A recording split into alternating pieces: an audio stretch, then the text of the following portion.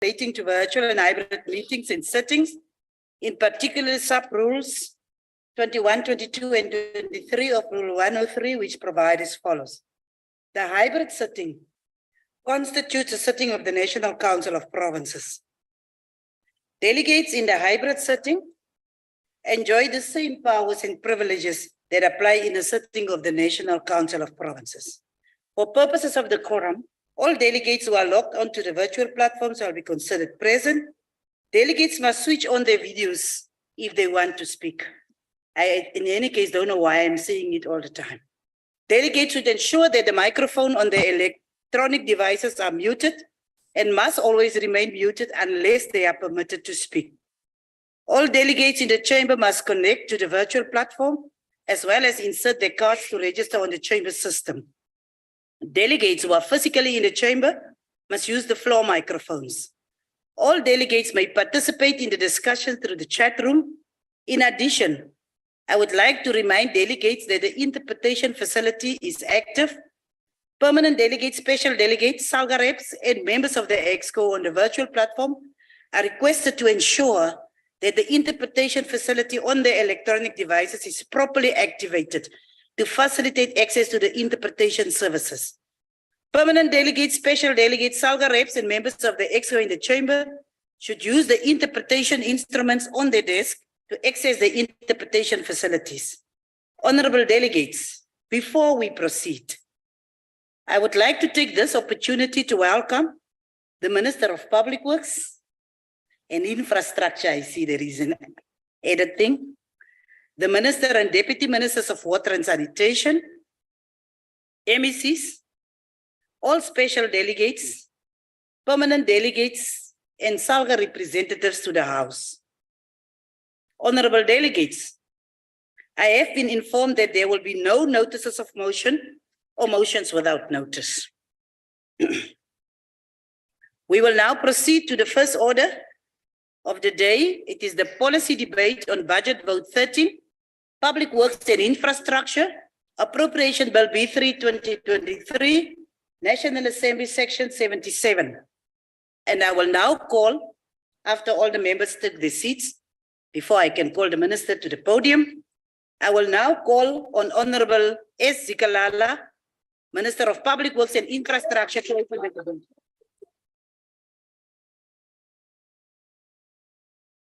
The DA Men's Caucus are late. Thanks. Thank you, Honorable Chair. Thank you. Honorable Chairperson, the Honorable Speaker of NCOP, Deputy Minister Mahlobo, MECs for Public Works, and all members of this House. The Department of Public Works and Infrastructure carries the crucial mandate of coordinating infrastructure development and looking after the biggest portfolio of property in our country. During this financial year of 2023-24, the department will work with all stakeholders to strengthen its role in poverty alleviation, job creation, economic transformation as part of the economic recovery and reconstruction plan announced by His Excellency President Ramaphosa. Attention will be given to contract management through capacity building, risk management, and monitoring. The war room approach and the PMU will help us fast track the implementation of all projects. Infrastructure South Africa continues to be our special purpose vehicle that package strategic projects that are financed via the strategic partnership with private sector. Our supply chain, legal and other line function units, as well as client departments, will engage regularly to address all transversal challenges. Responding to the floods that bedeviled KZN and Eastern Cape as well as Northwest, the department offered or released 18 parcels of land to KwaZulu-Natal for accommodation of floods victims. Further, released 2.8 hectares to Umsunduze municipality in March this year. As part of land restitution, the department in previous year released 221 land parcels to the Department of Agriculture, Land Reform and Rural Development. The target of 10,000 hectares has thus been exceeded. Approximately 1,576 hectares earmarked to be released during this financial year.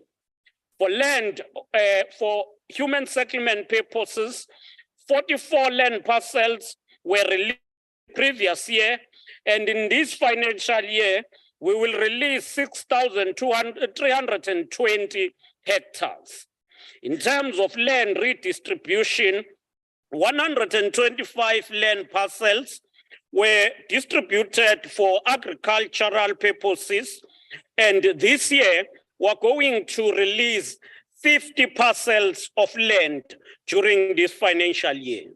We are going also to release land for purposes of socio-economic transformation, especially to ESCOM for servitude for the construction of generation, transmission and distribution power line. Approximately 2,230 hectares will be released during this financial year.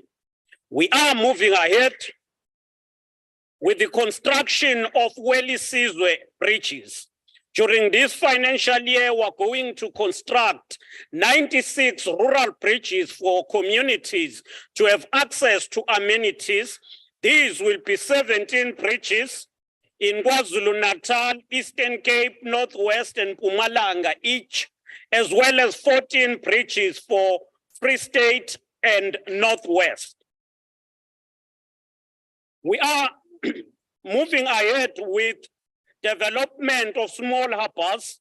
13 proclaimed fishing harbors empowered over 100 SMMEs in Western Cape with the investment of about 501 million.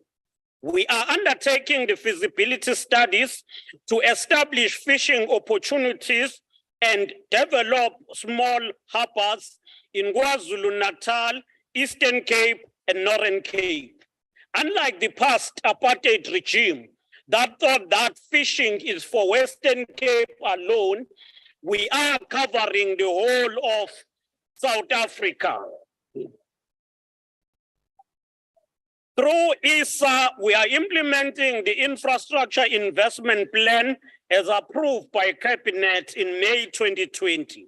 In addition, we're working on green hydrogen projects that are at a value of 300 billion. Among these projects is the Buho Bay Green Hydrogen Project in Northern Cape, which has a potential to create 35,000 work opportunities. 88 strategic investment projects have gazetted covering foundational infrastructure network, in particular in energy, water, and sanitation. Let me take this opportunity to update the House. To date, the total value of project completed is 21.4 billion, mainly in roads, energy, and human settlement. So the total value of project currently under construction is 313 billion, while those that are at a procurement stage stands at 295.2 billion. We continue to work through ISA to register other projects in the pipeline. With regard to infrastructure fund pipeline, the National Treasury confirms in December 2022 the approval of blended finance project, which stands at a value of 21.7 from the fiscus in South Africa. the infrastructure fund is earmarking a total of 9 projects amounting to 45 billion.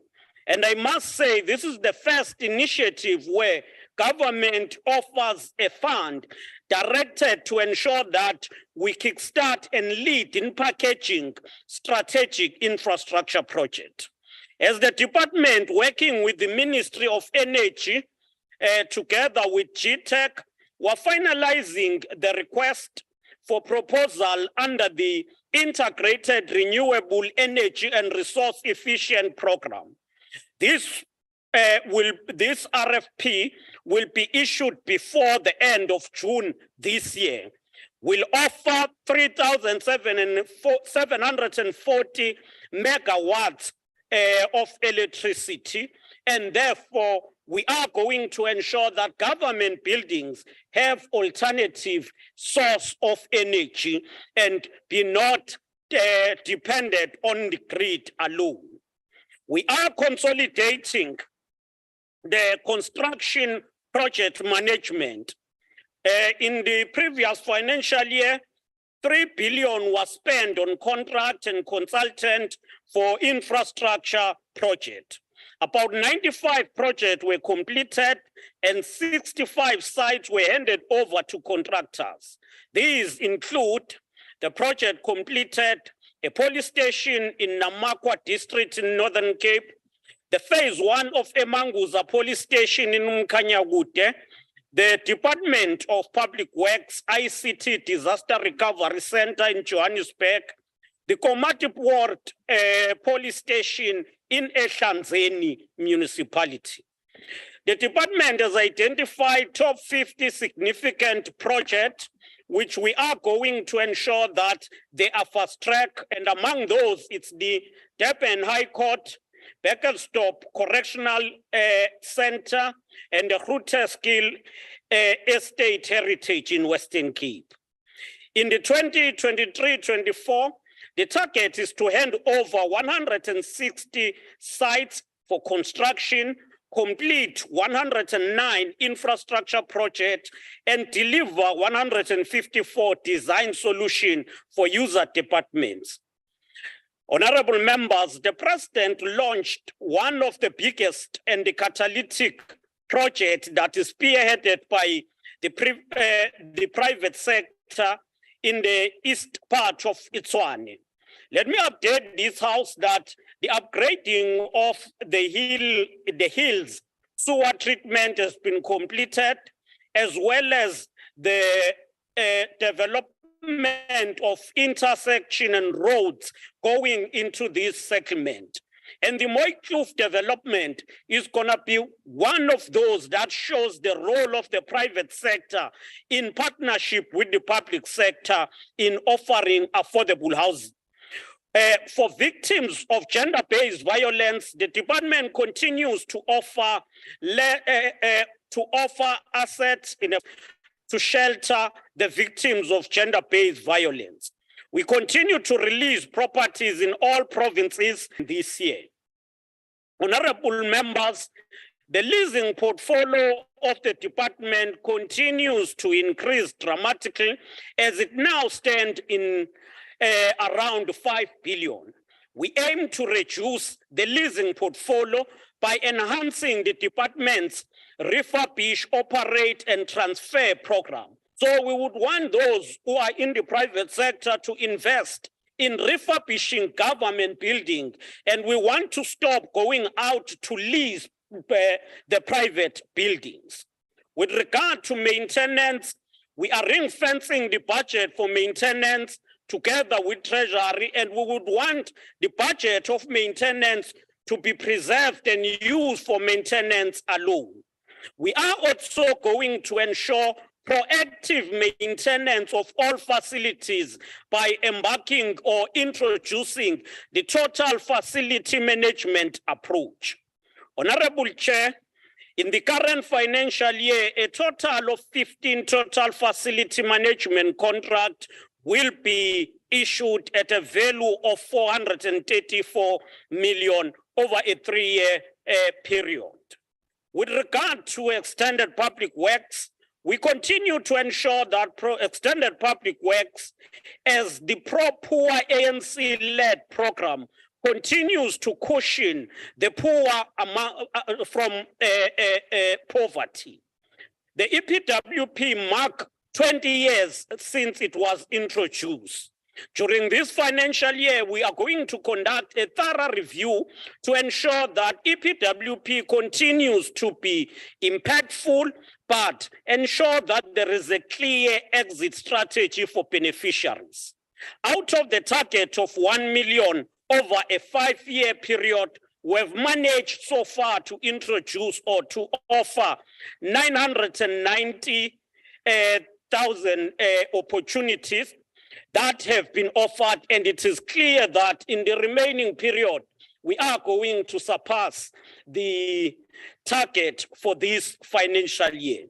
The Independent Development Trust, IDT, is showing sign of revival after experiencing difficulties in the past 2 years. During this financial year that has been completed, it managed to deliver 45 projects. 18 of these projects were delivered on infrastructure out of 21 facilities that were earmarked. A total of 905 million of infrastructure expenditure was delivered, focusing especially on the BBBEE compliant entities. The public works under IDT continues to perform well, and the target for the incoming year is 64,000 opportunities.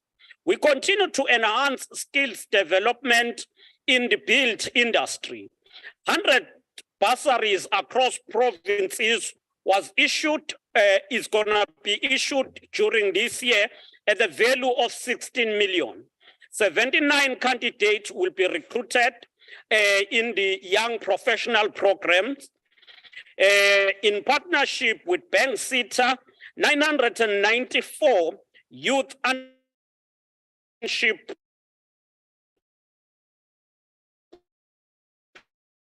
program were employed.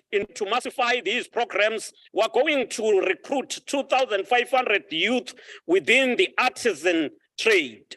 We're going to recruit 1,500 young people in the graduate work integrated learning programs. We're going to recruit more than 200 for ocean economy, more than 500 for water and energy efficiency program. The CIDB will also contract not less than 1,000 contractors for this year, and that will also ensure that we create opportunities for the youth to be in training.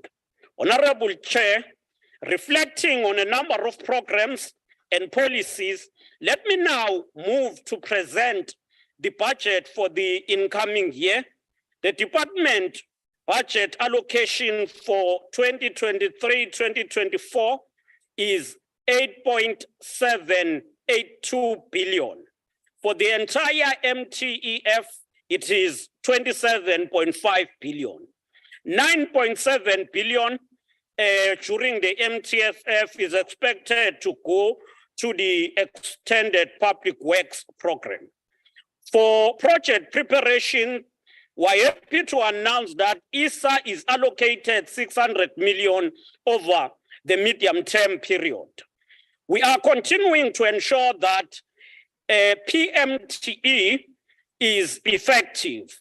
To this end, for this financial year, the PMTE is allocated 23.9 billion to ensure that it focuses on precinct development, integrated government planning by grouping departments and allocate departments in precinct. Ensure that departmental offices are refurbished, repaired, and capital projects for 15 departments will be carried during this financial year. We'll continue to spend on goods and services, as well as ensure compensation of employees through this budget. Under the PMTE allocation, an amount of about 983 million will be allocated to projects that are led by the department. We, Honorable Chair, are very mindful of challenges that we're facing, including economic sabotage and hijacking of construction site. We will continue to work with law enforcement, the private sector, and communities to end the hijacking of construction site. We want to applaud the police for the work that have been done so far, but we are going to consolidate and strengthen our intervention in this regard. Now, I take this opportunity to thank the Asset Forfeiture Unit for obtaining of orders to ensure that stolen properties are brought back to government. The SIU also continues with a number of investigations on buildings of government that have been stolen and those that are hijacked. Honorable Chair, during this year, we are going to ensure that number of bills that are led by the department are finalized. These include the expropriation bill that has gone through the portfolio committee and is now with the NCOP. It also includes the construction industry development bill, as well as the public works bill. We believe that we all have to ensure that we play our part. We must turn South Africa into a construction site. Let South Africa work for all of us. South Africa works because of the public works. I thank you.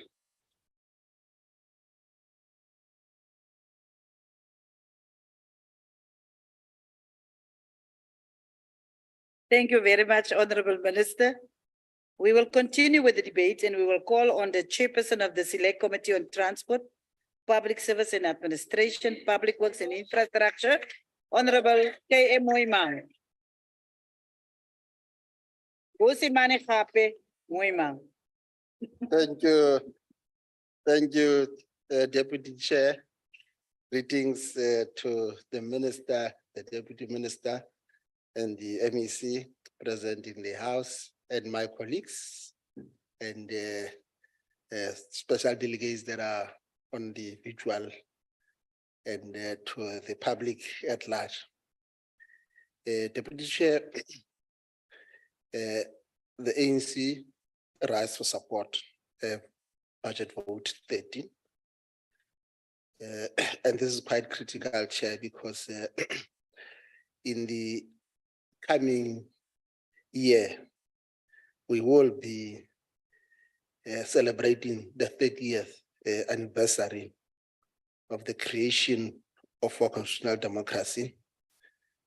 And over the years, since 1994, the ANC-led government has created many opportunities for the majority of our people.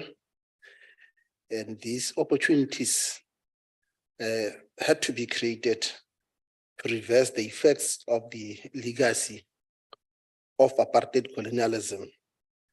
It is quite critical, Chair, that the legacy of apartheid colonialism must be confronted because it resulted in the structural and systemic poverty, inequality, unemployment, and historic economic exclusion of the majority of the country's population. The ANC-led government is still dealing with the correction of these historical injustices of the past and seeking to overcome the legacy of apartheid colonialism. Deputy Chair, the program of the ANC government, since the majority of the people attained political freedom in 1994, was to ensure a program of economic transformation to reverse the historical injustice of the past.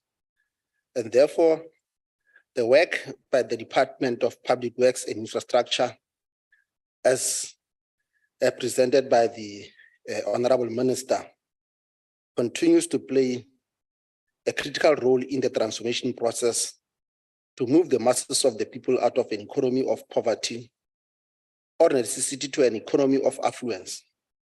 Since the beginning of the 6th administration, the department continues to record progress Of course, we note also a number of challenges.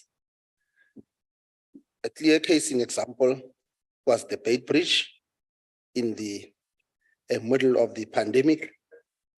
But we appreciate that the department has indeed confronted Order.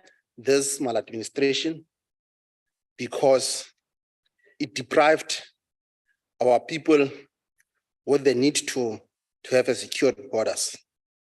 And it is important, Chair, that we note that tremendous work continues to be led by the department through its entities, including both the property management trading entity and also, as the minister has indicated, the repurposing of the Independent Development Trust.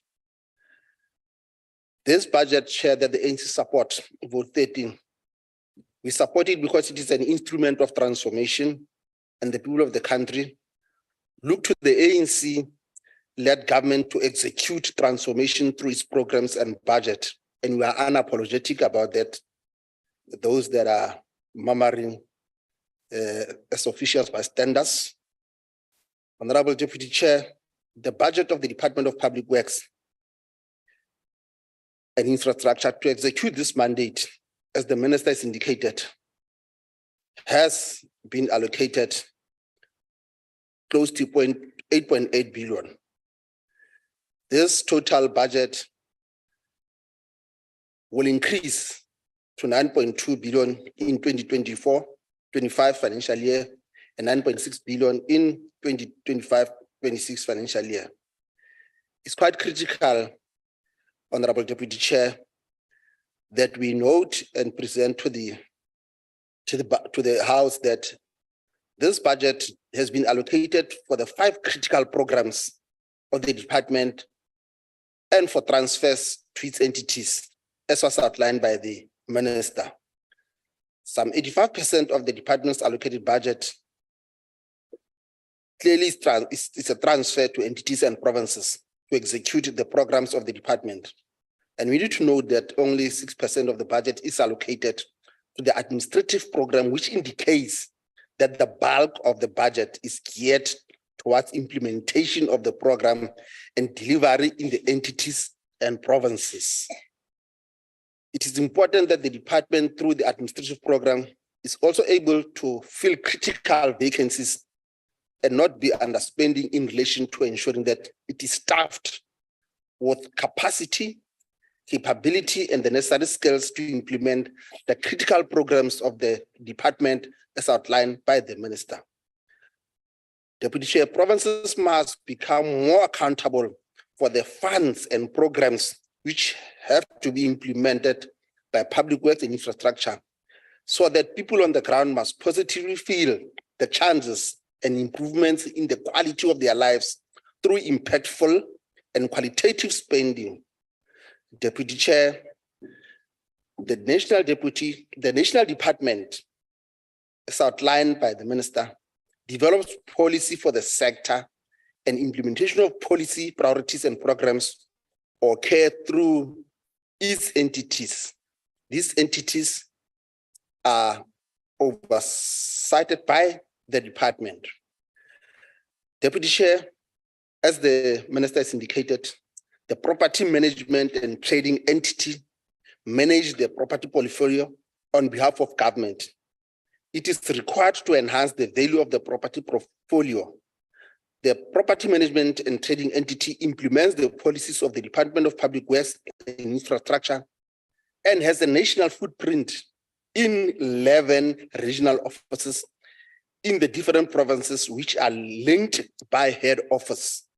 It is imperative that the annual performance plans of the property management and trading entity is aligned with the economic reconstruction and recovery plan to ensure that infrastructure investment and job creation in the property sector does indeed materialize.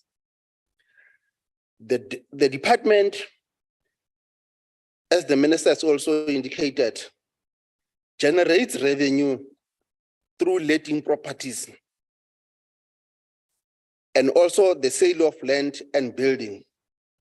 We note the revenue that was collected by these entities in the previous financial year, but also we note that there was a decrease in terms of the collection.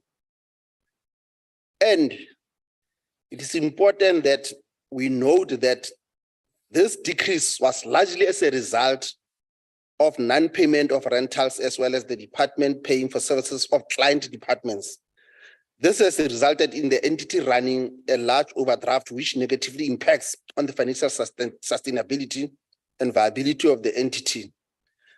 Therefore, as the select committee, the ANC will be encouraging the department to take concerted steps towards improving low payment rates, including declaring intergovernmental disputes where necessary to ensure that payment is made timeously.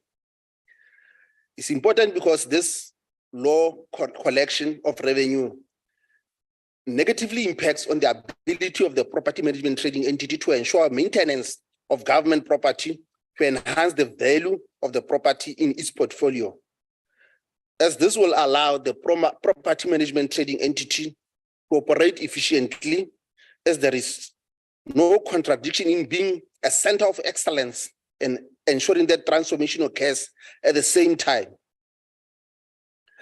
We have noted and support the allocation that the department has made to the property management trading entity, as was also outlined by the minister.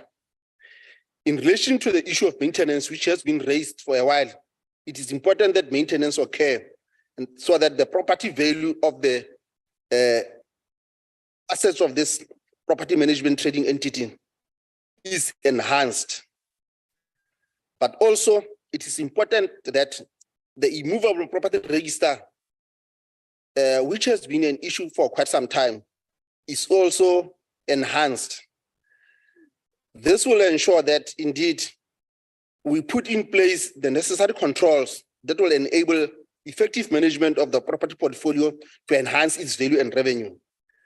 Deputy Chairperson, the implementation of the economic reconstruction and recovery plan is critical to reverse low economic growth and the economic effects of the COVID-19 pandemic. It is driven by infrastructure development, beneficiation, local industrialization, and local economic development. And most importantly, it is geared for job creation. So therefore, we appreciate the articulation by the minister in terms of the role that the infrastructure South Africa will be playing, because it is a single point of entry for national priority infrastructure projects. And we know the allocation, as highlighted by the minister, that was given to Infrastructure South Africa. But also critical is to mention to the House that one of the key strategic projects, as the minister has indicated, is the Welisizwe Rural Bridges Program, which is indeed a partnership between the Department of Public Works, the Department of Transport, and Defense. And as the minister has indicated, as the select committee, and also as the ANC, we will be paying too much attention to how this program unfolds, because already we have seen successes, as the ministers outlined, through the restructuring of the department's budget, was 24 bridges being built in the provinces whose infrastructure was affected by floods, such as KwaZulu-Natal. But also we note the numbers that were outlined by the minister in terms of the 96 rural bridges, with 18 bridges built in provinces like Eastern Cape, KwaZulu-Natal, Mpumalanga, Limpopo, and 12 bridges in Free State and also Northwest. This is part of the need to improve infrastructure, which enables direct investment into the rural areas to ensure that the development of infrastructure benefits land reform and development of the agricultural sector, and enables the country to develop food security to reduce its dependence on imported food, which is a critical lesson learned from COVID-19 pandemic. As the ANC, through the select committee, we will pay particular attention to the rollout of this program.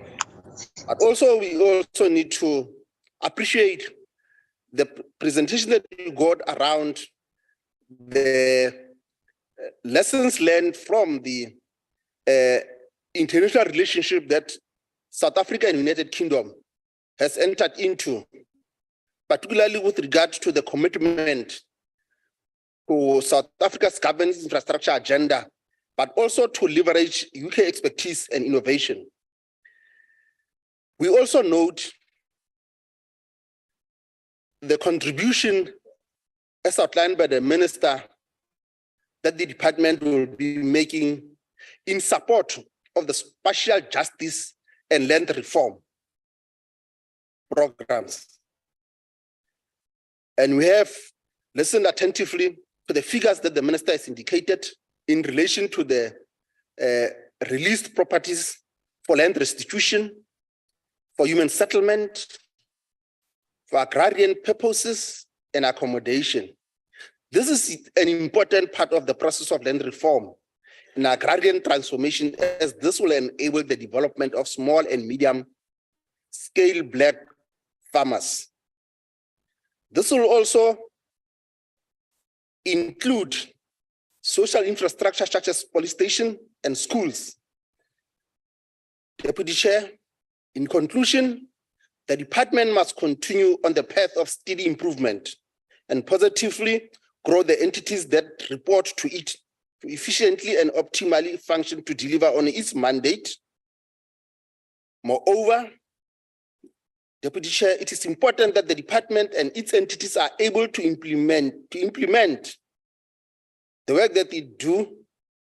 But more than that, we appreciate the clean audit that was received. And as the select committee, we will certainly oversight the implementation of the programs and expect successful delivery, Honorable Minister. The ANC support the policy vote 13 of the Department of Public Works and Infrastructure. Thank you, Deputy Chair.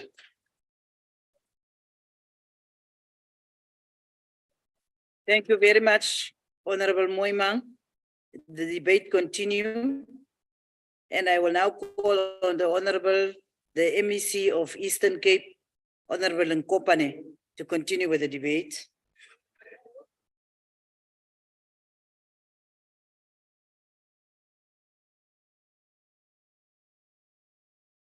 Welcome to the NCOP.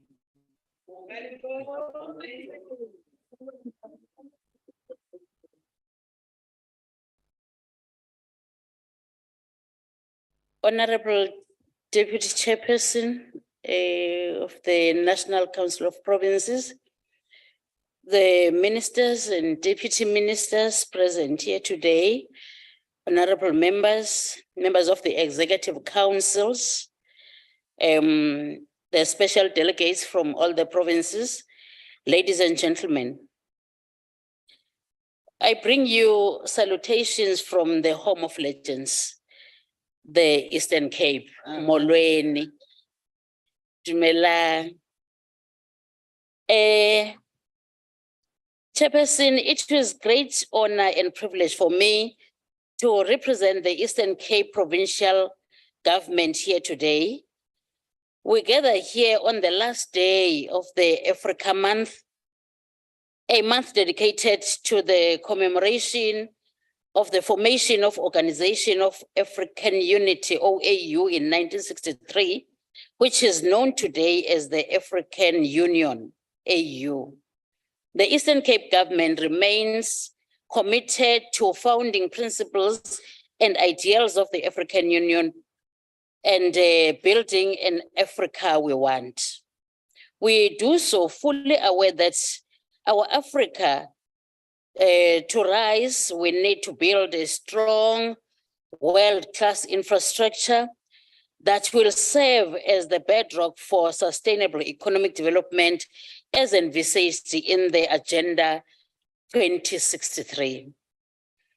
Honorable Chair, allow me to refer this to the Honorable Minister, that we believe that through infrastructure investment, Africa will no longer need to export raw materials and create employment opportunities in other parts of the world, whilst her children live in abject poverty. We must ensure that the entire value chain of our riches beneath the soil create jobs and employment for Africa and her people. Honorable Chair, in less than 24 hours from now, we'll begin the Youth Month, that is June. This is the month that was set aside by the democratic government in honor of the 1976 Youth Brigade that braved the brutality and vicious apartheid regime in protest against the imposition of Afrikaans as a medium of instruction in our schools. This is the generation of young people who brought the apartheid government on its knees, and a new South Africa was born. We salute and pay homage to the 1976 generation. Our government has done tremendously well in addressing the plight of young people in the past 29 years of our democracy. And we know that more needs to be done to mitigate the prevailing challenges confronting young people, especially the young women. Malibongwe. In order to honor the 1976 generation, we commit ourselves to build a more inclusive economy, de-racialize the property space and construction industry to ensure meaningful participation of young people. Honorable Chair, my organization, the African National Congress, declared 2023 as the year of decisive action to advance people's interests. Our people need work opportunities. They need electricity. They need decent infrastructure that will promote economic growth. Our president, Ndate Cyril Ramaphosa, has given us marching orders during the State of the Nation address. Ours is to act, and act now in the interest of our people. Honorable members, climate change is a real phenomenon. In the Eastern Cape, we've been met by devastating floods that have damaged public infrastructure. We therefore concur with the minister that we need to build climate-resistant infrastructure.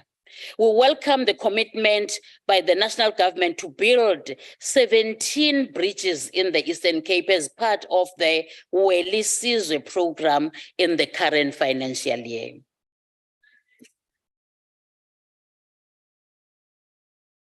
Looking now at building the capable institution, the public works and the property space has for decades been a male-dominated space.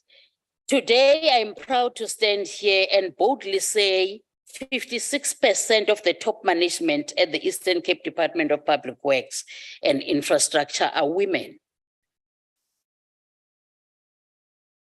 This is a good story of progress.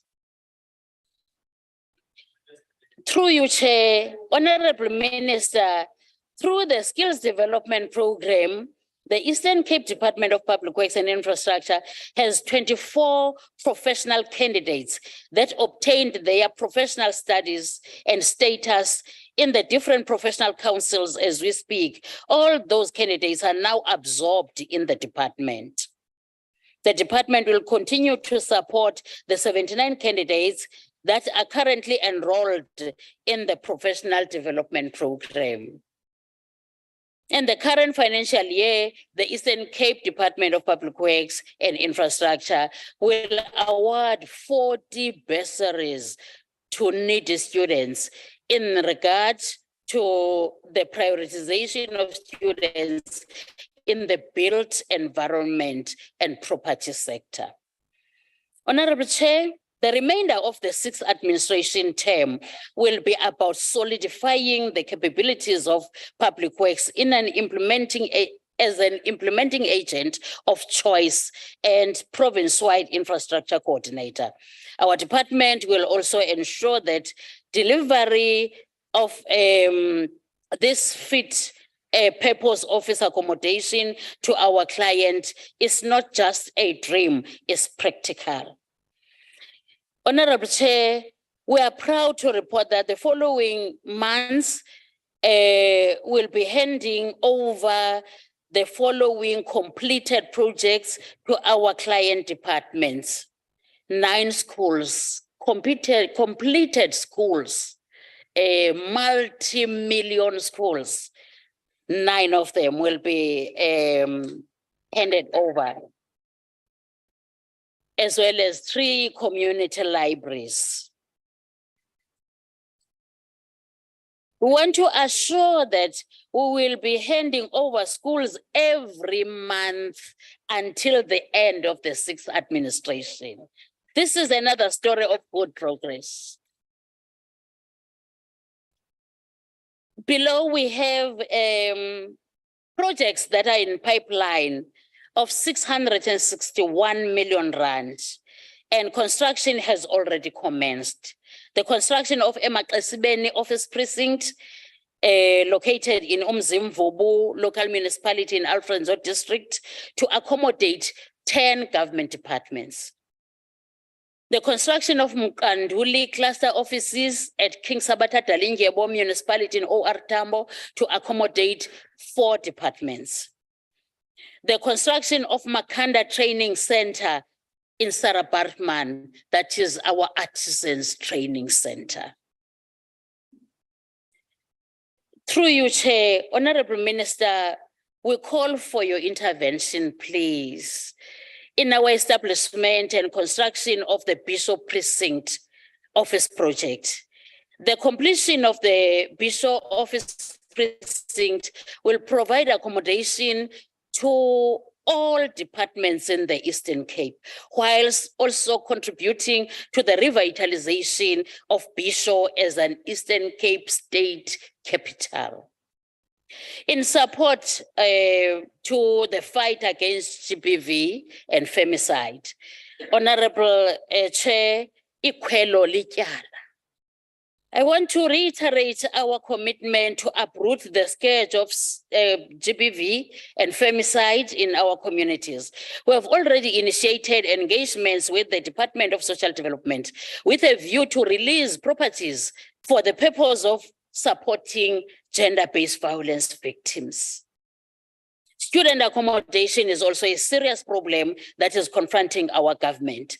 With the limited funds to finance the scholar transport, we believe student accommodation will come as a catalyst. As you conclude, The lives of, member. thank you, Chair. The lives of our children, particularly the young girls, are vulnerable to GBVF. As I conclude, Chair, we are taking heed of the Operation Bring Back, the Operation Kusela that prevents vandalism of our properties, as well as the hijacking of state properties. We have been to the National Assembly and NCOP residences to benchmark the houses there. As the Eastern Cape, we shall build now smaller houses. We may say they are single quarters or smaller units or bachelor units. In conclusion, Chair. Finally. Yes. Our economic situation is dire. Let us work within the available resources at our disposal to build a South Africa we want. Let us clamp down on corruption and malfeasance. Let us promote values of good governance.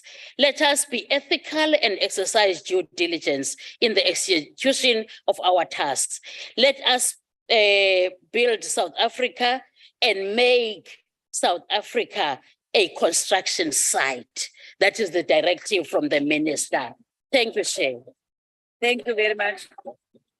Oh, and finally, say, I move to support budget 13. Thank you.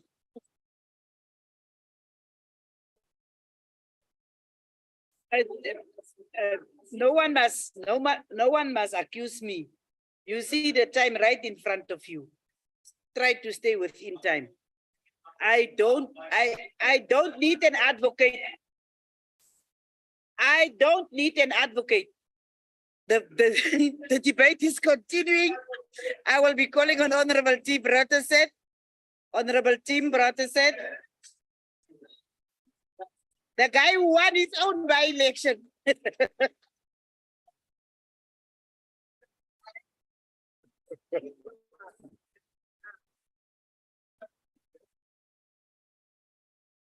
Honorable Madam. Can you allow the guy that won his own by-election? Let me continue. Thanks for the reminder. I appreciate it, Honorable Deputy Chair. Honorable Madam Deputy Chair. Honorable Madam Deputy Chair, honorable members, honorable Minister, fellow South Africans, good day. Honorable Minister, before I get cracking here, I just want to point something out to you that I myself never served in the army. I never served in the SAPS when I was a young man. In fact, I joined many organizations against the apartheid government. So I've got a special place of dislike in my heart for the National Party. But even them, I don't think they thought that only the fish in South Africa were in the Western Cape. I'm pretty sure you find them on the West Coast and the East Coast where we're from as well. Anyway, so in its published documents, the vision of the Department of Public Works and Infrastructure is a trusted choice for innovative asset management and quality infrastructure delivery for sustained economic growth. Wonderful. The mission of the department is to provide strategic direction and quality services that offer innovative and proactive socio-economic infrastructure delivery and maintenance of public assets while protecting the environment and the cultural and historic heritage, safety, working in the working environment, and safer communities towards the sustainable development. Isn't that wonderful? Meanwhile, back on planet Earth, unclouded by the effects of Insangu, the reality is that the Department of Public Works and Infrastructure is the largest delinquent landlord in the country. They are so delinquent that they're not exactly sure what they own. The Immovable Asset Register, the IAR, has been in a state of audit since 2014 when I first ran into it when I served on SCOPA. Then the minister was Honorable Ngesi and his deputy was Jeremy Cronin. At the time, PricewaterhouseCoopers were conducting an audit of all the properties under the control of the department. About 8 years later, this year, very little has changed. In fact, at a portfolio committee meeting on the 15th of March, 2023, the Auditor General report on the property management trading entity was discussed. The outcome of the AG report, a disclaimer opinion. Let me remind the House what a disclaimer opinion means. A disclaimer opinion means that there is insufficient evidence to form an opinion in accounting talk. In simple terms, the AG is saying that you are so disorganized, so non-compliant, and so incompetent that it's impossible to even express an opinion on you. It is frankly a shameful state of affairs. The reason I point this out so forcefully, honorable members, is that the audit of these properties that are owned by the department and supposed to be made form the very basis of any public works and infrastructure budget. Without an audited IAR, very little of the pipe dream set out by the department can be accomplished, as the Department of Public Works and Infrastructure cannot implement its own Government Immovable Asset Management Act, and therefore cannot apportion land for the building of schools, police stations, hospital or clinics. It cannot appropriately lease buildings to client departments or repair buildings it owns before they fall into such a state of disrepair that they are no longer of use to anyone else. The MEC from the Eastern Cape pointed out about all the wonderful schools they are building. Can we please tell that to the students and the staff at Dune Heights Primary in my constituent, Emamzantoti? That is literally about to collapse, and we're going to have another Hoërskool Driehoek tragedy again. And I've communicated with the department on this, and they keep saying, not our problem, talk to the Department of Education. Minister DeLille, your predecessor, was happily led around by her staff and started every sentence with, I'm advised. She was unable to sort this out. And since the appointment of you, Minister Zikalala, back in March, it is important for this House and South Africans to note that this minister is yet to attend a single portfolio committee meeting with the Department of Public Works and Infrastructure. The Department of Public Works and Infrastructure is supposed to be an enabling department. As such, it is supposed to be ensuring that client departments such as police, health, education, as well as local government, to name but a few, have the facilities to undertake their respective constitutional mandate. This extends further than the buildings. This includes the state of the building, the maintenance of the building, and load shedding interventions like generators. However, what this department has enabled is the creation of informal settlements on government properties, where people live in squalor, far removed from job opportunities, and with absolutely no access to basic services like running water, sanitation, access roads, and many more. And there are large-scale invasions, small occupations of DPWI property taking place all over the country. And the DPWI seems incapable and also disinterested in preventing these. The minister admitted such when he announced that the registry would be established to establish who leases property from DPWI in order to take action against defaulters. We agree, Minister, this is a sensible move, but it's also a tacit concession that the department has lost control. So instead of spending the lion's share of this proposed budget on tightening up control in this asset base and the dutiful maintenance of it, the ANC unfortunately lose focus and move to peripheral issues to shore up the ever-dwindling support, which I understand 2024 is coming and you're very concerned. So enter stage left, the EPWP program, which basically is not really a property maintenance program, but more a patronage program. 3 billion rand is going to be spent on that. Why is this a problem? This problem, EPWP is a problem, not because it provides work, but because it is routinely abused by implementing agents and councillors. And it is very seldom actually monitored to make it an efficient program in the municipalities and wherever else it's applied. This is not to mention the corruption that takes place in the various forms, including bribery, fraud, embezzlement, nepotism, and misappropriation of funds. These illicit activities are hardly brought to book. There is very little thought in this budget about how this sort of behavior is going to be curbed. There is also very little thought given in the budget, and no mention in the budget at all, of creating a culture of integrity and ethical behavior amongst program officials and stakeholders, including a willingness of governments and all relevant authorities to investigate and prosecute corruption cases when they arise, or to assist citizens in pushing forward, enabling them to report cases of such corruption. Moving on, in the short time I have, another distraction from the main business of the department is the expropriation bill. After the failed Section 25 debacle, the ANC is now focusing on using this legislation, which is actually supposed to be for the public good, now for the public interest. The problem is this bill is a fool's errand and is riddled with constitutional problems and a wide-ranging property definition that will allow government, armed with the public interest clause, to expropriate businesses and intellectual property, not just land. The bill will end investment in both land and business due to the uncertainty it creates. And it also will no doubt end up in court, and the governing party will be handed another humiliating defeat. Strangely enough, in terms of their own expropriation bill, property that is not looked after and is abandoned, like many of the DPW properties are, thank you, as many of those properties are abandoned and neglected, they can also be expropriated without compensation.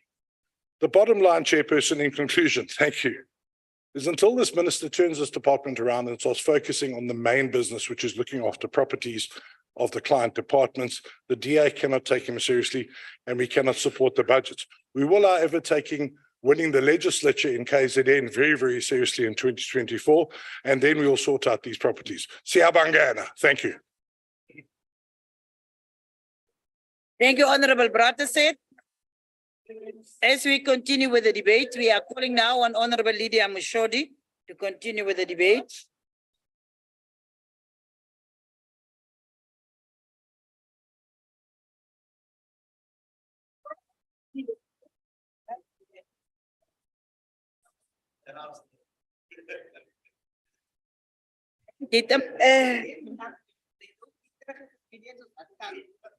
Honorable Deputy Chairperson, Honorable Minister, Honorable Deputy Ministers, Honorable MEC, Mudula Stulo Ntumele, MECs, Mudula Stulo, don't interfere with me, Chairperson. Mutlaza Mudula Stulo Ntumela ka otoloa, hore ke lebohe boteng ba MEC ya rona ho tswa Lemane Freistata, MEC Dibolelo Mengce. Ke a leboha moetapele wa ka. Honorable members, the ANC has declared this year as the year of decisive action to advance the people's interests and the renewal of our movement. Advancing these interests of the people means the transformation of our society to enhance the quality of life for the majority of our people. This is to ensure that our people not only have political freedom, but also attain economic freedom. Honorable Deputy Chairperson, the current economic climate necessitated that during this budget vote, that there is a focus on infrastructure development and job creation in the context of implementing the economic reconstruction and recovery plan. The ANC government seeks the achievement of economic freedom through achieving inclusive economic development and growth through the implementation of the economy reconstruction and recovery plan. It is imperative that there is a deepening of economic transformation in the country through the implementation of recovery, reconstruction and recovery plan to reverse the structural challenge of poverty, inequality, unemployment, and historical economic inclusion, which are the legacy from the apartheid colonial past. In other words, Honorable Deputy Chairperson, you must fix a problem which is not of our own creation. At the same time, we seek transformation and creation of a better life for all. Honorable Chairperson, the Department of Public Works and Infrastructure has an important role to play in the implementation of the ERRP. It can contribute directly to the implementation of the ERRP, not only through implementation of the important project through Infrastructure SA, but also through the other entity which report to the Department of Public Works and Infrastructure. Honorable members, the department and the entity which report to it must strengthen its skill set, capacity and capability for the implementation of this important program for economic renewal. We are confident that the department will strengthen itself and its entity through the filling of important vacancy in this financial year that will enable implementation of priorities and programs. As there are far too many acting positions in senior management, the Select Committee will focus its oversight on many of these matters, which are strong pillars of delivery of the department and its entity plan and programs. Honorable members, the ocean economy has important economic value for coastal communities and was the focus of Operation Pakisa. The development of small harbors along the coast is an integral part of developing local economics in line with the DDM model and integral part of the economy, reconstruction and recovery plan. Coastal communities require investment in infrastructure to ensure economic development. The Small Harbor Program is an important area of economic development to ensure creation of sustainable job creation in this coastal area. Honorable Deputy Chairperson, there are 12 proclaimed small harbors, largely in the Western Cape, and 55 unproclaimed harbors along the Northern Cape, Eastern Cape, and KwaZulu-Natal coast. Small harbors development has been gazetted SSPA 21, an amount of 501 million was allocated for the 2023-2024 financial year for the restoration and development of small harbors. This project has created over 600 jobs in the refurbishment of existing small harbors. And it is important that this project be extended to other small harbors in the Eastern Cape, KwaZulu-Natal, and Northern Cape. The fishing industry make an important contribution to the economy and job creation, and therefore the importance of this project to enhance economic renewal. Honorable members, the department has several regulatory entry and implementation entities that impact on the construction sector, such as CIDB and CBE. The construction industry is the key driver for infrastructure development, and it is important that the regulatory entity function efficiently to ensure the smooth functioning and development of the construction sector. This should also include the work which is carried out by the PMTE and IDT, as this entity are engaged in property and infrastructure development. This entity need to ensure that apartheid spatial planning is reversed in this country. The skill, capability, and capacity contained in this entity need to be enhanced for the development of infrastructure project and social housing, as well as the development of smart cities. The program and plan of the department and its entity must ensure social delivery and transformation. Honorable members, the work of Agreement South Africa is not commonly known to the public, as it does critical work in relation to the new building innovation that are water and energy efficiency, as well as the environmental friendly. This is especially important for energy efficiency to ensure that the demand side management of energy occur during the energy crisis. This is far-sight planning for future design and construction. The entity undertakes technical assessment of innovation construction product. This work will impact positively on building regulation in the future.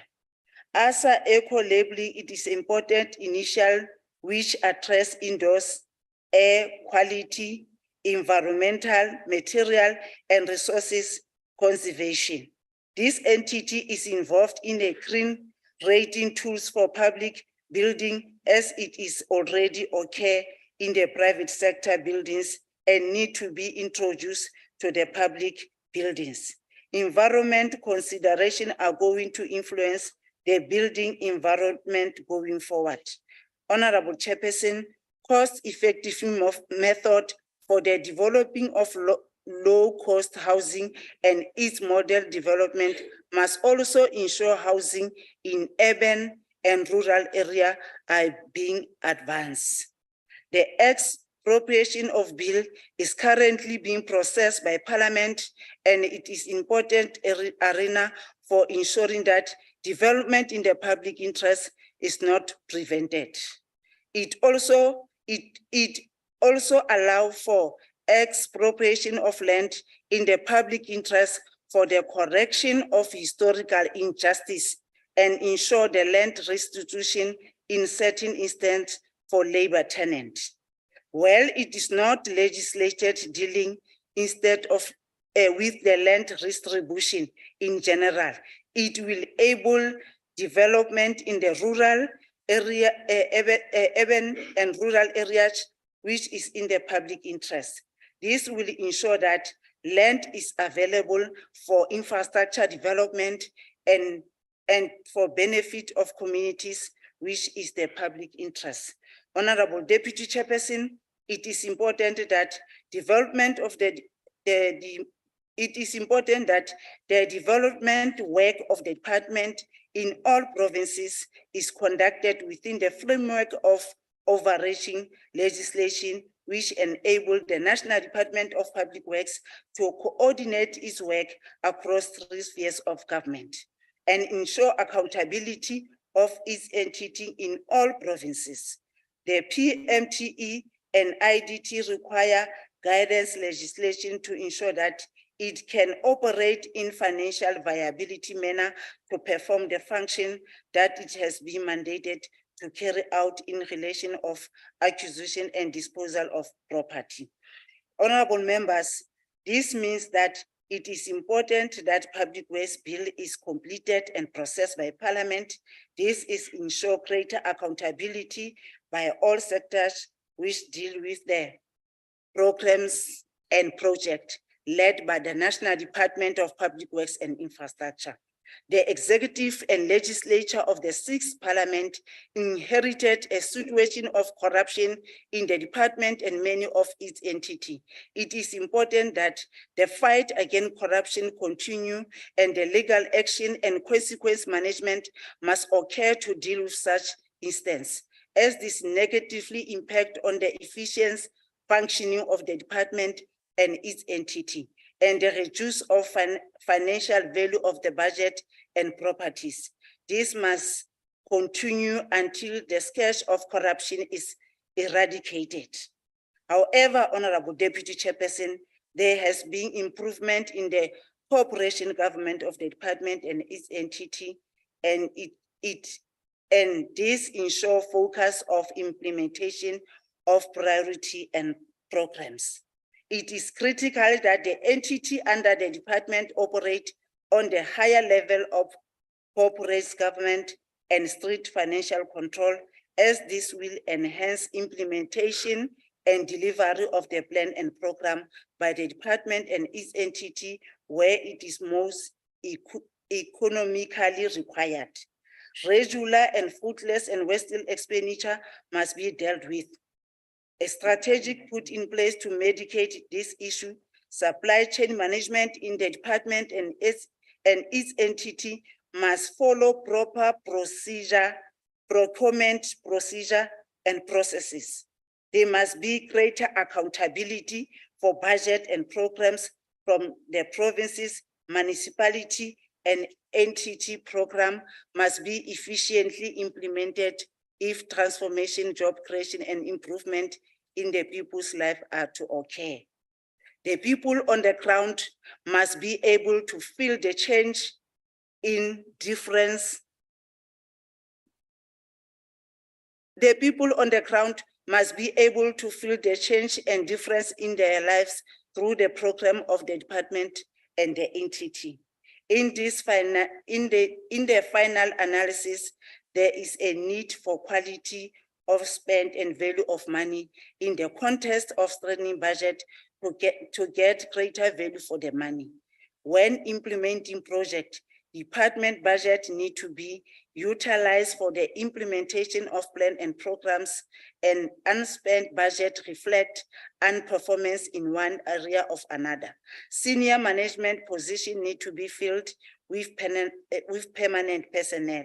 The department and its entity have far too many acting positions, which does not bode well for stability and focus for implementation of programs and projects. The select committee will engage and enhance oversight in this financial year to ensure that programs are implemented, mass budget are appropriated. The ANC support policy vote number 13 of Department of Public Works. Honorable Nyambiki debate, the MEC debate. Thank you, Honorable Mushodi. You did very well in terms of time. We will continue with the debate, and we will now call on the Honorable, the MEC from Free State, Honorable Dibulelo. I see she's got a new surname, new position. Honorable Manley. Let me just remind you, this is a real maiden debate. Yes.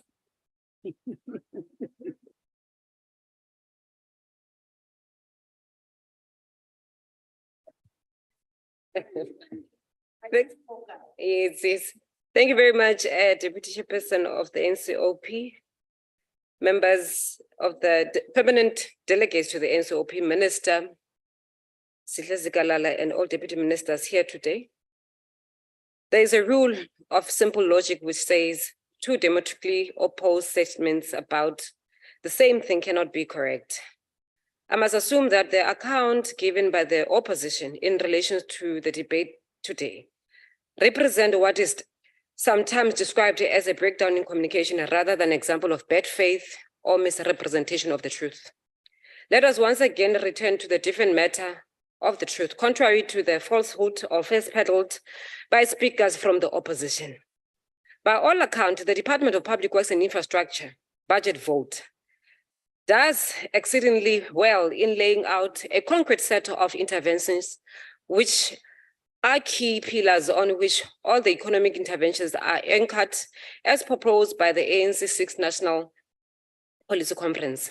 These pillars speak to accelerating the implementation of the Economic Reconstruction and Recovery Plan to advance, amongst others, objectives, increase infrastructure investment, improve energy security, and wider access to improved data services.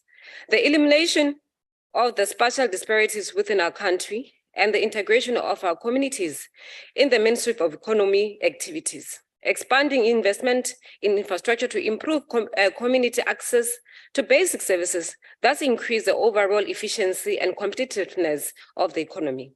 Because of the country such as ours, investment in infrastructure is critical. Any underinvestment on new economic infrastructure will result in constrained economic growth and hamper service delivery.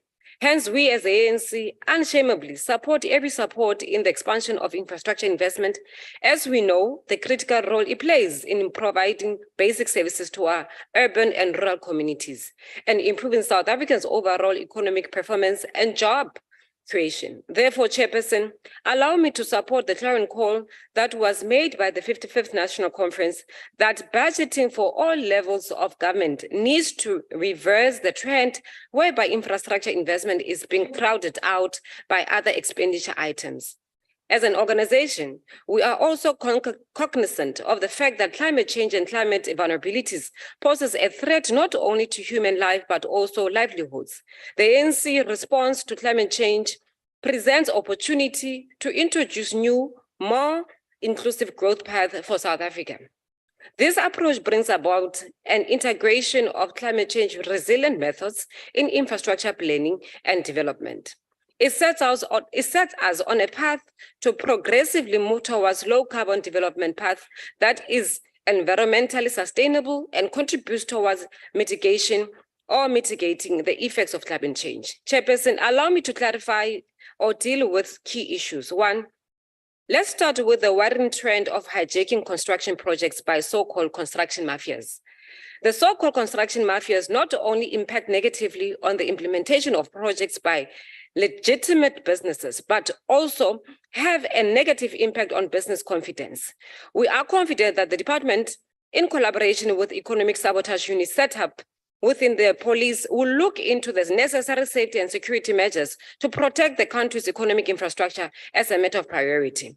Honorable Chairperson, as we seek to address what we have termed the original sin, which was committed against Black South Africans during the colonial and apartheid days through the land dispossession, we welcome the release of approximately 2,230 hectares of land parcel in support of socio-economic purposes that are earmarked to be released within the 2023-2024 financial year. The accelerated access to urban land is vital for transforming apartheid spatial geography and human settlement development.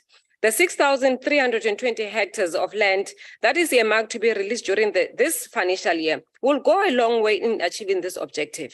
On the other hand, agriculture provides a significant employment opportunity. In this regard, the Department of Public Works and Infrastructure also plays a significant role in ensuring that access to land to unlock employment, farming and agro-processing opportunities. We applaud the number of interventions that are being undertaken to accelerate land restitution and redistribution that will enable the support of Black farmers. Honorable Chairperson, we must remind Honorable Breton, I'm sorry to announce your name wrongly, but however, we warned them in the NA, when I was a member of the NA, that their approach towards expropriation bill. Order, Honorable Lon, please. Honorable Chairperson, we warned them in the NA when I was still a member of the NA that their cartel arrangement with the EFF to collapse Section 25 on the land will not collapse us from making sure that members of our communities, the land is returned to our people. We said the land was stolen and the land must be returned. Honorable Chairperson, the millions of South Africans in rural areas, roads and bridges provide access to schools, clinics, hospital, markets, and employment opportunity. In this year, in his 2023 SONA, the President, Honorable Cyril Ramaphosa, announced the upscaling of this program from delivering 14 bridges a year to 95 bridges a year at a cost of 1.1 billion. The Free State province is among the participating provinces that will have 14 bridges built this year in various towns. As an MEC of Public Works and Infrastructure, I proudly welcome the inclusion of 5 artisans, 2 civil engineer supervisors, 15 special workmen trainees, a site agent, and 5 civil engineers into the program. Honorable Chairperson, we welcome the effort to reduce the department's leasing in portfolio from initial 571 leased properties to 132, which translates into 77% reduction, along with the reduction of 273 million for 330 leases through renegotiation of existing leases with various landlords. It's also important to commend the work done by the recovery of fraudulently stolen properties through the SIU, which uncover numerous properties belonging to the state, which were hijacked and stolen. The department has not only eradicated or radically scaled down from the 5 billion on renting private properties in 2020, but it was also winning the fight to recoup millions in overpayment to landlords. Let me also mention that the Free State Department of Public Works and Infrastructure has also achieved transformation target of 63.8% of our lease property that is owned by previously disadvantaged individuals, in terms of transformation in the Free State. Honorable Chairperson, one of the key tasks of the NDR is to progressively reduce income inequalities in order to create equitable society. That is why employment creation remains an overriding priority for the ANC program for economic transformation, aimed at uplifting the lives of the majority of people in South Africa and the youth in particular as we enter the Youth Month. Therefore, training participants in public employment programs such as Department's Young Professionals Program, existing graduates internship program, massification of skills program, ocean economic skills development program needs to be upscaled and needed to be expanded to provide increased work opportunities, particularly for young people. We welcome the progressive interventions in prioritizing closer coordination between government departments, social partners through CETAs. These kind of initiatives assist in deepening the progress of social compacting.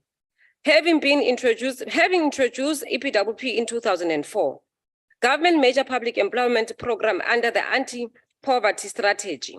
The EPWP has over time been reconceptualized and extended to offer training opportunities to a large number of participants. Hence, we see nothing wrong with the allocation of 23.5 billion of the main votes total budget over the next 3 years for conditional grants to provinces and municipalities to implement the EPWP. The Free State Department of Public Works and Infrastructure prides itself in leading by example when coming to coordination of EPWP across all spheres. During the 2022-2023 financial year, the department was able to create 2,696 work opportunities against the target of 2.6 by the end of the fourth quarter. Furthermore, the department successfully coordinated the creation of 51,081 work opportunities against a target of 50,000 for the 3 spheres of government. In conclusion, Chairperson, this budget provides sufficient scope to begin to implement priority areas of the programs already outlined by the Minister. We therefore, as the African National Congress, support the budget tabled by the Honorable Minister. Thank you very much, House Chair. Thank you very much. You said a very good example also in terms of time. You said a very good example in terms of time. At least something that remained with you from the NA, the issue of time.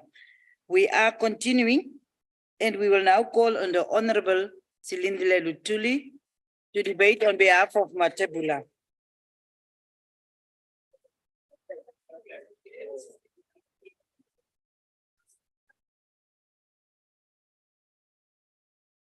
I will also call the Honorable House Chair Ngwenya to take over now. Thank you, Chairperson. Chairperson, they're taking my time. Can you please allow the beautiful girl to continue? Thank you. Chairperson, ngibingelele ikakhulukazi ngibingelele kubabukeli emakhaya. Namhlanje Chairperson, this lo nyaka lo unyaka omkhulu kakhulu kwipolitiki yase South Africa, ikakhulukazi kwi-working class. It marks 10 years since the formation of the economic freedom fighters, the only radical, militant, economic emancipation movement that brings together progressive forces on a mission of economic freedom in our lifetime. As we move toward the celebration to mark the 10-year anniversary, we call upon all South Africans to donate to their organization. To donate, you simply need to SMS EFF donation to 42191 or go to effonline.org. Chairperson, let me now turn to the budget vote debate on public works and infrastructure. The EFF rejects the proposed budget for public works and infrastructure. You can howl, but you'll still listen. We reject the budget of the department, which is a custodian of all properties in South Africa, but find itself wanting and not being able to provide voters with basic infrastructure for schools, hospitals, clinics, and is exposing them to pit toilets. Public Works is the biggest property owner on behalf of the states in this country and is assigned with the responsibility of coordinating, implementing, and managing new infrastructure and maintaining the existing one. Yet, Mhlonishwa Zikalala, ubonakala umnyango wakho ungaboni ubungozi ofaka abantu kuwona, ikakhulukazi ababonakala be-occupy lama building abonakala ewa and obeka impilo zabo engcupheni. Elimpopo Mhlonishwa kubonakala kukhona usokontilake owashiya i-contract ingakapheli yokwakha iMageve Sports Center ngenxa yokuthi wasebenzisa i-material eshibhile futhi wabonakala ekhatha usize we-pitch ngoba nakho efuna ukuzuza i-profits. Enye i-project futhi ebonakala khona lapha wakha khona i-taxi rank phakathi nemizi ewa-24 lapho kubonakala khona kahle ukuthi khona lo wayencane ukwenza umsebenzi wakhe ukuthi akwazi ukuthola umhlaba osuitable ukuthi kwakhiwe i-rank. Awukazi uyibona i-rank yakhiwa phakathi kwemizi la kuhlala khona abantu. Chairperson, all across the country kunezikhungo nezakhiwo eziningi okubonakala ziwa futhi engabonakali khona ithuba lokuthi zingase zilungiswe. There also exist over 1,000 government properties that have been hijacked. Yet to date, ubonakala umnyanga wakho ungabonakali ukuthi yini okufuneka uyenze to reclaim those properties and to ensure that they are redistributed back to those who need them. Lo mnyango, Minister, ubonakala sengathi awunayo indlela yokuphatha kahle amabhilidi awo. Ubonakala uncamela ukuthi uthathe amabhilidi uwanikeze imkhandlu. Uphinde futhi wona uhambe uyorenta lamabhilidi emkhandlwini instead sokuthi angabe uyawathatha lamabhilidi uwanikeza abantu abawadingayo. Singabala nje ibhilidi elisetshenziswa i-police station esekuruleni. Umnyango wakho bonakala futhi urentela le bhilidi. There have been no attempts to utilize unoccupied buildings to solve the issue of homelessness or to build student accommodation, which has been a thorn for students and parents across the country. Year in and year out, we, however, have to deal with various forms of corruption occurring in this department through the tender system, with no one being prosecuted or sent to jail for izenzo zabo. And kuyasimangasa lokho because akusikhona abantu abaziwa bayaziwa kepha asiboni umuntu eboshwa. The high level of corruption taking place in this department deprives the people of this country of a better life and to reduce poverty and unemployment. Chairperson, this department is also tasked with managing provincial land in all corners of South Africa, but it is currently clueless as to which property or building belongs to who or whose land belongs to who, and they do not even know the building that belongs to them. Yes, they have pushed for the expropriation bill that will not be effective for those who may need land or property for growth of the economy of this country and contribute to the GDP of this country. This department is also the custodian of the expropriation legislation in this country, but it has gone forth to adopt expropriation bill that was ill-founded and only benefits the minority privilege in South Africa. This department has failed the people of South Africa by not providing them with land for farming and other residential purposes. Most of our land is still lying fallow, and the department has done absolutely nothing to ensure that the land gets released for productive purpose to those Black people who needs it. This department has also assigned the responsibility of coordinating and the implementation of expanding public works program in all provinces, which is a policy framework to provide income relief through temporary work.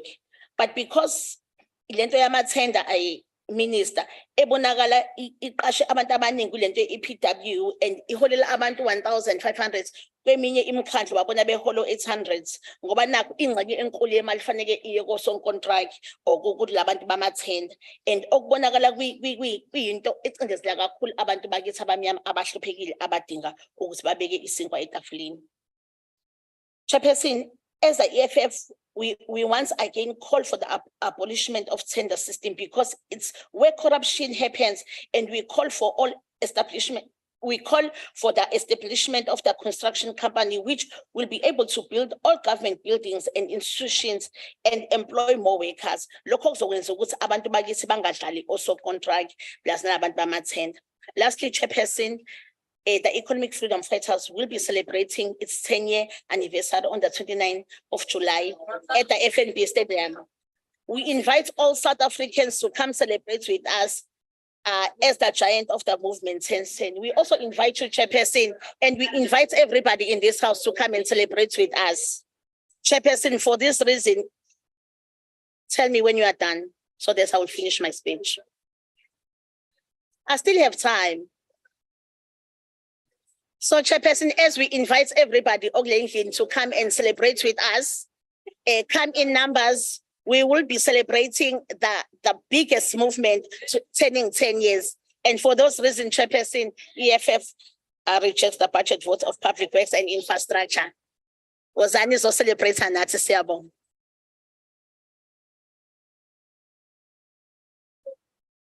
Thanks very much, Honorable Member. Order. Honorable members, I would like now to recognize S. Posho.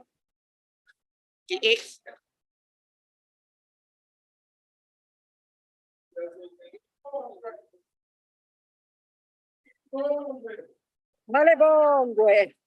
Honourable House Chair, honourable members, honourable Minister, and fellow South Africans, good day. At the heart of all things broken in South Africa lie infrastructure problems, with power cuts, water shortages, and potholes all too common, with South Africa at risk of becoming a failed state, as stated by your Secretary General, Fikile Mbalule. Honourable Minister, your department is indeed a key role player in your economic recovery and reconstruction plan, and it is central in driving the implementation of the NDP. However, this can only be achieved if fundamental policy shifts are implemented. If your department is to improve its economic prospects, it will have to take more concerted efforts to better maintain its infrastructure as well as build new infrastructure.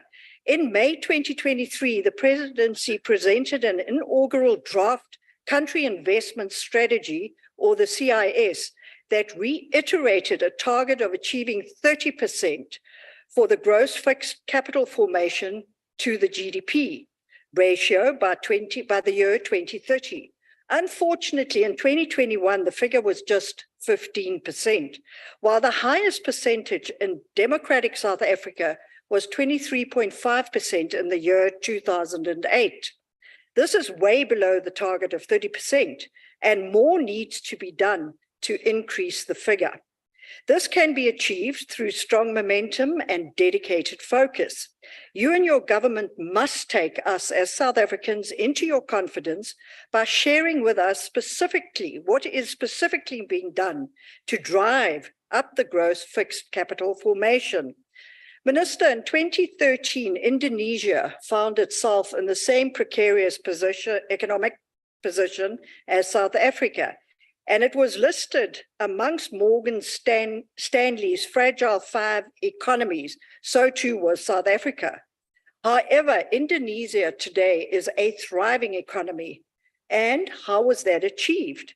In 2014, when Joko Widodo became president, he prided himself on focusing on improving infrastructure. Indonesia today is regarded as an economic success story, with a GDP growth of more than 5% in 2022, and the same is being expected for 2023. This is the success story South Africans want to see.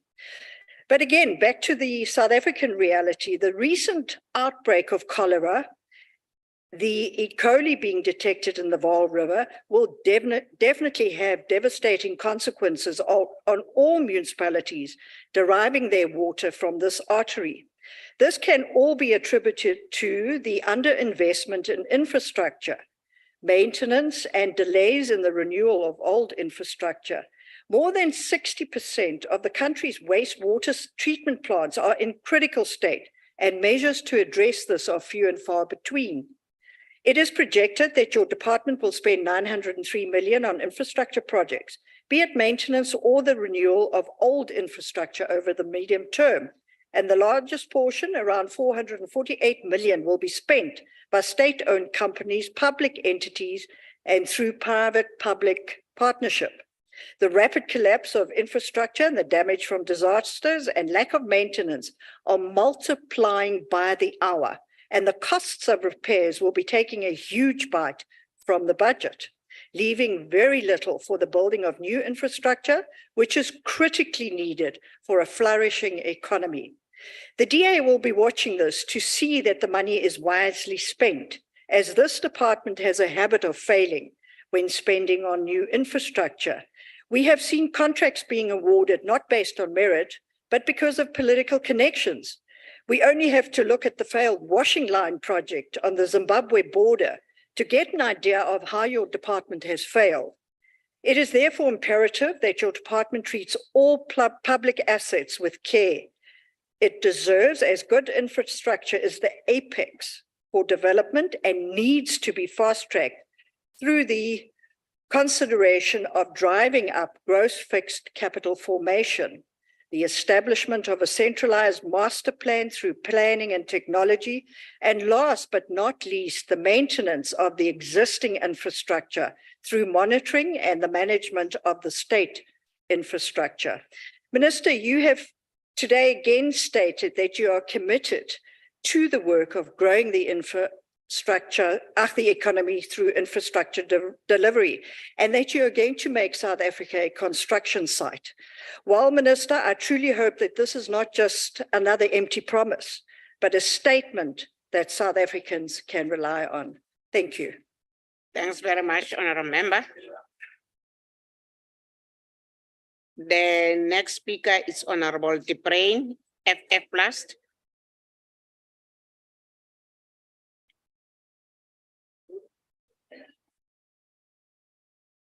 Thank you, As Chair. As Chair, infrastructure is the backbone of any economy, and without it, the country cannot function efficiently. And that is why the Freedom Front Plus acknowledges and supports the need for infrastructure investment and public works projects, as well as the maintenance of existing facilities. And the Department of Public Works and Infrastructure is an essential organization that is supposed to play a vital role in the growth of development of the country. And the department is responsible for the provision of essential services like road construction and maintenance, public services such as public transportation, water and sanitation, housing and infrastructure development. But if we look at the state of the above mentioned, Jay, it is obvious that this department is failing in its mandate. Agbare voorsitter, ons beleef daagliks die swak toestande van ons paaie wat agteruit gaan. Ons stelsels van openbare vervoer wat oneffektief en onbetroubaar is. Ons waterinfrastruktuur wat onder enorme druk gaan, en selfs ons energievoorsieningsnetwerk wat in duie stort. Hierdie probleme het 'n direkte uitwerking op ons ekonomie, en dit is deur hierdie tekortkominge wat dit ingeperk word en bydra tot die hoë werkloosheidssyfer. Daarom, agbare voorsitter, uit 'n logiese oogpunt is daar 3 areas wat dringend aangespreek moet word om hierdie uitdagings te beredder. Eerstens, voorsitter, moet die departement verseker dat die regering en die privaat sektor beter saamwerk om infrastruktuur in Suid-Afrika te verbeter. En hierdie samewerking sluit in om die opleiding en ontwikkeling van vaardige personeel, soos ingenieurs, argitekte en bouers, om verantwoordelikheid te neem vir die bou en die onderhoud van die land se infrastruktuur. Tweedens sal al 3 vlakke van regering in Suid-Afrika meer effektief en doelgerig moet wees wanneer dit by die bestuur van groot infrastruktuurprojekte kom. Hierdie projekte moet geskeduleer word om te verseker dat werk nie onnodig gestaak of gestrem word as gevolg van wanbetaling van kontrakteurs of as gevolg van korrupte tenderpreneurs wat kontrakte toegestaan word deur kaders in die regte posisies nie. En derdens, agbare voorsitter, die departement sal moet verseker dat die misbruik van openbare hulpbronne en die korrupte praktyke wat daarmee gepaard gaan, uitgewis moet word. Dit is onaanvaarbaar dat groot hoeveelhede geld vir infrastruktuurprojekte aan korrupte individue en ondernemings betaal word, in plaas van dat hierdie geld aan die bou van infrastruktuur en openbare werke bestee word. Voorsitter, hierdie departement moet nie net verseker dat nuwe infrastruktuur gebou word nie, maar moet ook die nodige instandhouding en die onderhoud daarvan verseker. Dit geld ook vir bestaande en ou infrastruktuur. En dan moet nie net in infrastruktuur belê word wanneer daar 'n krisis is nie, agbare voorsitter, maar eerder stelselmatige en deurlopende instandhouding waarborg. Voorsitter, as gevolg van die ANC se gebrek aan effektiwiteit, is daar talle probleme in hierdie land wat onopgelos bly. Ons sien hoe daar duisende mense in plaaslike gemeenskappe steeds sukkel met 'n tekort aan water, sanitasie en padinfrastruktuur byvoorbeeld. En hierdie probleme is al vir dekades lank bekend, en hierdie departement en die regering kon in 3 dekades nog bitter min oplossings of suksesse na die tafel bring in hierdie verband.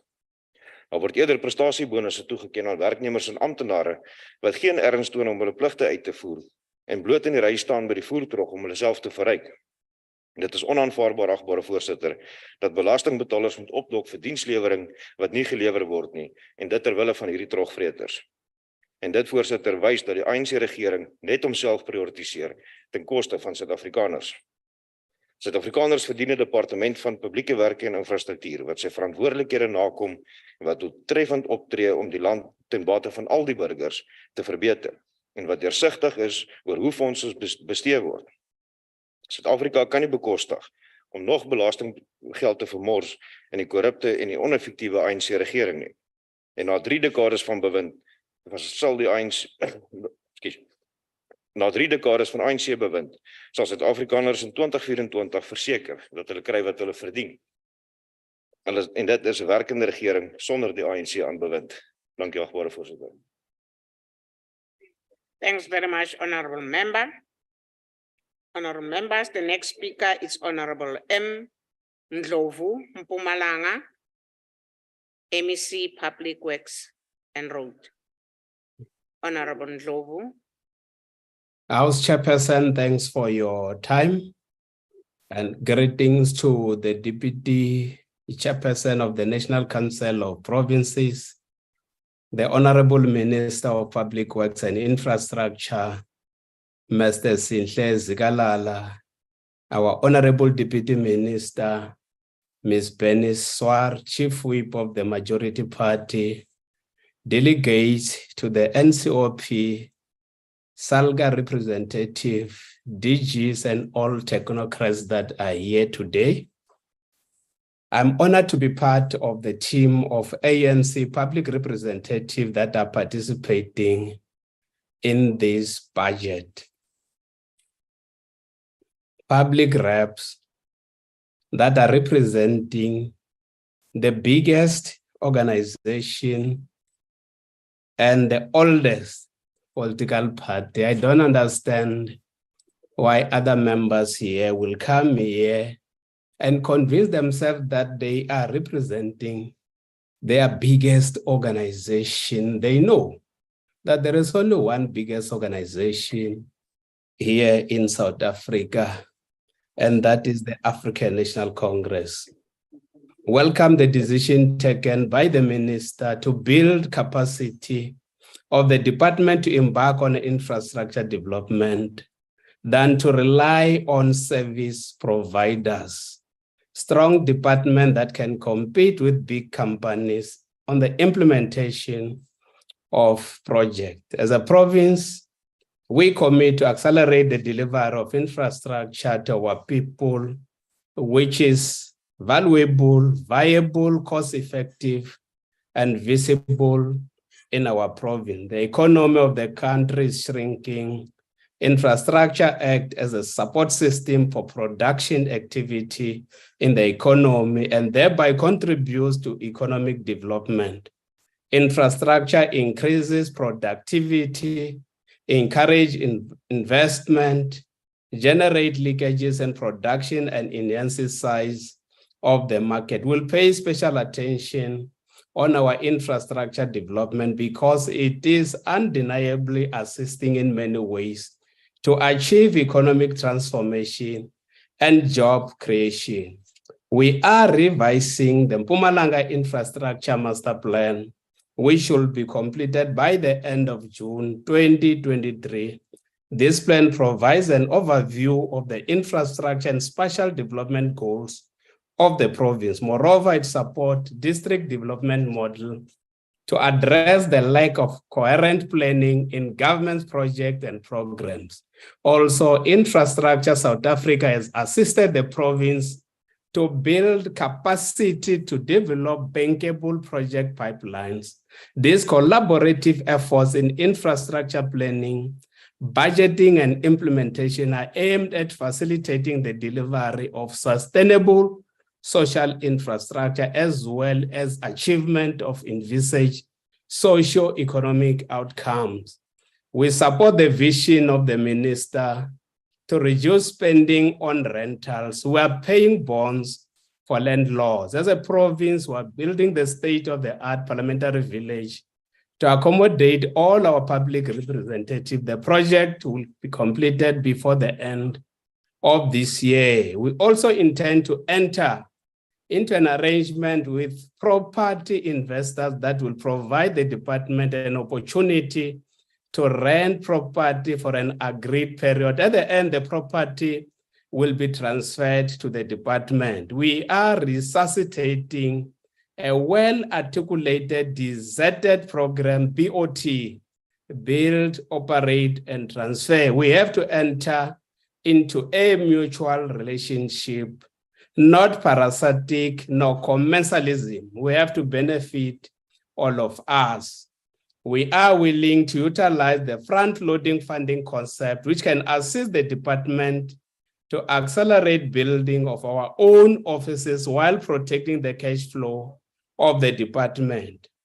There are big projects that we completed in the province, like the Betale Hospital, Mametlaka Hospital, Mashishing Boarding School, Jamia Anampisi Primary School, Msholozi Primary School, and others. However, there are a few projects that are incomplete. They need our special attention. They will benefit from the program on project management that we developed to strengthen our department to conduct monitoring. We have deployed project managers to assist contractors to complete all our projects in the province. We will not hesitate to blacklist contractors that are giving us shoddy work. National Department has made additional funding available to the province, an amount of 190 million to build 17 rural access bridges, especially in areas which were cut off from social amenities. The energy crisis cannot be fixed without decisive action to improve the energy efficiency of homes and other buildings. Generators provide reliable emergency power for some public buildings, but they have a negative environmental impact. In addition to harmful pollutants, the cost of keeping this going is too expensive and is not sustainable in the long term. In other instances, some generators cannot withstand long operational hours, thus resulting in frequent breakdowns. More funds are required for diesel budget, refurbishment, and maintenance of all generators. Provincially, the Department of Public Works, Roads and Transport has been allocated 70 million in the 2023-24 financial year to facilitate the installation of solarized energy in our building facilities across the province. Infrastructure does not only play a significant role in reducing backlog, but it also stimulates economic growth and creates jobs. We continue to implement infrastructure that stimulates trade, boost tourism, and serve as an avenue for Mpumalanga people to reach for their dreams. Our public employment programs have proven to improve the labor and income prospect of key segments of society, in particular, the poor, unemployed, and informal workers. Amongst these is EPWP that creates work opportunities through the use of labor-intensive construction and maintenance method. This year, Mpumalanga has a target of 45,925 EPWP work opportunities, and the Department of Public Works, Roads and Transport has been given the responsibility to lead the provincial efforts towards job creation. The province always build emerging contractors on our Siakabaki program, which is a program designed for the disabled, youth, and women. We also have a program that is aimed at capacitating young professionals. We give an opportunity to young professionals to work while they gain experience by facilitating their professional registration with the Engineering Council of South Africa. The president announced that we should have at least 1 GBV victim center per district. In the province, we have 1 GBV center per municipality. We commit that we'll work together with the Department of Social Development to ensure that the victims will not become second victims. Today is Wednesday. A cabinet sit today. Also, our ESCO in provinces sit today.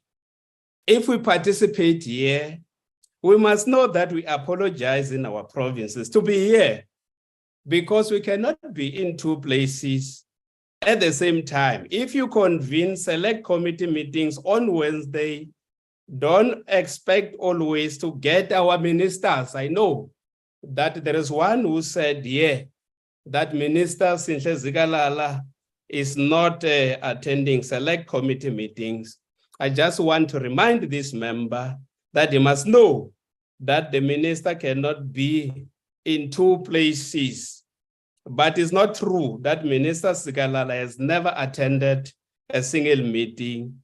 He has attended some of the meetings on Wednesday, but sometimes because of his commitment as a minister that he must have to attend a cabinet meeting, sometimes he will be attending a cabinet meeting. He cannot be in two places at the same time. So I don't understand why a member As you will conclude, come here and lie. Hello? I don't understand why. conclude. As you conclude. As I conclude, Mm. I don't understand why this member will come here and lie. Selective attention is a problem, as the Brute said. I enjoy working with Minister Sinhle Zikalala and his deputy, Honorable Beniswa. They do not make pronouncement without a budget. They promise list, and they are not disappointing at all. I support the budget because I know that it is not ambitious, it is realistic, touchable, and implementable. Thank you.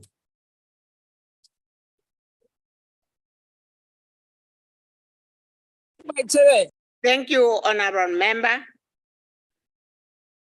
Honorable members, I would like to recognize the minister, Senzo Mchunu, for being with us. Also, no DM, Mam Shabalala, Siabong.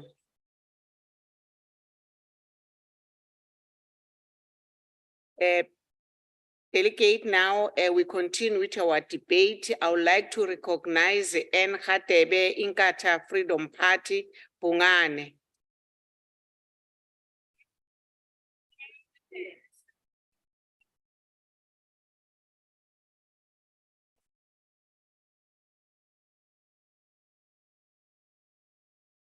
Honorable Deputy, Honorable Chairperson, Honorable Ministers, Honorable Deputy Ministers, Honorable Members, South Africans face several challenges daily, ranging from unemployment to poor service delivery, and unfortunately, inadequate public infrastructure has also contributed to the challenging reality South Africans face.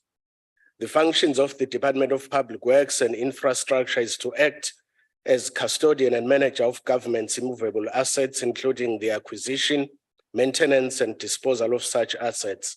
However, judging by the dilapidated state of public infrastructure, it seems as if the department has lost sight of its function. Our people are dependent on access to vital services such as hospitals, clinics, home affairs offices, community halls, development centers, and police stations, which are all incredibly important. Unfortunately, under this department's watch, there are still many areas which call for repair, improvement, and in some instances, complete replacement. To ensure that people's needs are responded to, it is important to highlight a number of areas which we believe need major improvement and intervention from the government. One such area is the department's oversight of its buildings. As we have come to learn that apartments built to house government employees and some houses built for provincial government ministers have in the past been hijacked by armed hitmen who are refusing to vacate the properties. Furthermore, our railway networks are under coordinated attack by mafia-run trucking companies. Therefore, the IFP finds the department's lack of urgency to address this matter highly concerning. The budget needed for the maintenance of public infrastructure and the employment of skills personnel for the implementation of maintenance projects remains feeble.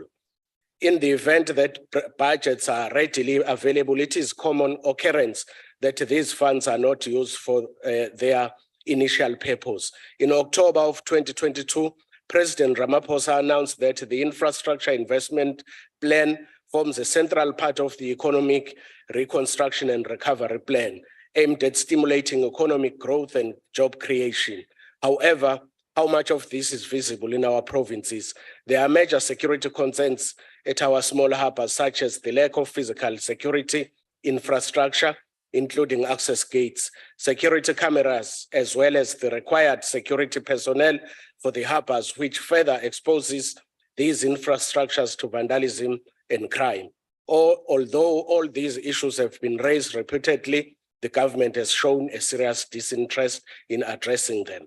Our people are heavily reliant on this department, and as a result of this, the IFP supports the budget vote. Thank you.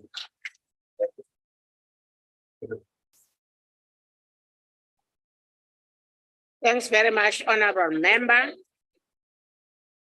Order. Honorable members, I would like to recognize Honorable J.J. Lord, TA.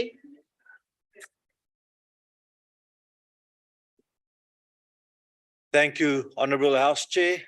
Good day to the Honorable Ministers, Deputy Ministers and members.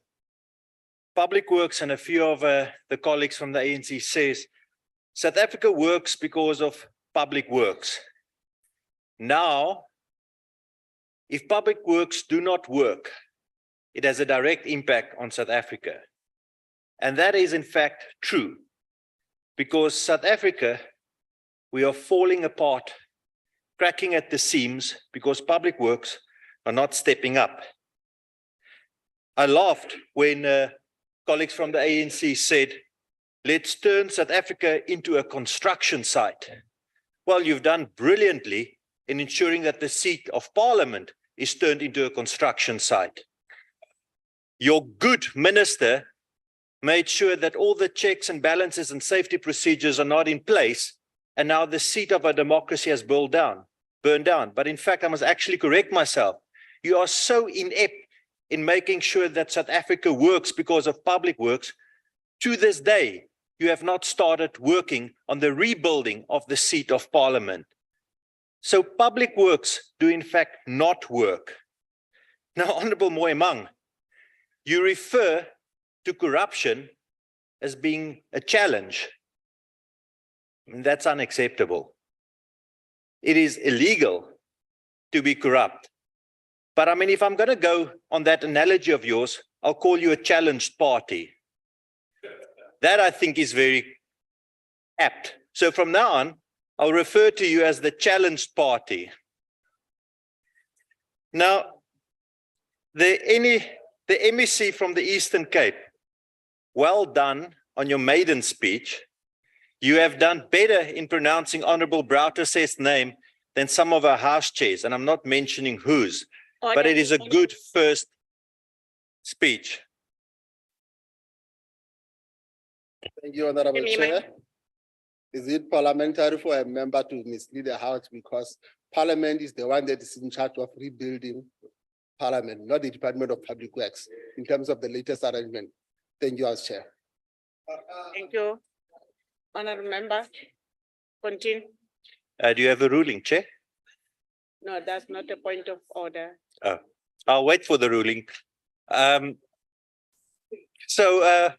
Moemang, you are very good in defending your challenged party, and your challenged party will hopefully be convicted in court of all the challenges that you have implemented over the past 30 years. Now, Honorable Nkopane, you said that our government has done well looking after the young people, and then you referred to the 76 youth. And I do agree, you did well looking after the 76 youth. But what about the 86 youth, the 96, the 2006, or even the 2016 youth?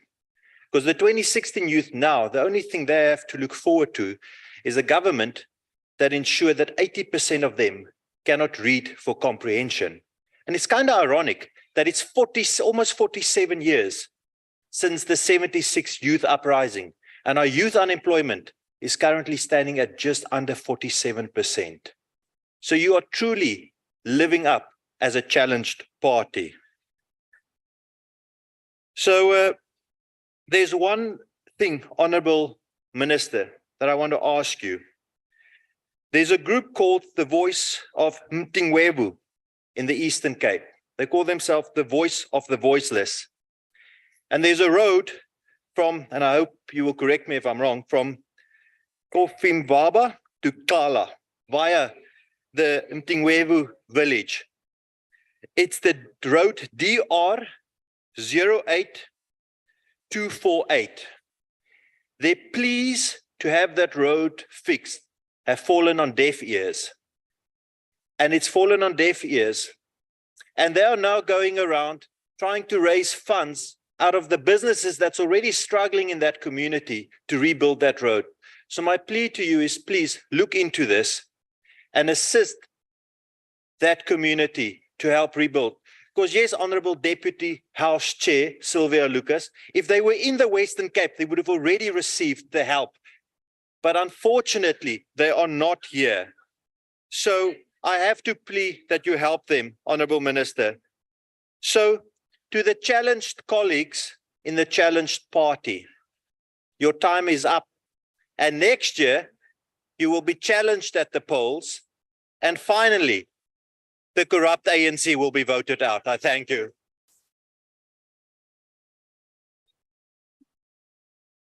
Thank you, honorable member. Honorable members, I would now like to recognize Honorable M. Tango, ANC.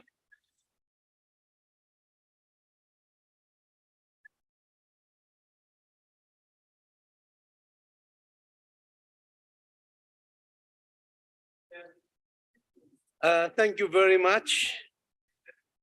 House Chairperson, Ministers and Deputy Ministers. The budget vote on public works and infrastructure is occurring at a critical moment as the country seeks to overcome the effects of low economic growth and the impacts of COVID-19. This has compounded the structural inheritance from the apartheid era of systematic poverty, inequality, unemployment, and historical economic exclusion of the vast majority of the people. In response to the plight of the people in the urban and rural areas, government has responded through the implementation of the Economic and Reconstruction and Recovery Plan to reverse the challenges of poverty, inequality, unemployment, and historic economic exclusion. Achieving political democracy meant that the ANC government could equalize opportunities in the country, but this did not translate into economic transformation. Economic transformation of the country in order to improve the lives of the majority of the people in the country lies at the core of the government's program. While the ANC government has delivered much in terms of social delivery, such as housing, electrification of homes, schools, and health facilities, which were developed in many instances by entities that report to the Department of Public Works and Infrastructure, it has not won the battle for economic freedom as yet. Part of improving the quality of lives of people is through defeating high unemployment in the country, especially amongst youth and women. The Economic Reconstruction and Recovery Plan is geared towards infrastructure, development, benefication, localization, industrialization, and the creation of SMMEs. The district development model for the microeconomic development and these programs are geared towards job creation. The public works and infrastructure over the years has ensured that there is able to develop an extended public works program. Program 3 of the Department of Public Works and Infrastructure focuses on EPWP and has a budget of 3.8 billion, which sum of 35.1% of the budget. Now we speak to the budget, we don't speak politics here, of trying to promote the next election, which we're talking to the budget. The program is implemented through the grants from the national department to the provinces, local government and entities which are engaged in labor-intensive programs. The program employs people from the working class and poor areas, which do not have the skills or the possibility of securing employment in the labor market. It provides homes which would not ordinarily have had income, and in many cases, the only income for the family. The job opportunities also ensure that people who are employed in the program develop some skills in the labor-intensive sectors.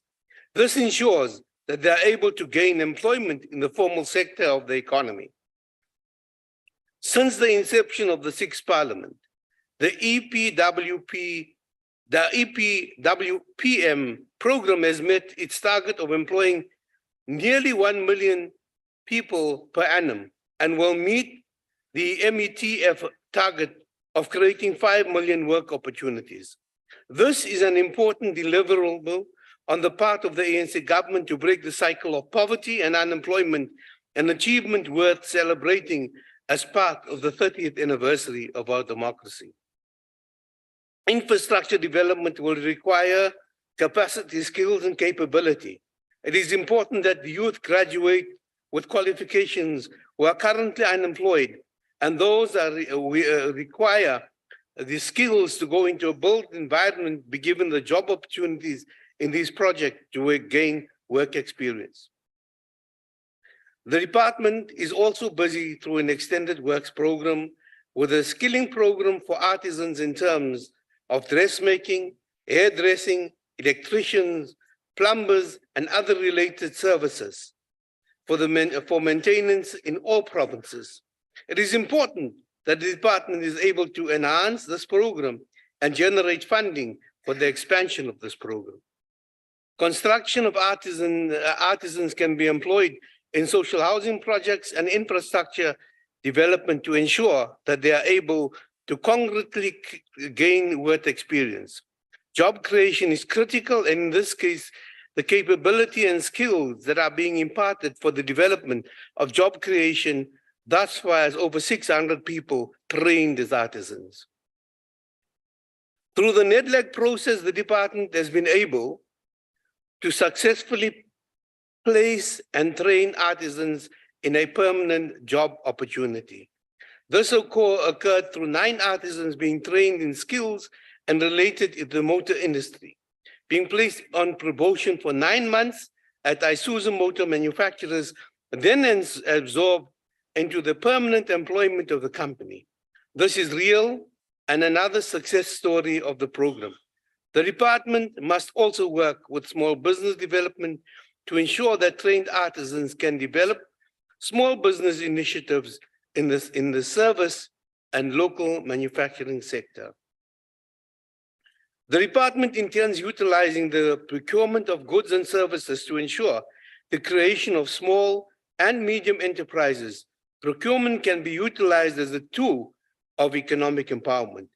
This is a critical part of ensuring entrepreneurship and job creation, as the microeconomy is a major job creator in local communities.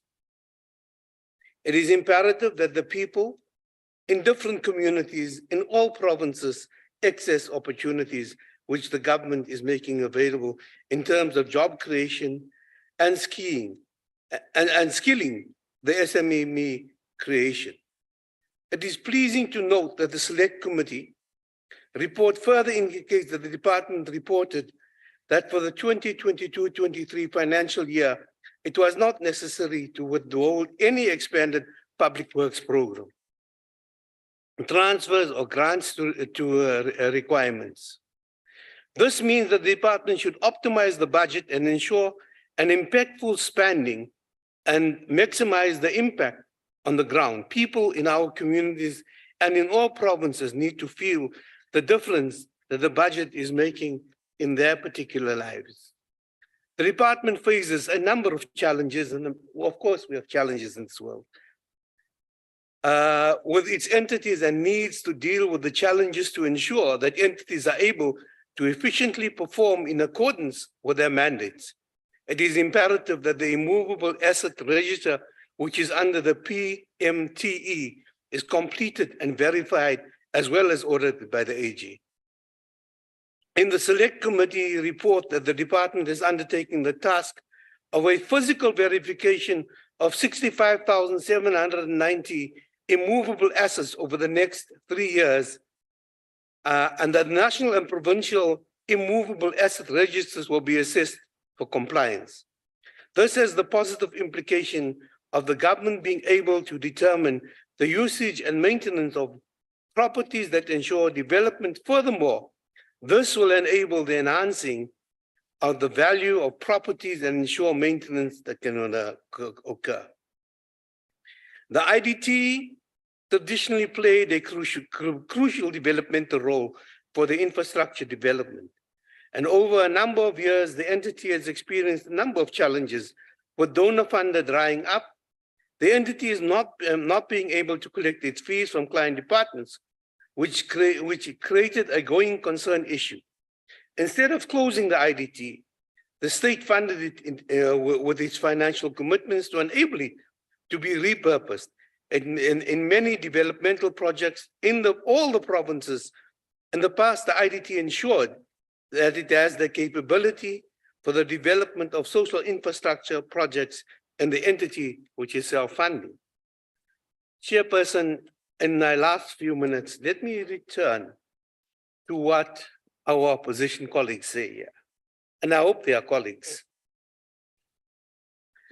The opposition has no concrete program for ensuring social delivery to the historically disadvantaged communities, and therefore no program for transformation of the lives of ordinary South Africans. The opposition levels criticism which does not drive the program of the department forward in any progressive way to ensure delivery and accountability to Parliament. The historical injustice of the apartheid past must be corrected. And many levels of this department, the public works endeavor is critical in this regard.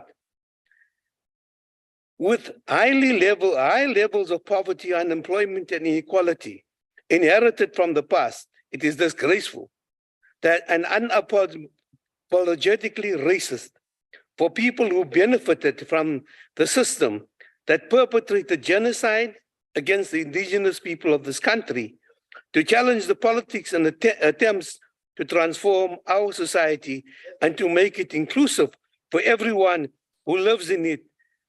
The opposition, I think we should call them the united opposition. I'm not seeing a different opposition party, it's a united opposition. But Minister Mashlobo, I gave you my seat, particularly because you and I have walked the streets where there were blood flowing. You and I walked where blood still flows now. And if people think that a color revolution is going to work here, and some people have gone to Ukraine to look at a color revolution process, a color revolution, yeah, could be very similar to Libya, and very similar to Syria. And I think we need to understand that before we actually ask people who want to encourage a color revolution to take place, what the consequences of a color revolution is. It happened 10 years ago. People are still losing blood today.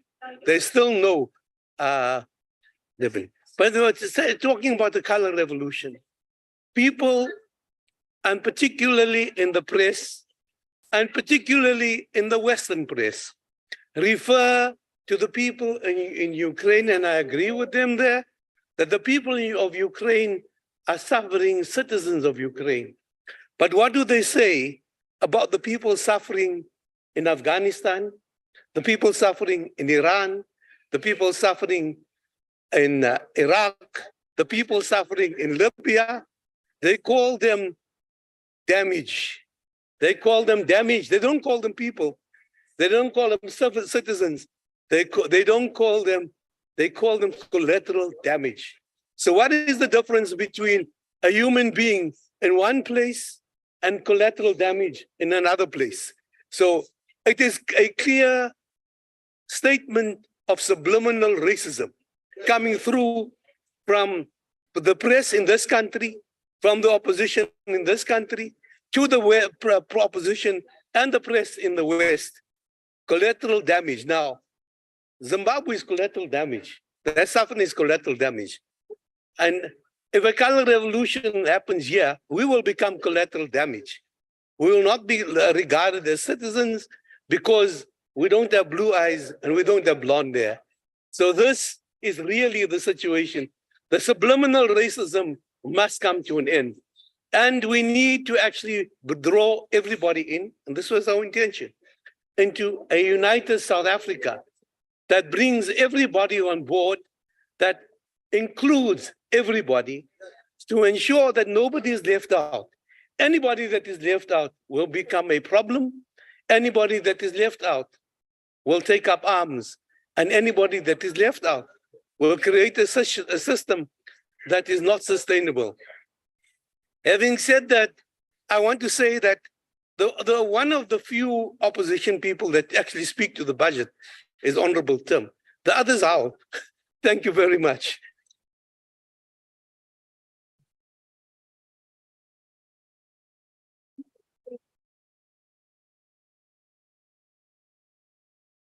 Thanks very much, Honorable Dango.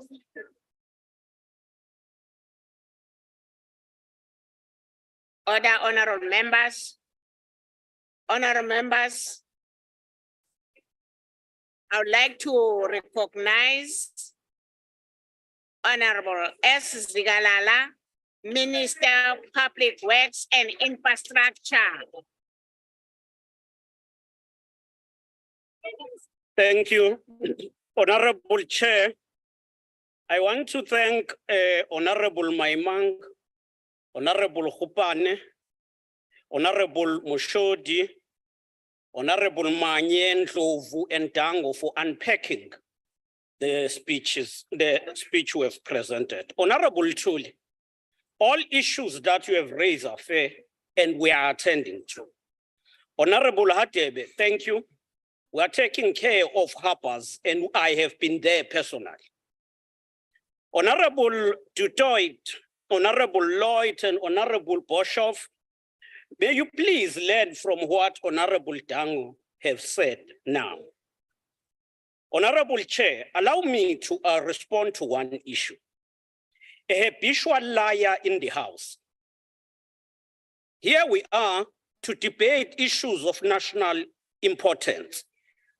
Honorable Braden said, stand up and lie. Okay, fine. On a point of order, Chairperson. Yeah, he lies. He said, point of order, Chairperson. He On said, a point of order, the portfolio committee. Minister? Yeah. Hold. Chairperson, the Honourable Minister just called a member of this House a liar. We know that that is unparliamentary and he should retract that, please.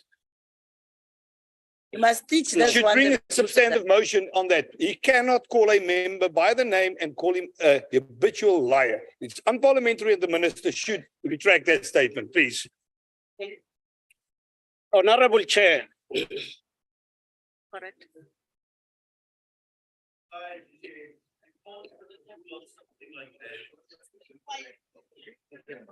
Honorable Minister. Order, honorable members, order, order. Order, honorable members. Honorable Minister. Ngizokhuluma ngesikithi uzongizwa kahle. Ngicela ukuthi uhoqise wenzele ukuthi umsebenzi wami uzoba lula. Honorable Chair, to make your work easy, I was very diplomatic. I tried, I will not tell the truth. Let me tell the truth. I withdraw calling him a habitual liar. Thank you. A man, an honorable member, stand here with a Stratcom mentality. This Stratcom mentality that always try to perpetrate a perspective that whatever is said by a white man is legitimate. Let me say as a matter of fact. On a point of order, Chairperson. Let me say as On a point of order, Chairperson. The point of order, honorable member. Chairperson, the Honourable Minister just called by insinuation a member racist. He said that. Order. Honourable Chairperson, his words is that. Honourable Brother said thinks that only a white person can be right. It is not acceptable. It's unbecoming of this House and it's unbecoming of a minister. Please ask the minister to withdraw that. Honorable member. I didn't hear that because sometimes isingisi lesi basi-interpreta kaningi. Ngakho-ke angizukuyithatha i-ruling yokuthi yi-order. But engizokwenza ukuthi ngizocela itafula ukuthi lingicheckele kahle ku-Hansard ukuthi what minister is saying ingabe akuwona na umthetho ofanele ukuthi ngabe awukhulunywa endlini. Thank you. Ngiyabonga. Chairperson, on a point of order. You can Thank you, continue my Chair. ruling. Let me, Chairperson, let on me a be point of order. factual. No, I Let me didn't be allow you to factual stand in up, saying honorable what I'm saying. member. Okay, I shall raise my hand. Honorable member, you know, always when we preside, myself and deputy chair, honorable members, you always disrespect us. When you make a point of order, don't stand up. Us is us presiding officers, both of us, myself and the deputy chair. Now, honorable member, what is the point of order? It is twofold, Chairperson. First of all, you gave your ruling in isiZulu, and I don't have the benefit of the translation service. I do not. No, Chairperson. Order, honorable members. The howling can continue because what I'm familiar with is that when you can't play the ball, you play the man. The bottom line is you gave two rulings in this house, both involving me, and they were both in isiZulu. I apologize that my isiZulu is of not such a level that I can understand fully what you were saying. But could I ask you to repeat both rulings in Honorable isiZulu? member, And then secondly, I'm not Okay. finished, Chair. Chair, if I may complete my statement. honorable member. Chairperson, despite your No, warnings, you've raised remember, your point of order. Now don't make speech. he is impugning my integrity. He called me a liar. Then he says I'm a Stratcom type person. In our history, Stratcom means I was part Honourable of the member, apartheid regime. Can you I please will sit not down? be silenced. I was not a member of the apartheid regime. please I fought sit down? against the Sir, apartheid Mr. regime. Baba. For him, with our history, to say our politics and a member of the Stratcom regime is intensely insulting to me. He needs to understand that. Honourable member, He needs to get out Can of you his small please man sit syndrome, down? all wrapped up with a racist agenda, and can stop you attacking please members. sit down, honourable member? Attack the issue. Attack the issue, Honorable Zikalala, Thank not you. the man. Can you please sit down? That's what I was raising at the beginning. That you honorable members, you always undermine us when we presiding. You don't want to take orders from us. Honorable Chair. Honorable High, before I take a ruling, can I hear what are you saying? Thanks very much, House Chair. I want to appeal that members do respect the ruling of the House Chair because there is a standing ruling. And the minister did withdraw the words that he used, and that was accepted in the House. So for Honorable Bretesef to come back and also in a manner that is insulting a small man syndrome, I do not understand why he is coming back with such words. It isn't correct, Honorable House Chair. I really want to appeal that the ruling that we have made be sustained in the House so that members do not speak in the process, insult other members. So thank you very much, House Chair. Thanks very much, Chief Whip. I hope Chief Whip uzwekahle ngoba ukhuluma ilimi lakhe. Mina, Chief Whip, I've taken a ruling already and angizukuziphinda-phinda kaningi ngoba lo mchophozo wala ekhaya uyasebenza. Uma ngapress number 2 uzomtshela ukuthi bengithini. So I mean angizukuziphinda-phinda, Chief Whip. Thanks very much. Honorable Minister, can you please continue? Thank you, Chair. Please continue, Honorable Minister. No, thanks, Chair. Chairperson, point of As a order. matter of fact, I'll never As a take point matter- of order on top of the point of Chair, order, please. I'm not taking, it's not a point on top of the point. Honorable Chair, as a matter of fact, Minister Imagancane, if it's the same thing, No, it's as not. I said to you, I'm not going to take point of order on top of the point of order. You must. Please. Thank you, Chairperson. It's in fact a total different point of order. I think it is standard practice in this house that if somebody stands on a point of order, oh, now he sits down, then the minister should sit down. Although I know that you can't actually see the difference whether you stand or sit now. Thank you. Very much, honorable member. There's no point of order. Minister Kuba. No, thanks, Chair. Honorable Honorable Chair, Ngwenya. Honorable Ngwenya, can I my raise on a time point of was order? 4 minutes. Mwaje is down. Honorable Now, Ngwenya, can I let raise on me a point of just order? address few issues. Mamungwenya, can I Now, let raise me on a address point of few order? issues. Firstly, Honorable Mamungwenya, Chair, can I rise on a point of order? Ubani manje? Umlindi nana lo uthethayo. Can I rise on a point of order? It's Mlindi Nana. Minister, awuhlale phansi kancane ngizwe uchocolate ukuthi uthini. Honorable Nana. And maybe as a starting point, you should stop calling me chocolate when you're sitting on that podium. I don't like it. Secondly, Honorable Ngwenya, you see, I think if you want us to respect you and your rulings as a presiding officer, you must firstly take us seriously and respect us. It is unprecedented. Honorable Nana.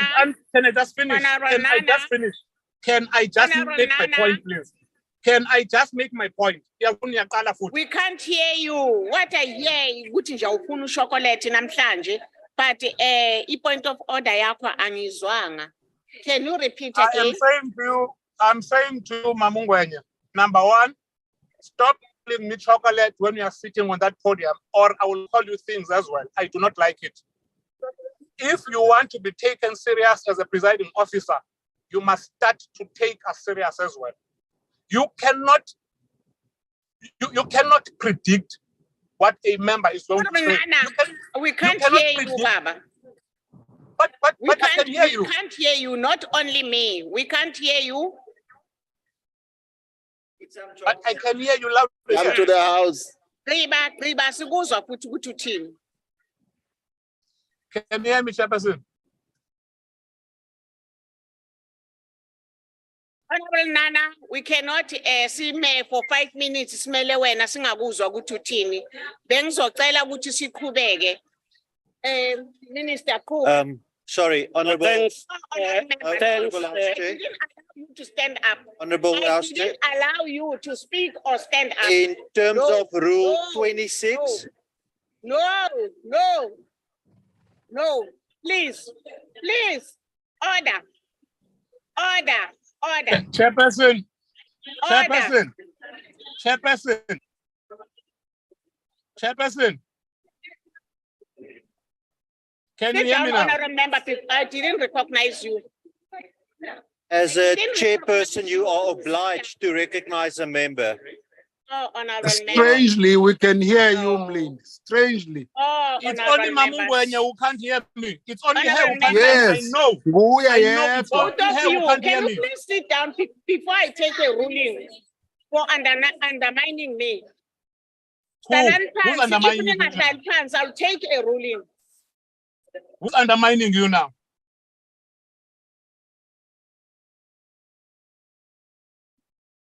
Can you hear me? So, House Chair, in terms of Rule 69(1), a delegate may raise on a point of order at any times during the proceedings.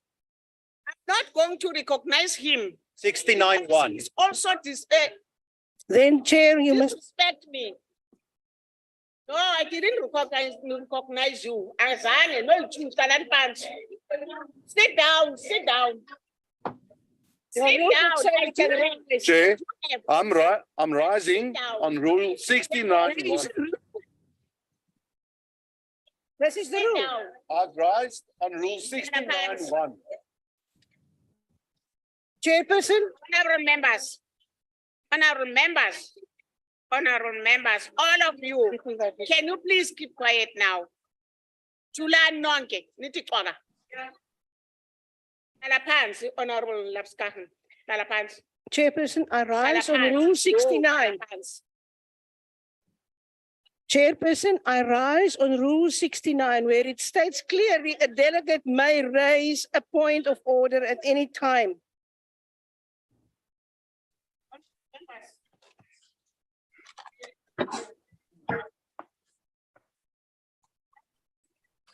Chairperson, can you hear me?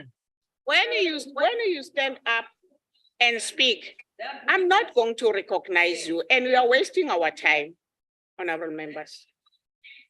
You are utterly incompetent, utterly incompetent to be a chair of this house. Utterly incompetent. I'd like to take the ruling now. Honorable members, I've taken a ruling that minister must continue. Please. My friend, I think we're together now. Thanks, Honorable Chair.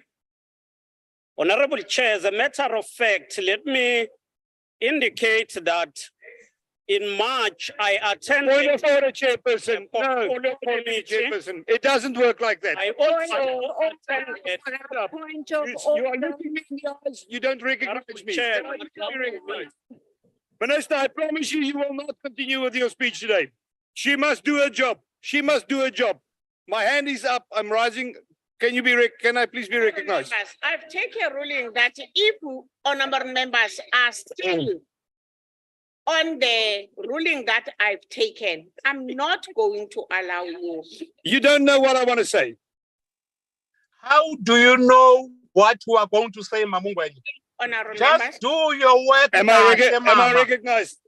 yes. Thank you, Honourable Member. Honorable Deputy House Chair. Honorable Deputy House Chair, the ruling that you've made right now is not a ruling. The speaker is allowed to speak. What the ruling is that you should make is that you must hear points of order. It was clearly mentioned in the rules that were mentioned to you. The point is, Honorable Chairperson, that you want people to sit down, and I understand that. But you do not recognize them when they raise their hands. Then people will stand up. So what you should do, and I don't want to give you a lecture, but if a hand is raised, you must recognize that member. And immediately then the speaker must go and sit down. You do not know the rules, Honorable House Chairperson. With all due respect, you do not know the rules. You cannot rule that nobody can make a point of order. Listen, if I may, can you please sit down, because there's no point of order on what you are saying. I'm saying each and every member that is going to stand up and speak, I'm not going to recognize. Madam Chair, Madam Chair, you are wrong. You are wrong. Read Rule 69(1). Read the rule. You are wrong. Chair. Thanks, Okay. Chair. Honorable Chair. Thank you very much, Chairperson. Thank you very much for allowing. Mamungwenye. Chairperson. How come she's if anyone recognized and shouts at nobody me else? again, I will also be as unruly as there is. People are beginning to unnecessarily make the sitting unruly. I am bringing the rules 69. I am bringing Rule 69. The chairperson was correct in saying that he made a ruling on the point of order. So my order is that members should allow the chairperson to continue with the house sitting for the plenary. It's because you elect an incompetent chairperson.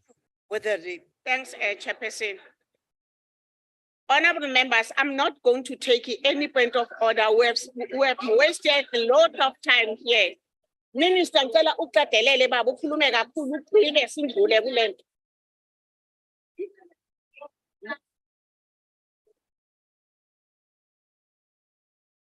No, thanks, Honorable Chair.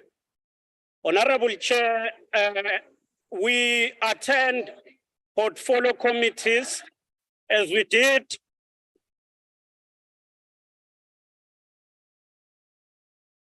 Thank you. Honorable Minister, can you please continue?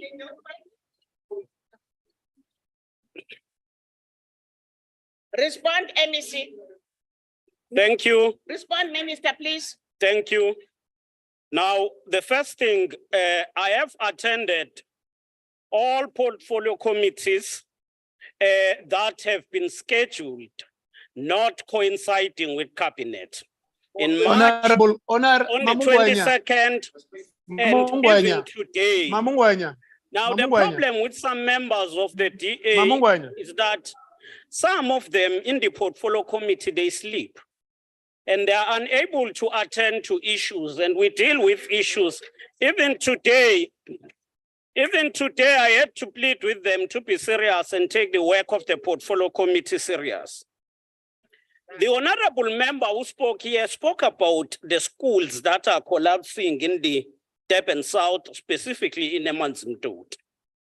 I must say, there are a number of schools in Emanzimtoti that we have built. Some of them are centers of excellence. But there are schools that were there, we inherited, we have improved them. One of the schools we proud ourselves with is the Kingsway High School in Emanzimtoti. It is a microcosm of the future South Africa, a truly non-racial school, where in the top 10 you will get an African, a colored, an Indian, and a white. Where in their sports ground, you will find them playing rugby together. Where during weekend, they will take time to go and assist students of Umlazi and Sami Numbumbu. I'm saying this to impress that the era of white domination is fading with history. And those who still believe so must know that they are now irrelevant. There are those who said people don't have water. They then say it is because of the past 3 decades. They don't talk about the 3 centuries, the centuries of apartheid colonialism that left the majority of this country with no infrastructure at all. The bridges we are building are built by the ANC government. The schools in rural areas have been built by this government. There are those people who are hell-bent in peddling the propaganda and trying to create a myth in the society that nothing has been done since the era of democracy. In fact, all national roads have been built in the era of democracy. Bulk water infrastructure, if you talk about the maintenance we are now doing in various areas, it is because of this government led by the ANC. I want to say, as I conclude, we're not allergic to criticism. We will always take criticism. I think, Honorable Tuli, we are going to fight corruption, deal with corruption wherever it shows its ugly head. But people must not throw stones while they stay in glass houses. And then when we respond, they become so irritated and allergic. Let us live in this country together. Let us do away with mentality that there are those who are better because of the color of the skin. We are all South Africans. We must be tolerant of each other, criticize to build. As the Department of Public Works and Infrastructure, we are determined to turn South Africa into a true construction site. If public works work, South Africa will work. I thank you. Thanks, madam.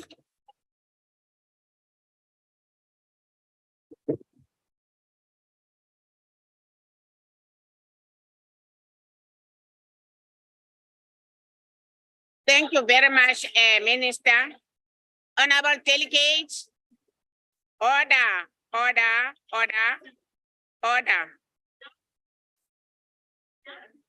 honorable members. Honorable delegate, we have come to an end of the debate of budget vote 13. I would like to thank the minister, MECs, and special delegate for their participation. Honorable delegate, I would like now to invite House Chairperson Nyambi to continue with the budget vote 41. Thank you.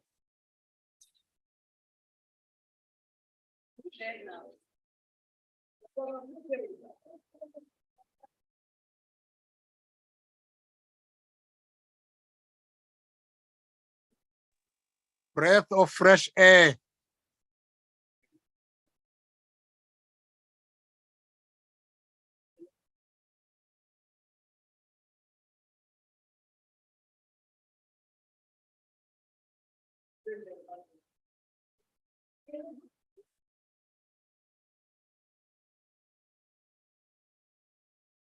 Honorable Dlamini. Thank you, Chairperson. I think before we continue, it's important that we address what just happened now.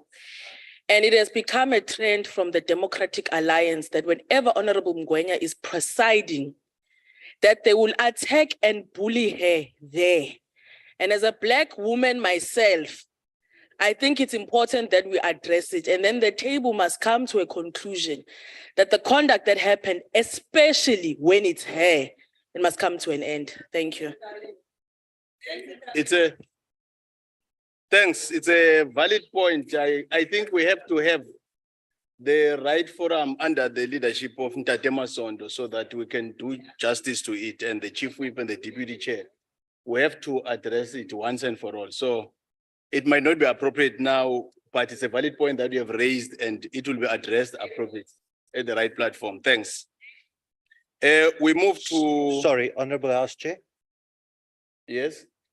On that point, I do think it is important to note that at no stage ever was it raised, and you allowed other people, so I'm going to trust that you're going to allow the same, about her gender or race. It's purely about her competence to hold that position. Sorry, Chair, let me finish. Because on point, sorry, Chair, let me finish. On point 37. Honorable Lulond. Chair. Honorable Lund. Chair. Honorable Lund. I want to. Can you take your seat? But let me just finish. Yeah, take your seat. Take your seat. Take your seat. Cutting us, that's why. Honorable Lund, I've already made a ruling about the issue, and I'm not going to review it. Sorry, Chair, but it's because you we now don't listen proceed to the end. Second order. Chair, you don't listen to the end. That's why you interrupt. Honorable Lund, we are not recognized. Chair, You are not recognized. it's a separate point. Take your seat. It's a separate point. Can you take your seat? I will take it, but sir, there's a separate point. If you want to make a ruling, you must do it. You want to be part of the House? You can chuck me out. No, I'm not chucking you out. I'm asking you, do you want to be part of the proceedings in this House? Chair, part of the proceedings want to be allow part of the us to proceedings, raise take a your point of order. And there's a point that you did not hear. Honorable Lund, take your seat. Honorable delegates, we now proceed to the second order. Policy debate on budget vote 41 water and sanitation. Appropriation Bill B323. We have already welcomed the minister, deputy ministers, special delegates. I'll now call upon Honorable Minister Mchunu, Minister of Water and Sanitation, to open the debate.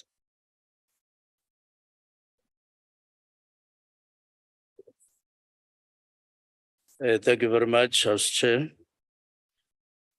And my respects to all the honorable members as delegates and delegates. My greetings to Deputy Minister Shabalala and Mahlobo from our department. Also, my greetings to the Honorable Deputy Chairperson, Honorable Lucas, and all ladies and gentlemen who are here. We present our budget today in the midst of cholera outbreak, which has claimed the lives of 23 people in Amaskral and 1 in the Free State. We join the affected families and the community of Amaskral in particular in mourning this tragedy. Currently, tests are being obtained and are being synthesized into a comprehensive report that will be made public in due course. And today, government is finalizing plans that will address the Rooiwal wastewater treatment plant once and for all. And this particular plant is regarded as the main source of the problem that we're experiencing now, including the tragedy. And once we are done with the meeting today, there will be an announcement or announcements that will be made to the public tomorrow in Johannesburg on how we're going to tackle the problem that I'm referring to. We are also working with other national departments, and that includes Treasury and Human Settlement. And I must say that the new development where Tswana municipality now works cooperatively is significant and has opened the gate for a better life for Amaskral and from the perspective of water and sanitation. We will now breathe and then resolve the problem. We've been hard at work, engaging all relevant stakeholders in the water and sanitation sector, while fast-tracking projects that will ultimately ensure the realization of the constitutional rights of water to water and sanitation and safe environment through basic sanitation services as enshrined in the Constitution. Our focus as a department is ensuring sustainability of the water sector in South Africa. I just want to give a short picture about our water resource landscape. South Africa is a water scarce country, and we repeatedly say this. With an average annual rainfall, there is about the half of the global average, just about 470 millimeters a year. With a high evaporation rate, consequently, the potential for South Africa to further develop its surface water resource is limited. And we are already harnessing approximately 75% of our exploitable surface water resources. An untreated or raw water supply availability is roughly in balance with the existing demands on a national scale. But there are localized deficits, of course, and surpluses. For example, there is a deficit in Gqeberha, and all of us are aware of that.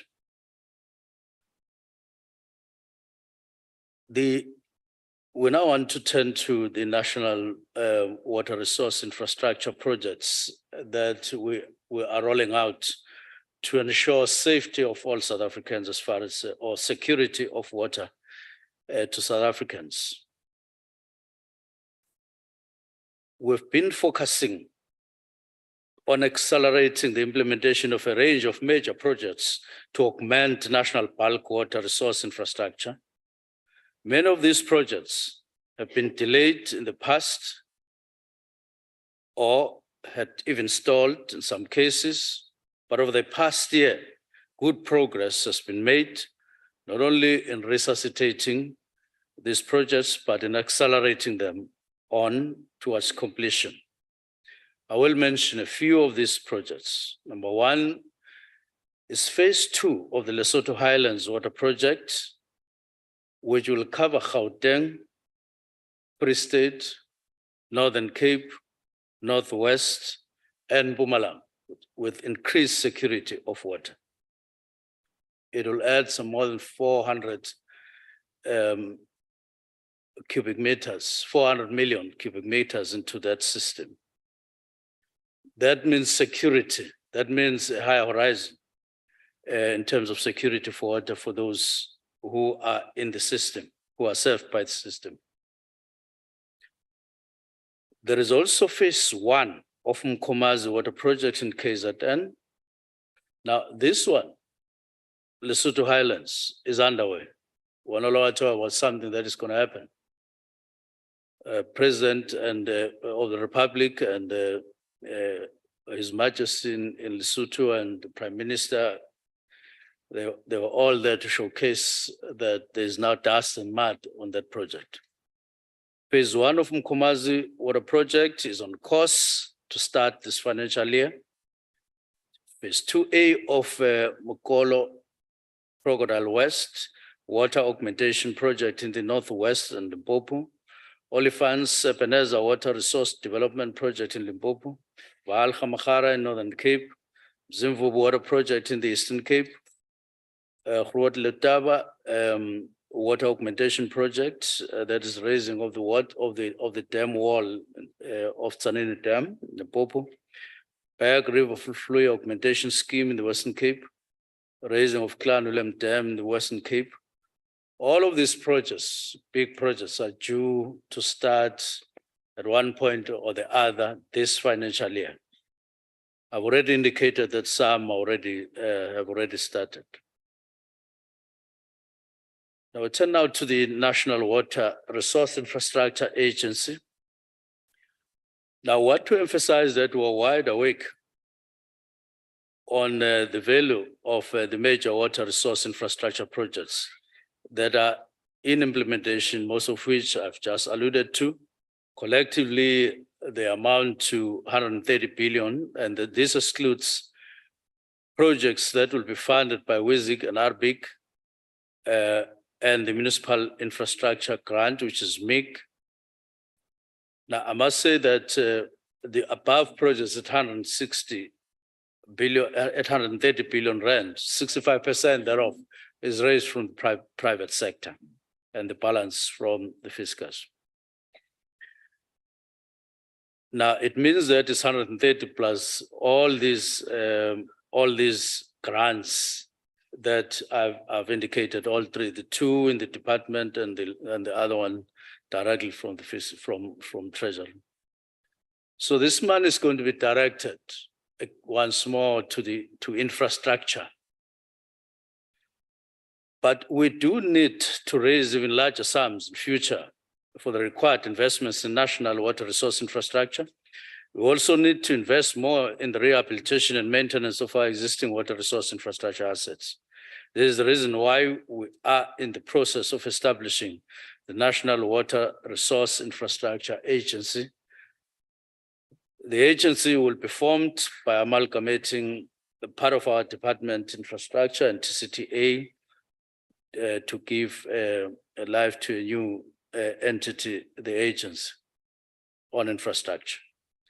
Now, this proves beyond a doubt that whereas there are indication or concerns in the public of our awareness and attention to infrastructure, that indeed we are taking steps towards that direction. During the last financial year, we finalized a draft bill and business case for the agency and obtained approval from Cabinet, and this is consultation stage. In September, we should get to another stage, up to Parliament. We have sought to attract external partners via water partnership.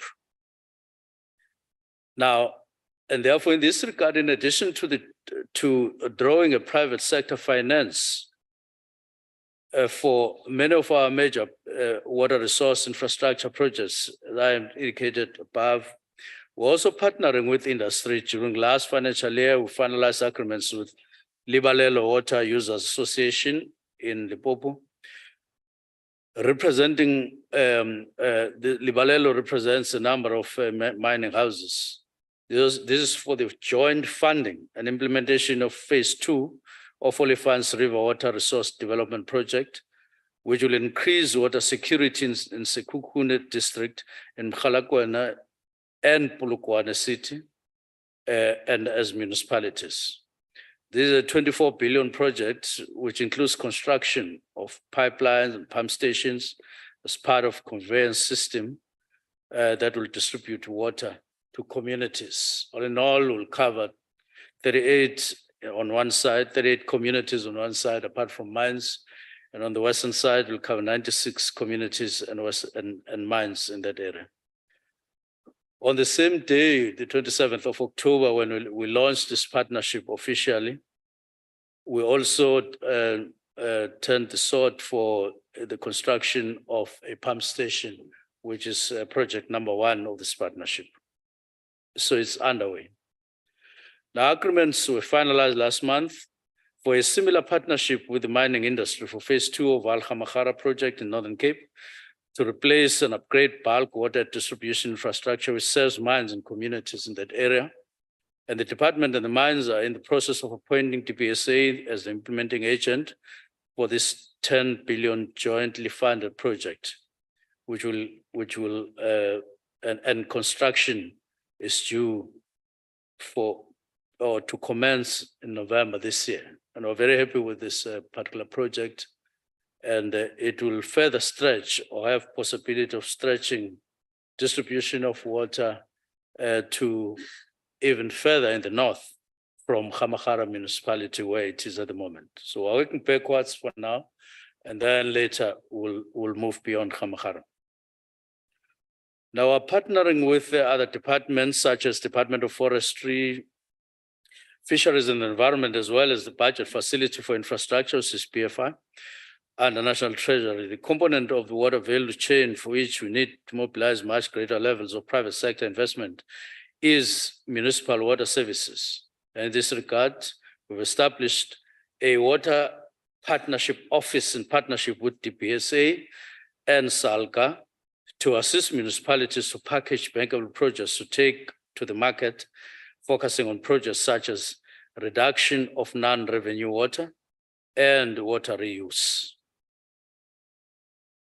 Sustainability of the water sector and water services is a very important aspect of our work, just to assure South Africans and investors equally that we are building the future of the sector and also attending seriously the issue of water services management in the country.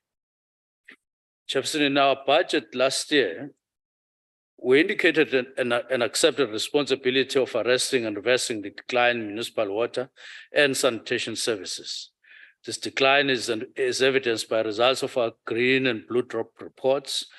Many municipalities are in a downward spiral of poor and declining water services, reducing payment, increasing debt, and low investment.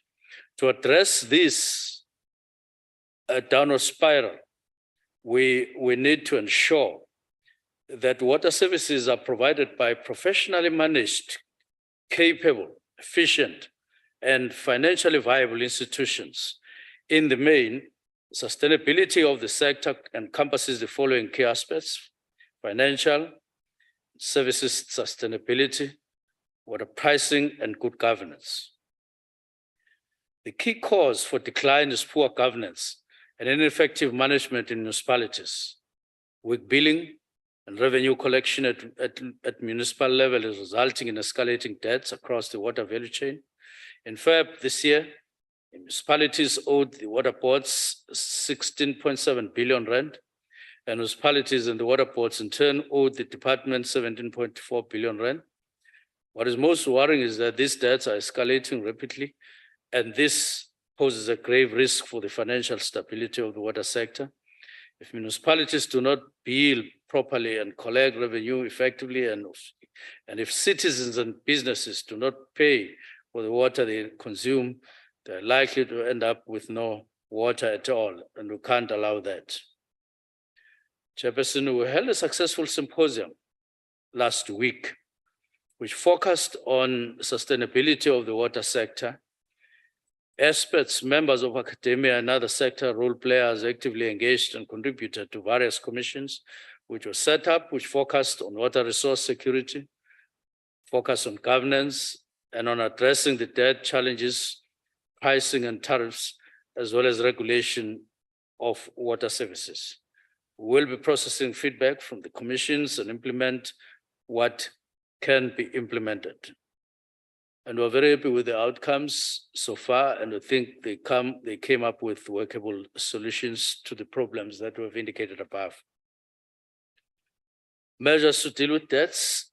We have agreed to Treasury and water boards on several measures to be taken to address the escalating debts, and we're in the process of consulting about these measures with SALCA and all the other water services authorities before implementation. Measures to improve pricing. We're also implementing several measures to improve pricing of water in South Africa.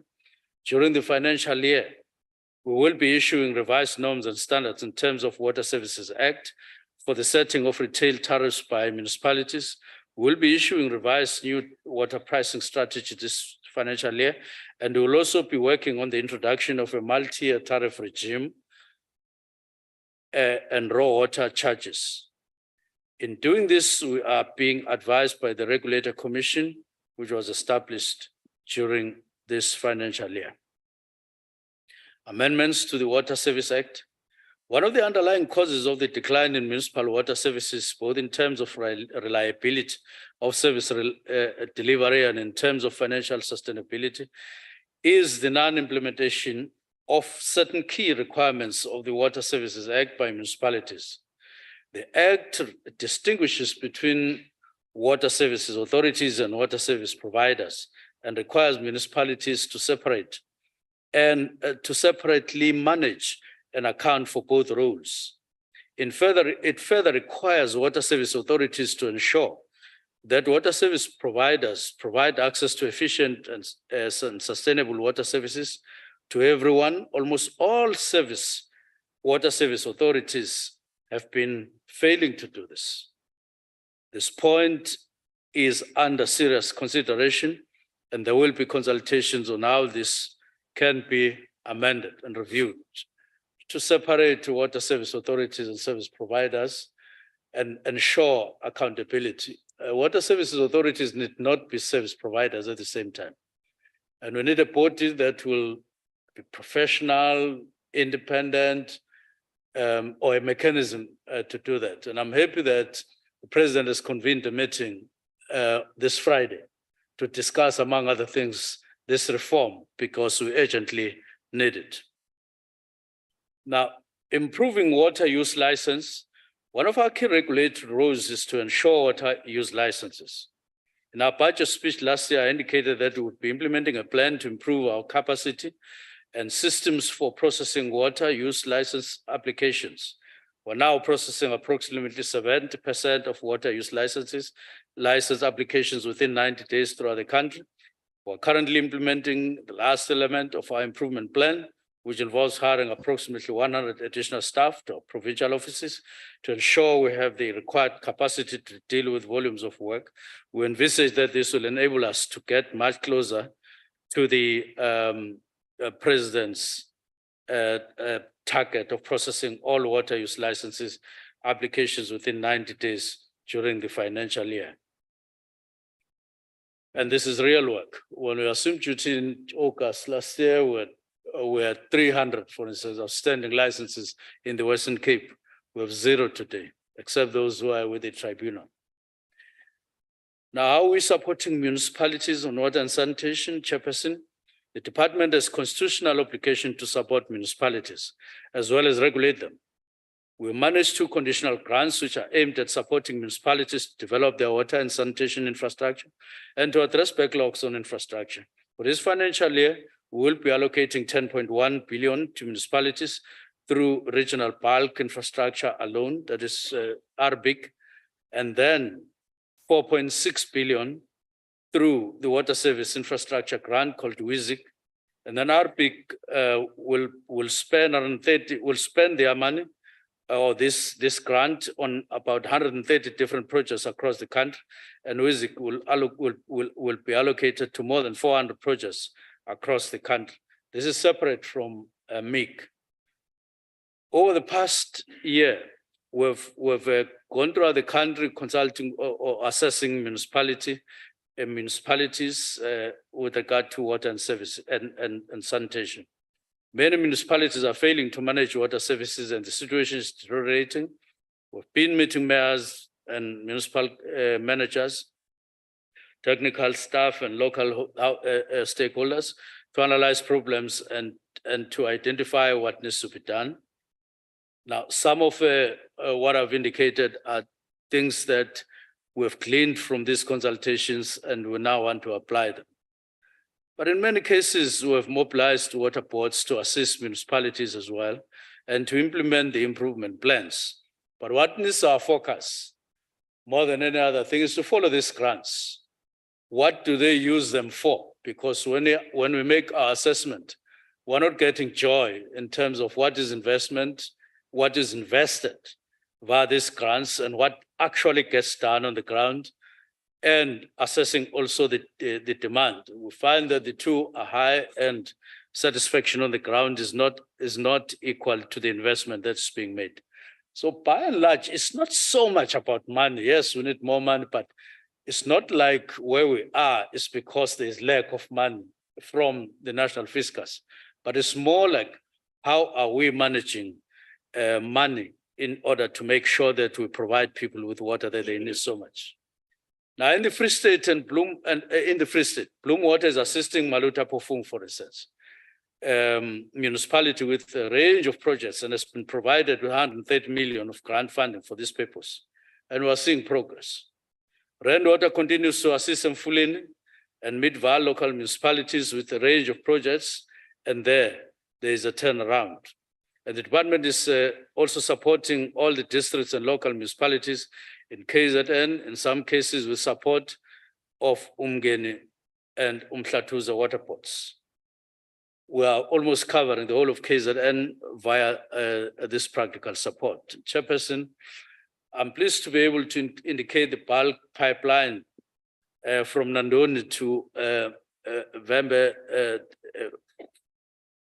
from Nandoni Dam in Vembe to Ntsami in Guyana has now been completed and is delivering water to that dam in Guyana.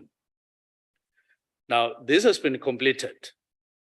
This has enabled Mopane District Municipality with the support of the department to start upgrading the water treatment works in Guyana and so that it can treat more water and to start incremental construction water reticulation systems to 55 villages in Guyana to improve the level of service.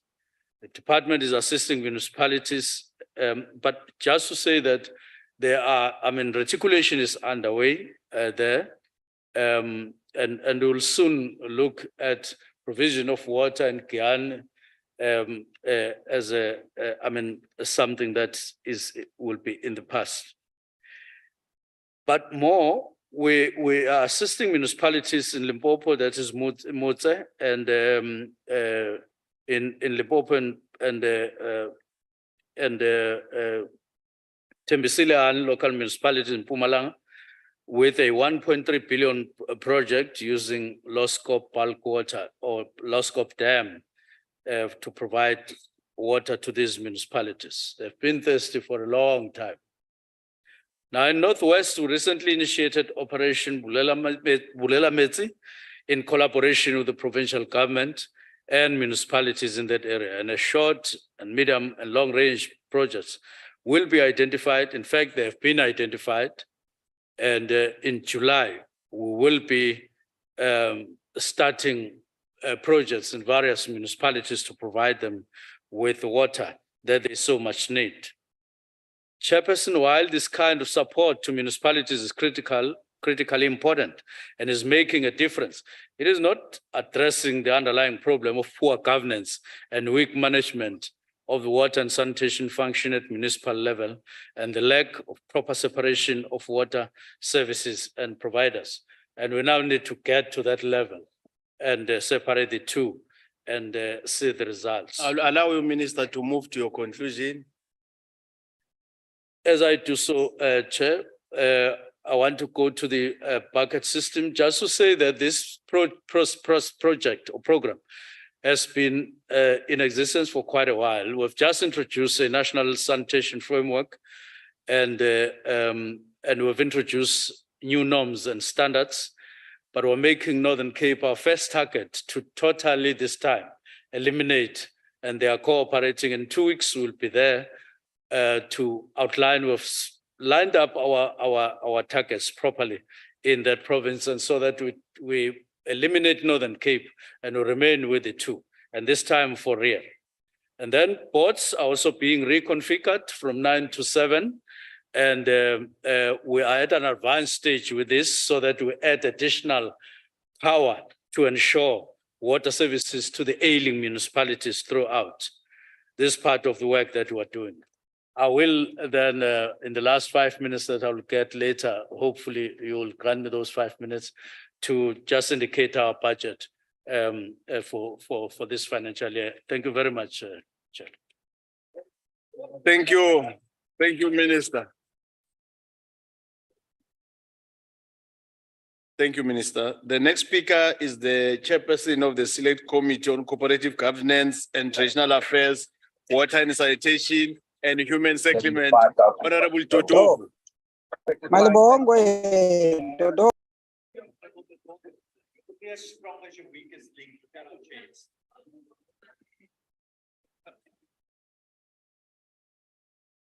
House Chairperson and Chairperson of the session, Honorable Jomo Nyambi, Deputy Chairperson of the NCOP, Honorable Sylvia Lucas, Minister of Water and Sanitation, Honorable Senzo Mtunu, Deputy Ministers of Water and Sanitation, Honorable David Mahlobo and Honorable Judith Chabalala, heads of entities under the department, permanent and special delegates, ladies and gentlemen. I must confess that it is always difficult for me to deliver a speech in these chambers on this day, the 31st of May, without refreshing our memories on the many painful events which happened in this country, which are now part of our historic past. It was on this day in 1902 that a Treaty of Vereeniging between the British and Afrikaners was signed at the exclusion of the African people to end a 3-year Anglo-Boer War of 1899. It was on this day in 1910 that the Union of South Africa came into existence, bringing into one the Cape, the Natal, the Transvaal, and the Orange River colonies. And as such, the 31st of May, which was then declared a public holiday. It was that moment in history which propelled and instigated the formation of the ANC on the 8th of January in 1912. Honorable Chairperson, it was indeed on the 31st of May in 1938 that the old apartheid flag was first flown and a new national anthem, the Stem, was adopted and sung to coincide with the 100th centenary anniversary of the great trek of the four trekkers. On this day in 1961, South Africa became a republic, thus severing its long-standing ties to the old British Empire and adopted the rand as its monetary currency to replace British pound sterling.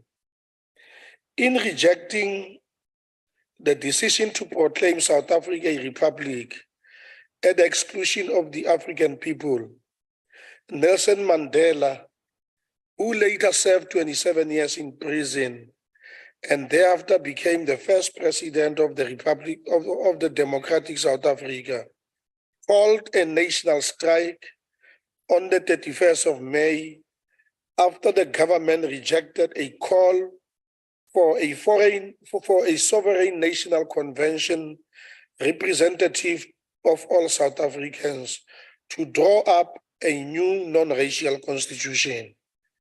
It was as a result of this event that on the 26th of May, a day declared Freedom Day since 1952 by the Liberation Movement, that President Mandela, while underground, issued a statement under the famous title, "The Struggle is My Life." And he said, "Only through hardship, sacrifice, and militant action can freedom be won.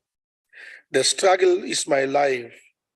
I will continue fighting for freedom until the end of my days." Honorable Chairperson, today under the DA in Tshwane Metropolitan Municipality, the struggle is live for the people of Hammanskraal. As a result of its lack of vision and commitment to serve and its don't care attitude, last week, 22 lives were lost in Hammanskraal. It is extremely painful that all the warnings about water pollution in that area fell on deaf ear because the interest of the DA, as we all know, was never about providing safe, drinkable, and potable water to the people of Hammanskraal. But as we said yesterday, it was to look for votes, and as such, acted and continue to act like a predator at the smell of blood, and always reminding us how they will take power in 2024. Honorable Chair, let me present to you a series of events we sought to warn the Tshwane Metropolitan Municipality about the contaminated water in Hammanskraal and the urgent need to resolve it. Let's set the record straight.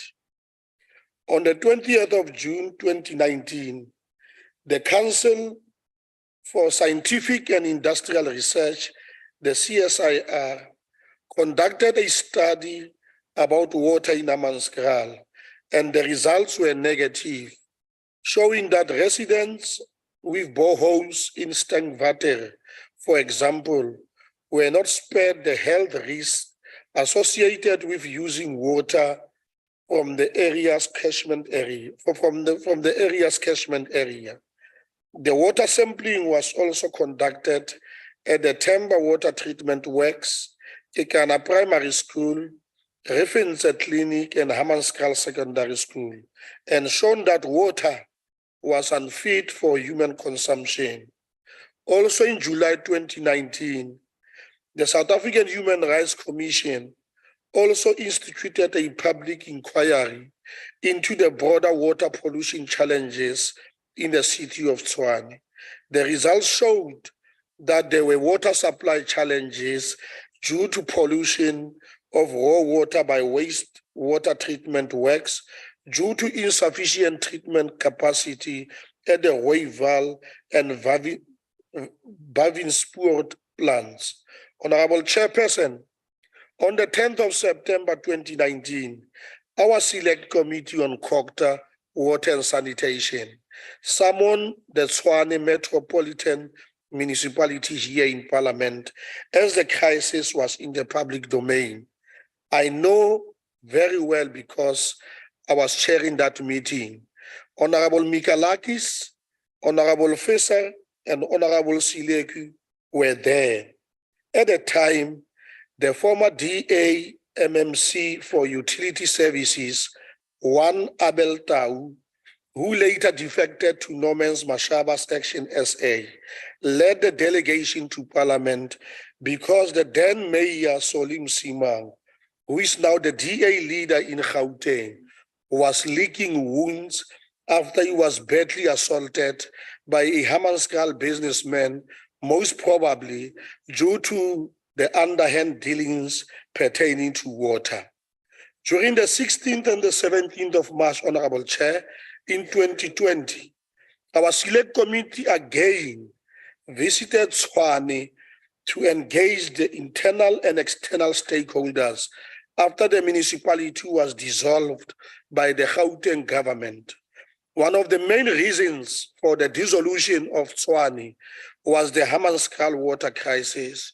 In a report which was adopted by this House In our sitting at the Gauteng legislature, this house made this following observation, and I quote from the report of this house.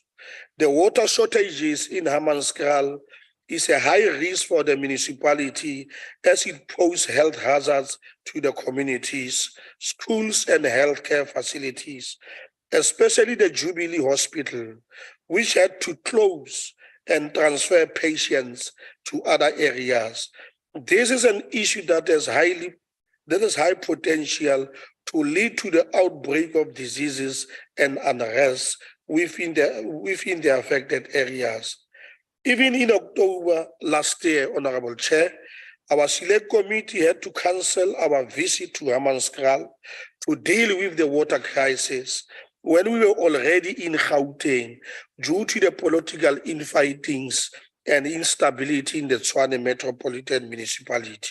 Even this year, we had to cancel our oversight visit to Tshwane due to these problems. Honorable Chair, we can go on and on and on and on, showing that the water crisis in Hammanskraal is not new.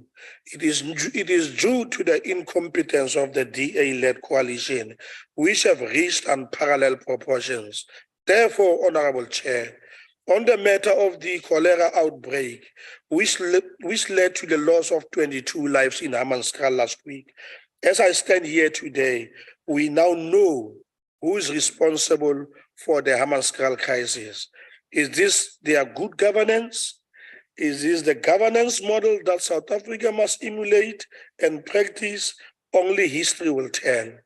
Honorable Chair, with regard to our engagements with the department on its annual performance plan and budget for 2023-24, we have noted that the department has identified several delivery target priorities that require implementation, executive accountability, and parliamentary oversight.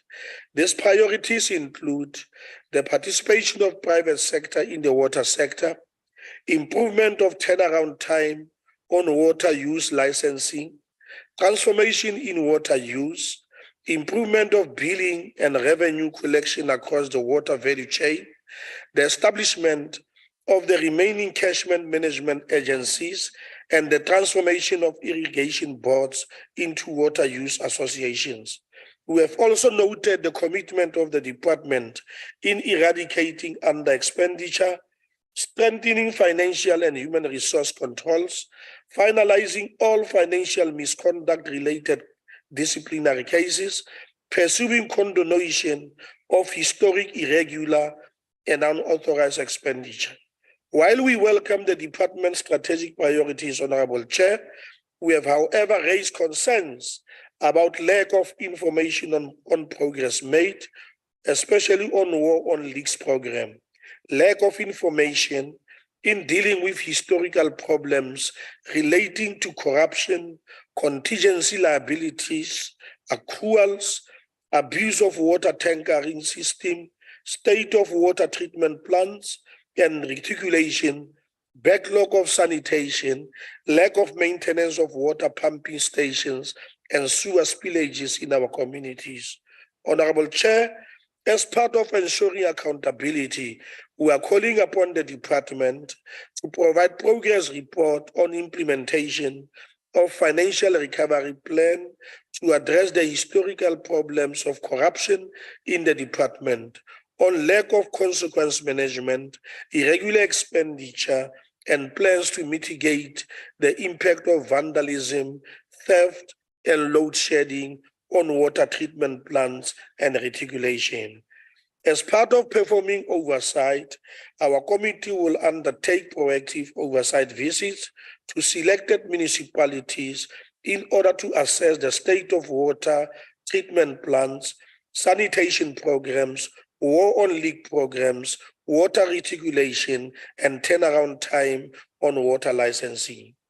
Honorable Chair, during the State of the Nation address in 2023, our President pointed that the full-scale construction works for the Lesotho Highlands Phase 2 project will commence very, very soon in order to ensure security water supply to Gauteng, Free State, and Mpumalanga, Northwest and Northern Cape provinces. Like the minister has indicated this afternoon, we are happy that the construction has begun. The president also announced that the first phase of Mzimvubu water project will start soon to construct the Ntabelanga Dam and later the construction of the Lilane Dam, which will include hydropower station.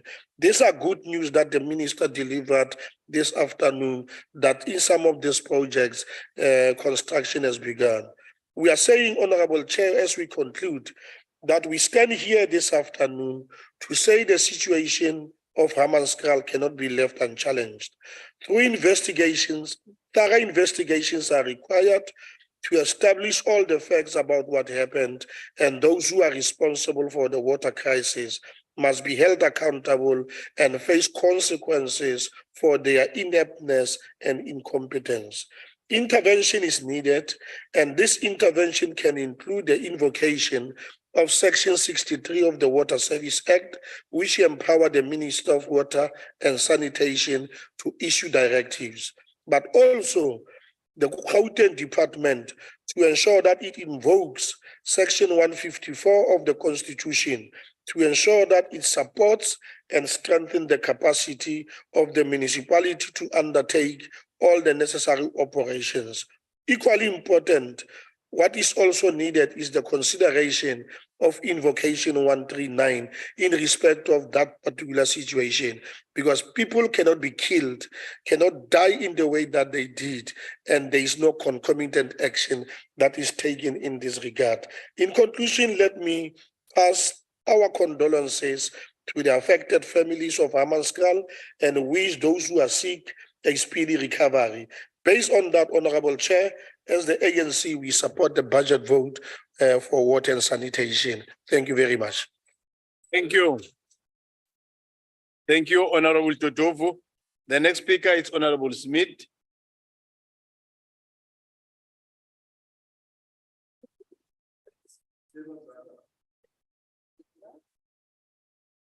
Thank you, Honorable House Chair, honorable members, Honorable Minister, Honorable Deputy Minister, fellow South Africans.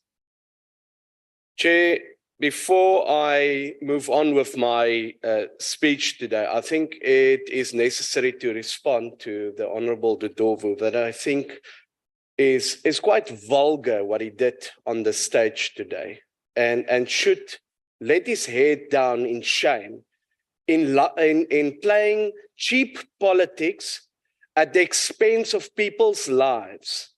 And it is not only in Tshwane where it is. If you've checked now, there's already cases in Limpopo, there's cases in Free State, there's cases all over because of the situation throughout our country with water and sanitation.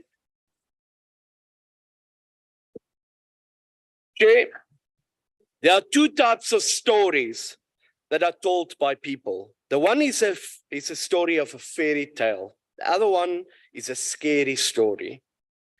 Chair, today, I want to tell you a story of a small town in Limpopo by the name of Mokopane, situated in Mogalakwena. By now, you should already know that this is going to be a scary story. It is around 7 p.m. at night. You are entering this town. First thing you notice is that it is dark, that as only 90% of street lights are working. 90% of street lights are not working. Then you must drive very slowly and drive like an intoxicated driver to avoid all the potholes, or rather dongas is a better description. Likely there's no lines left on the streets as it hasn't been painted for ages. But be careful that you don't skip a stop without a stop sign or a traffic light that doesn't work, as other drivers are also trying to navigate in the dark through these donga infested streets. Then you smell the stench that takes your breath away while you see the glow of a stream flowing down the street from a fountain from a manhole next to the road. As you arrive at the house, all the lights go off as stage 6 load shedding kicks in. Hopefully it's a 4-hour session instead of a 2-hour session. That is if there isn't another problem with the electric network that hasn't been maintained for decades. Now a faulty circuit breaker or transformer blowing up. We also must not forget about the risk of cables being stolen during this period. You navigate with the light of your cell phone to the front door, entering the house quickly to run to the bathroom to find that there's no water in the taps for hours or even days now. You try to call the municipal call center that barely answers calls anymore, but there's no network as the cell phone towers have no time to recharge the batteries, or the cables or the batteries are stolen for that matter. Chair, this sounds like something out of a horror movie, but this is the reality of many communities out there. This is the story of ANC failure. I've been writing to Minister Sisulu when she was still the Minister of Water and Sanitation, and consequently to Minister Mchunu, Minister Mantashe, as well as ESCOM, to urge them to intervene at the Lepelle North Water Board, that's struggling to keep up with the water demand for Mogalakwena due to load shedding and electricity outages that makes it impossible to keep reservoirs full. So the town needs to implement water shedding beyond load shedding. Due to a lack of water, the sewer systems are starting to block up as the effluent are getting dry and hard in the sewer pipes that causes the sewer spillages all over. The pumps at the sewer plants are not keeping up with the constant load shedding and outages. That is beyond the capacity challenges due to zero forward planning and corruption, as there were no expansions to deal with the increased load. Chair, this could all have been avoided if the Flag Bashilo bulk water project was done under Minister Mokonyane a decade ago, but that money disappeared. Minister, that Flag Bashilo project was at that stage going to cost about 7.2 billion. It's now 24 billion. Minister, I want to know what has been done over the 260 million rand that was wasted on the unfinished Masori bulk water treatment plant due to corruption. The same question needs to be asked about the water line from Nondoni Dam to Makadu that has multiple sets of pipelines laying side by side as it has been redone over and over again, still not delivering any water to the community of Makadu. Chair, this department is stained with failure and non-delivery and should lower its head in shame for failing South Africans. And Minister, I know it's something that you inherited, but the reality is from your organization. So the organization that pride itself for being pro-poor, allowing people to drink water with animals from fountains or whatever, where people have to dig for water. And at the end, we only have one option as South Africans, and that is to ensure that we all register to vote and go and vote for a government that has a proven track record of the best service delivery in South Africa, a government that is accountable, trustworthy, and get things done. This government is no other than the DA-led moonshot pack. Let's fix this mess, South Africa, and turn this horror story into a fairy tale for the generations to come. Vote to DA in 2024. I thank you.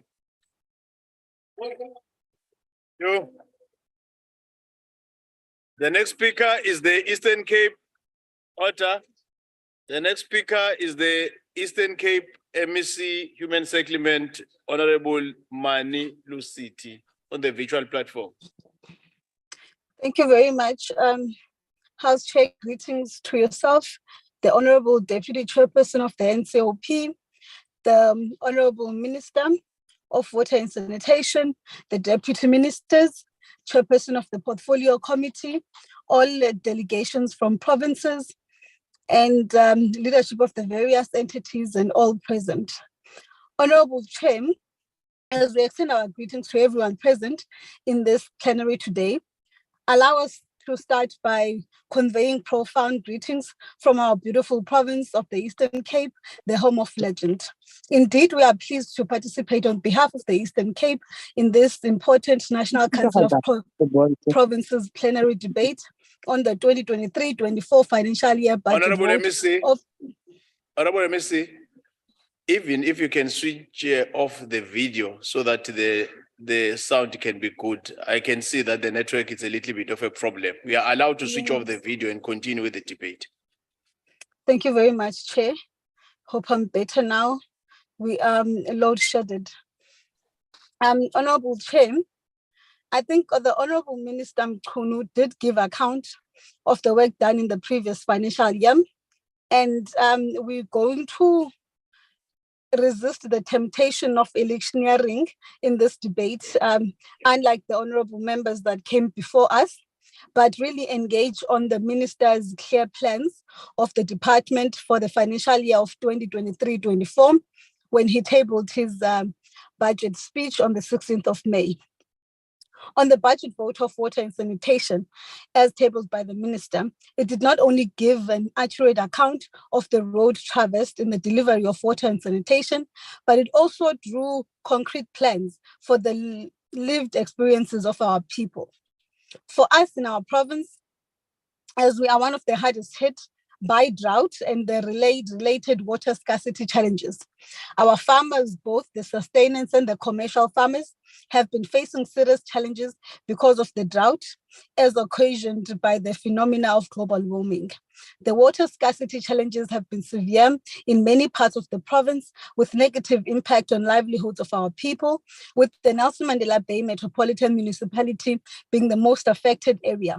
And that was close to day zero.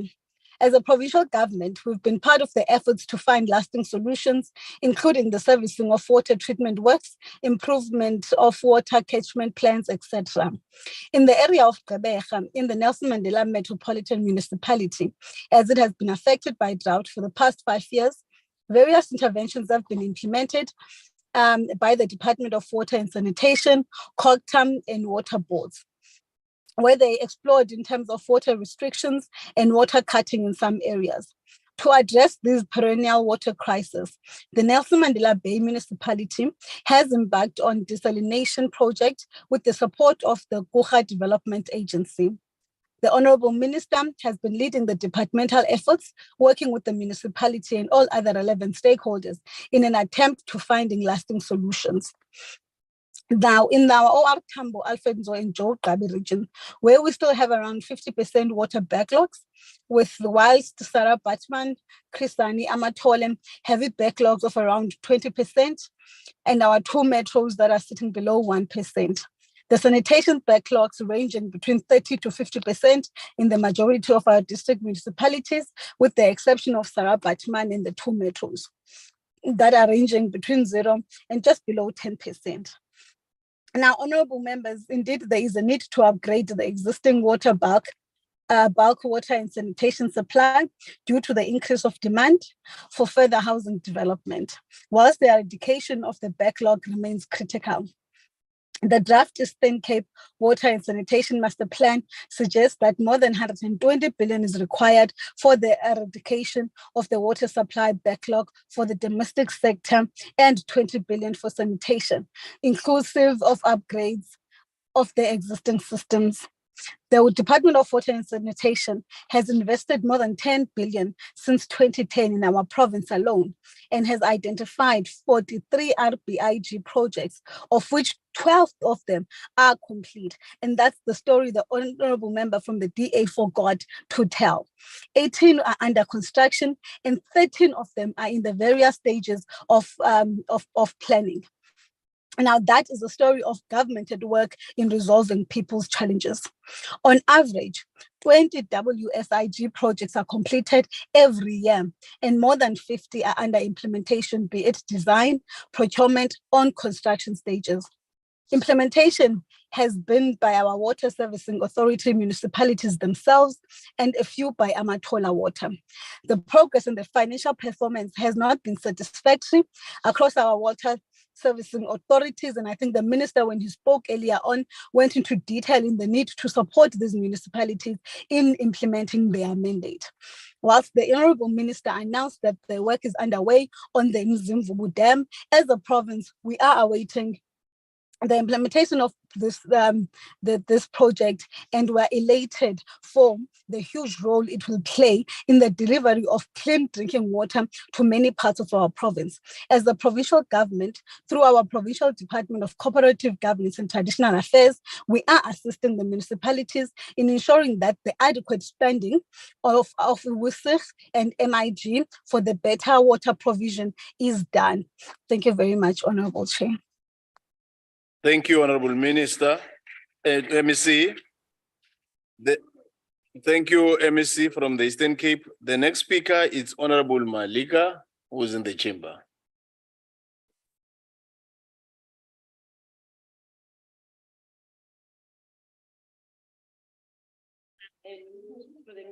Your mic. Greeting to the Minister, Deputy Ministers, Deputy Chairperson, Mayor Lucas, House Chairperson, and the Chief Whip, Special and Permanent Delegates. Honorable House Chairperson, we have come a long way as a country.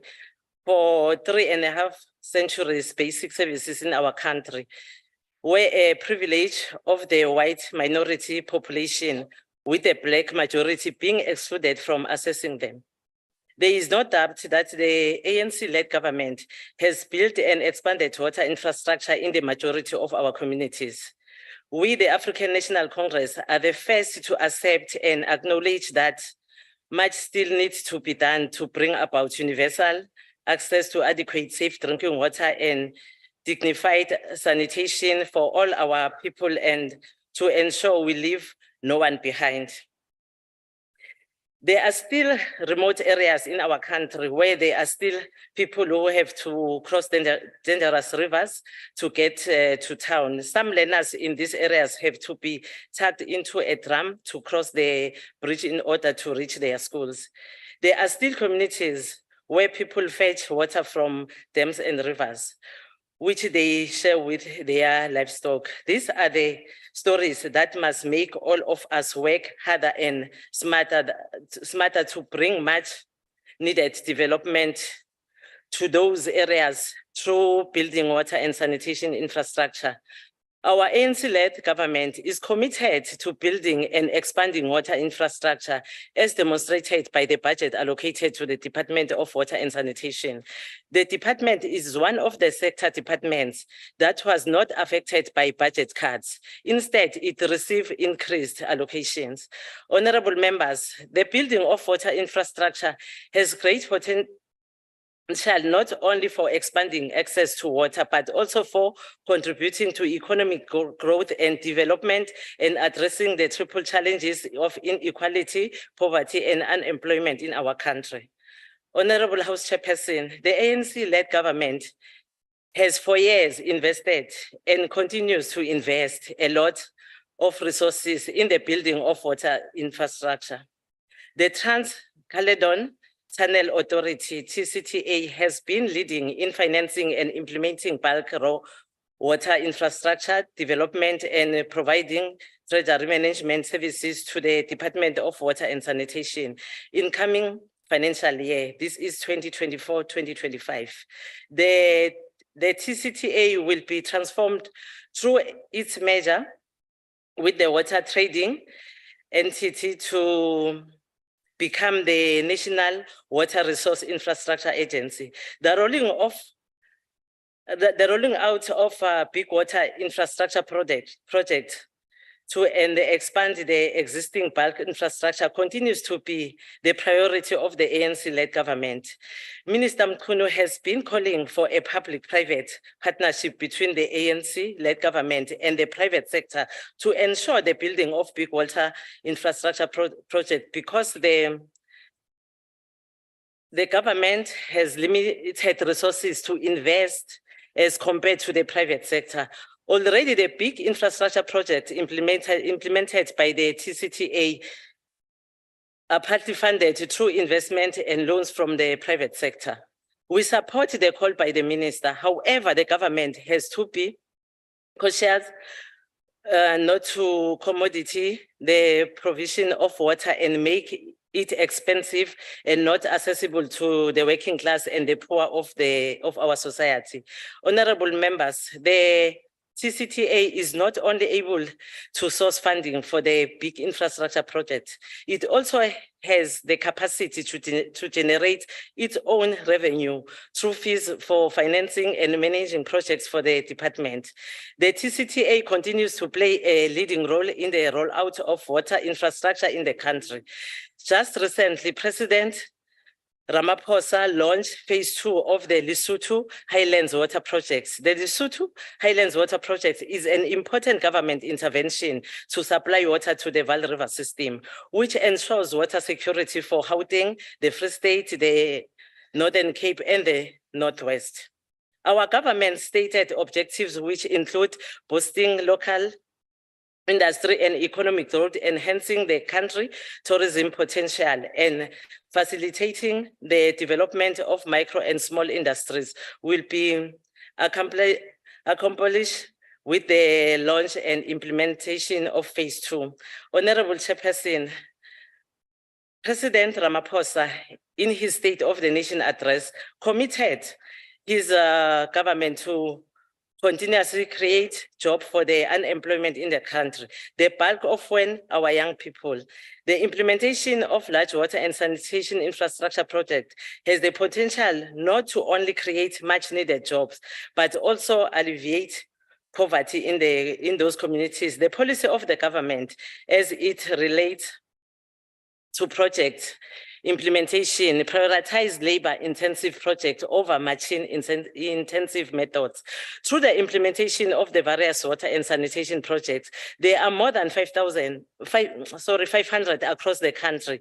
We expected the department to create thousands of jobs to young people to contribute to the president's announcement on job creation programs. Honorable members, we must insist that through the implementation of big infrastructure projects, there should be a transfer and the certification of skills by the Department of Labor and Employment, so that all those who have participated in these projects be able to either work for themselves or increase their chances of employment in the labor market. Furthermore, local communities must ensure that construction companies contribute to these communities as part of the parcels of their social responsibility to alleviate poverty through the building of community centers. Honorable House Chairperson, it is a known fact that water under apartheid was used for the benefit of the wealthy and mostly for the white minority in our country. The dams and water infrastructure were built solely to the purpose of ensuring that the white minority lifestyle is maintained at the expense of their black majority, the black majority. The apartheid government ensured that water rights and privilege were the preserve of the white minority. Dams were built to support white commercial farmers.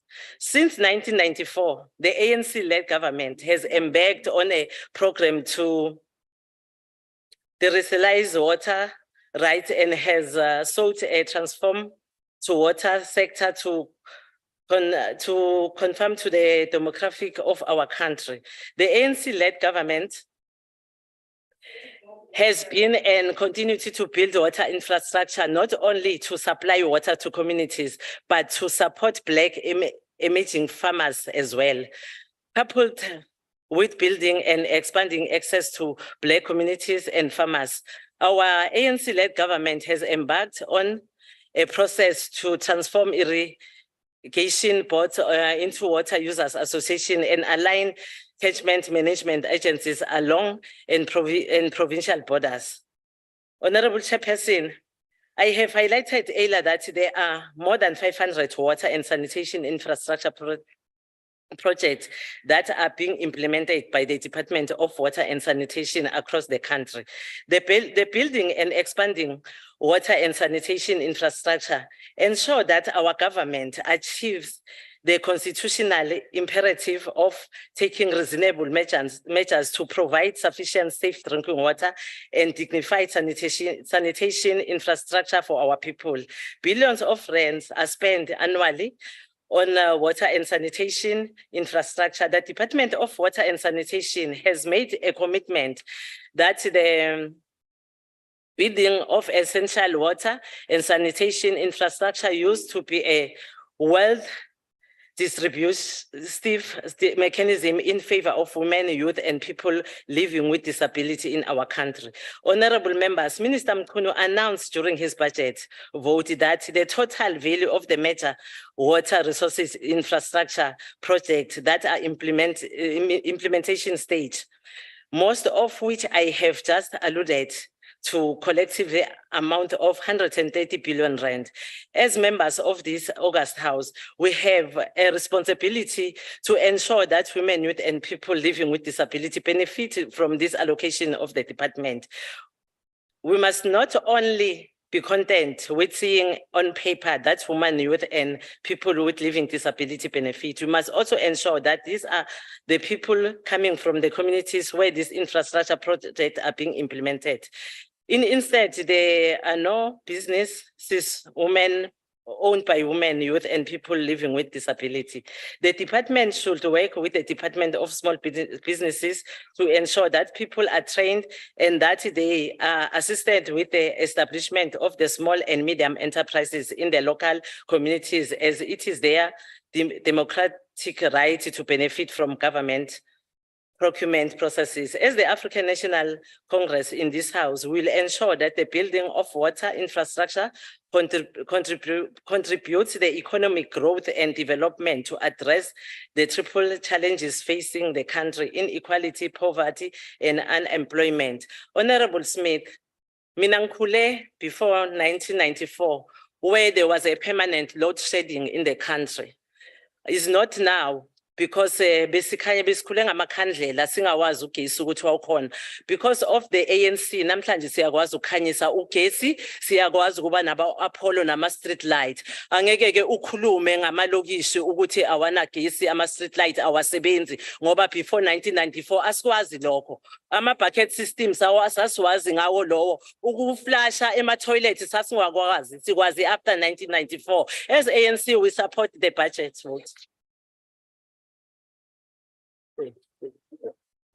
Thank you. Thank you, Honorable Malika. The next speaker is Honorable Dlamini.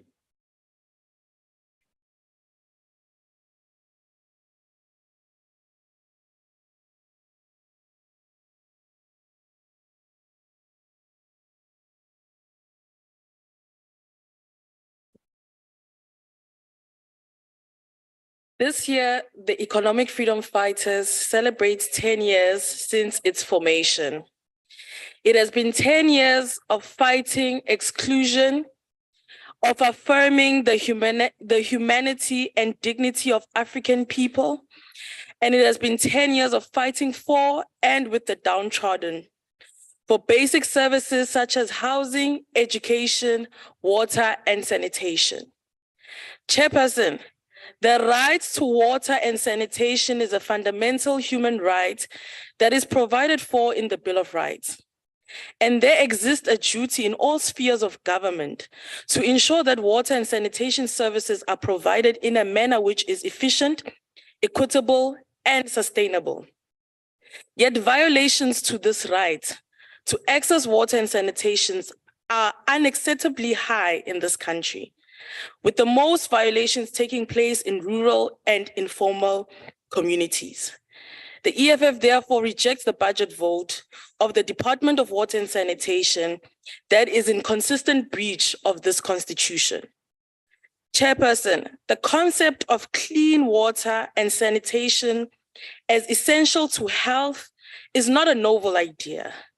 However, in South Africa, water and sanitation services are still severely lacking, and progress with respect to sanitation has been slow.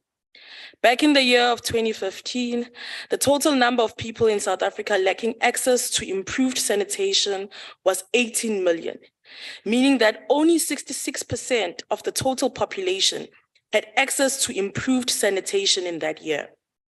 The figures have not changed much. This even though improving access to clean drinking water and safe sanitation is one of the most effective ways of improving public health and saving lives. South Africa's sewage system has largely collapsed. In Springbok, in the Northern Cape, the sewage infrastructure in the remote town is failing at a dramatic rate due to the neglect over the past 30 years. So much so that its sewage works are now scoring a merger 30% or less in the Green Drop assessment. In eThekwini Metropolitan Municipality, 19 out of the 27 wastewater treatment plants work, leading to raw sewage spilling into the ocean and other freshwater reservoirs, risking the lives of people and the biological life in that area. In Sekhukhune district of Limpopo, residents have experienced a chronic water crisis which has persisted for decades and which has left communities in and around the region without water.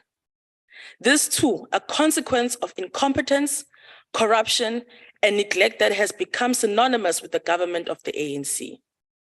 Chairperson, every day, Black people are forced to live in unhygienic and unsafe conditions as they have to use unenclosed toilets that are unclean and against norms and standards for delivery of services.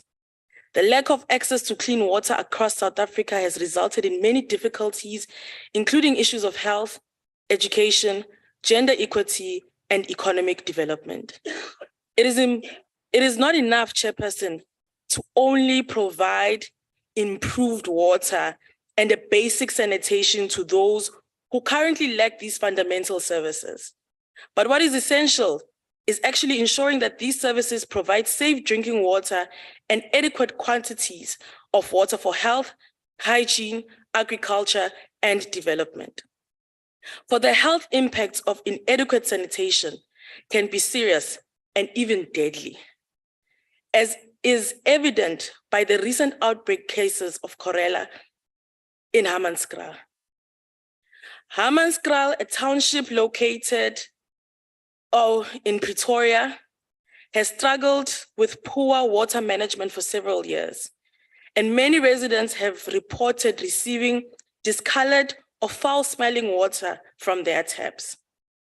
The crisis in Hammanskraal, therefore, is only a natural outcome of the neglect that the ruling clique has had over issues that affect communities across the country. The people of Hammanskraal have been ignored by both the ANC and the National Party, the DA, which now rules the municipality. The residents of Hammanskraal have been faced with water crises since 2011, to an extent that in the 2016 EFF elections manifesto, the president and commander-in-chief of the EFF highlighted that the Human Rights Commission every year issues out reports that the water in Hammanskraal is not good for consumption.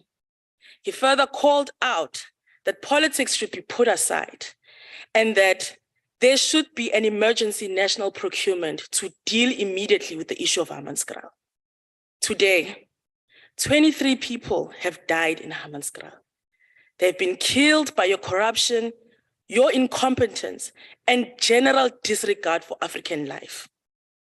Chairperson, the former President Thabo Mbeki correctly weighed in on the challenges faced in this department regarding the cholera outbreak in Hammanskraal. describing it as an illustration of a continued deterioration of governance. There exists a lack of proper coordination between the Department of Water and Sanitation and the Water Board. There is a growing number of demand of water, and there has been strain to the debilitating and aging infrastructure, and the department is not keeping up with the pressure to perform effectively. This also has to do with the lack of the successive plan from the department. The department has failed to address this problem, and the result of your failure is everywhere to see. This department is thoroughly dysfunctional, that it would not make the difference whether it did not exist. As the EFF, we have long emphasized the importance of providing clean water and sanitation facilities, as well as promoting public education campaigns on proper hygiene practices. Over the past 10 years, and particularly the 9 years that we have been in Parliament, we have repeatedly highlighted the deteriorating quality of water infrastructure in this country, and that if we fail to act, we're inviting a water Armageddon to the citizens of this country. Chairperson, access to clean water is a basic human right. And it is unacceptable that the residents of Hammanskraal had to pay with their lives for this department ineptness. Corruption, incompetence, and lack of vision skills has put us to where we are today. Many of our people must view this for what it is. It cannot be that the price and the ultimate price is of African lives. Never forget where we are. Chairperson, for this, and on behalf of the people of Hammanskraal, we reject this budget vote. Thank you. The next speaker is the Deputy Minister of Water and Sanitation, Honorable Shabalala.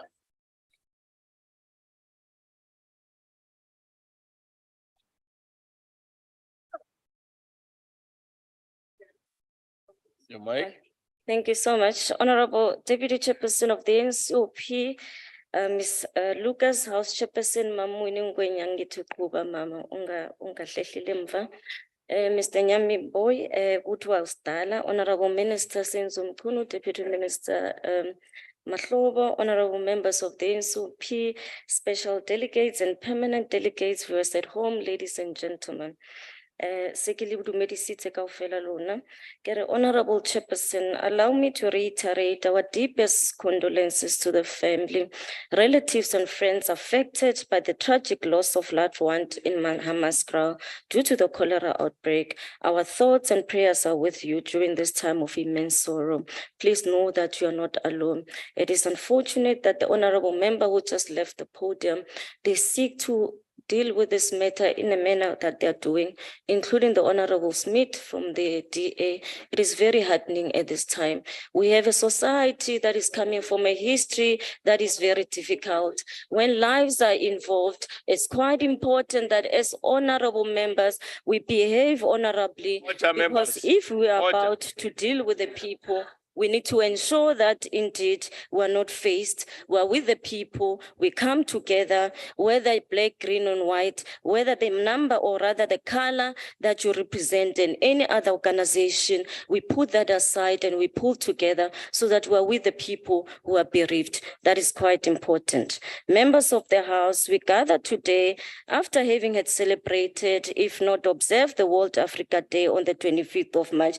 Believe me, I don't mind being held. I'm from that house. I used to do it. I can do it even more. This day signifies commemoration of the foundation of the Organization of the African Unity, known as the African Union. And this is incredible continent's diverse cultures and achievements under the theme, the Africa we want. The same day, Minister Senzo Mkhunu called us to a water symposium under the themes, water sustainability for the future. The theme speaks for itself, attending to the future services of the country, water resources, security, governance, regulations, amongst others. Indeed, Minister, the response from the sector was positive. As we conclude the month of May today, we begin our Youth Month. I would like to remind all members of this esteemed House that of the words of the expressed by the longest serving President of the African National Congress, Tata Oliver Mdala, Tambo, when he said that, and I quote, a country that does not take care of its children does not deserve its future. It is in this light that the ANC government, whenever we hear of water leaks, sewer spillages, and sanitation that affect the schooling of our unwavering commitment to speedily to attend to them.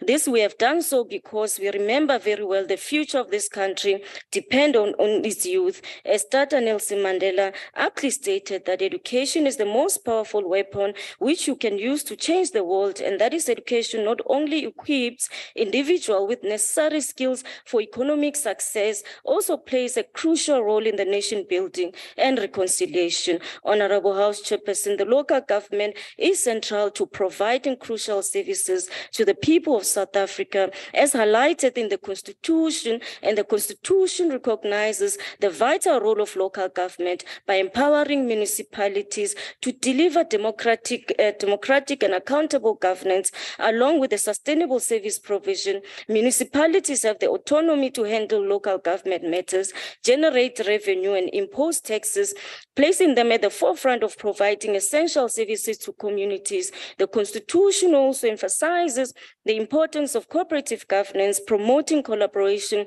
amongst national, provincial, and local spheres to enhance service delivery efficiency. Provinces, on their part, opposes the authority to enact legislation that ensures peace, order, and good governance within its regions. The district development model adopted by the democratic governments aims to enhance intergovernment relations and expedite service delivery to the people. Wait for me to finish, I'm coming to you. This model facilitates faster and more efficient provision of services, including water and sanitation to communities, by promoting collaboration, coordination, and community involvement. It ensures targeted intervention. Sorry, GM, let me deal with Honorable Smith. Honorable Why raise my hand? Chairperson, I want to know if the honorable member will take a question from me. Order, members. Honorable GM, are you ready to take a question? I don't think it's ready with the answer. I won't take your question. You won't like No, my it's not answer. ready. Take your seat. Continue, GM. And improve service delivery outcomes. The revised medium-term strategic framework has prioritized water and sanitation as a key focus area with the goal of enhancing service delivery in this sector. This it aligns with the objectives of the Economic Recovery Plan and Reconstruction Plan and the National Development of the Government. By aligning these plans, there is a concerted effort to address challenges in water and sanitation provision, improve service quality, and contribute to overall socio-economic development in line with the national goals and aspiration. The government investment in water and sanitation infrastructure demonstrate a commitment in addressing sector challenges and fulfilling promises outlined in the 2019 elections manifesto. Efforts are focused on building municipal capacity to provide reliable services, issue permits efficiently, and enforce regulations and bylaws effectively by promoting investment, job creation, and improved service delivery. Now, the significant progress in water and services infrastructure development and increased funding of about 15.5 billion under the water services management through the grants demonstrate the government commitment to improve access to clean water and sanitation. Now, somebody wants to tell me that we're not committed. The investment not only addresses basic needs, but also improve economic growth and job creation, reducing inequality and supporting emerging sectors by monitoring performance and aligning with national development objectives. The government is actively working towards fulfilling promises made to our people. Our continued support and investment in the sector are crucial for driving holistic development and improving the quality of life for all South Africans. The allocations provided for various municipalities underscore the importance of strategic investment in the infrastructure development. The financial resources plays a crucial role in the addressing the needs of communities, enhancing the service delivery and stimulating economic growth.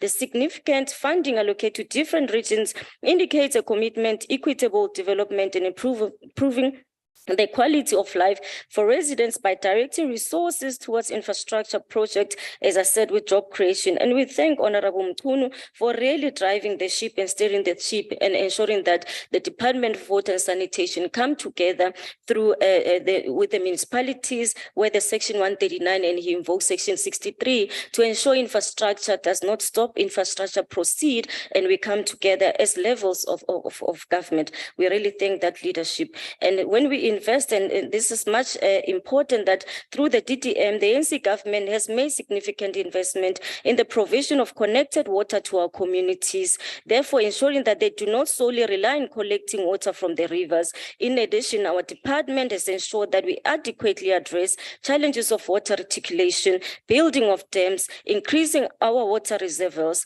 have given attention in this budget to the construction of wastewater and water treatment plant in order to ensure reliable water supply to all South Africans. This is done in order to ensure that the equitable distribution of our water resources is in line with the Provisional Freedom Charter. As the custodians of the Constitution, we have a clear obligation to support and regulate municipalities in the crucial role of the service delivery through the management of the Regional Park Infrastructure Grant and Water Services Infrastructure Grant. We are committed to allocating significant funds to addressing the infrastructure needs across the country, with an allocation of 10.1 billion rand for RBIC and 4.6 billion rand for WISIC. We are able to over 130 projects and 400 projects respectively.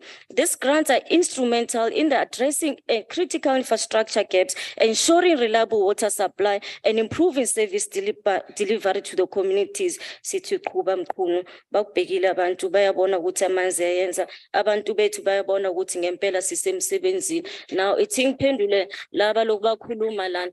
There is a task team since the issue of Hammanskraal has happened that Honorable Mkhunu has invoked, that is led by the Deputy Minister of Health, Deputy Minister of Health. Then we've got two Deputy Ministers of Water that is sitting there. We've got provincial government that is sitting there from the Health Department. We've got GCIS that is sitting there immediately when the outbreak happened. Hence, we see the people receiving water and potable drinking water. We've ensured that we've upped the game. So it can't be correct that we stand and we say nothing has happened. Government is doing too much. It's important, as honorable member, you must read and follow what government is doing. So you provide people with correct information. There's no time for rhetoric. It's time to resolve the issue of their lives. To come to the DA, it's unfortunate that you came here. What you said nothing. There was nothing happening in your speech. We are busy. We were here with the president just next door yourself, and we resolved number of issues, including the issues of the wastewater treatment plant. You must ask me, I was there, sent by the minister of your municipalities don't have capacity. We are giving the WISIC grant to yourself. You must be grateful. In fact, it must be shameful if you're not going to adopt this budget vote, because you are saying people must not receive water. I'm saying 22 seconds. You are saying people must not receive water in this country. You are saying the schools must not receive water. You are saying people must not be receiving water. You are saying we must not resolve the sewer issues, but you want to stand and say you are not adopting this budget vote. Tell South Africans that you don't care about them. You don't care about the lives and the quality of water in this country. Whoever does not support in this budget vote, you must be shameful to yourself, because you are saying to the South Africans that you are not interested. You speaking about corruption. Thank you, TM. But it's 54 seconds. It's 54 seconds. Allow me with these people. Allow me. It's 50. Thank you so much, Noriwu. Thank you. Thank you, Honorable TM. The next speaker is Honorable Fesser.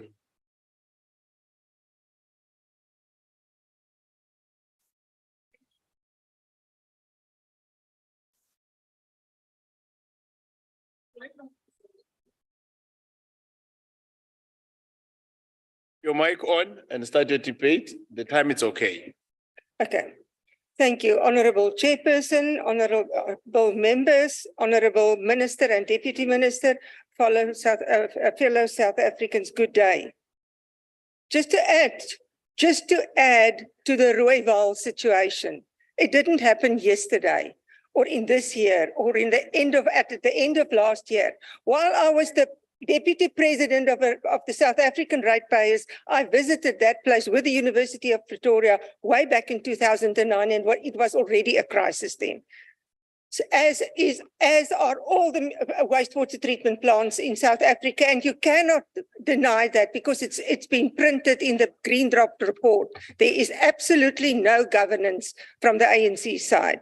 It is laughable that this inept government makes us forget that our power is off 6 hours a day, because what is happening in our water supply is much, much more serious.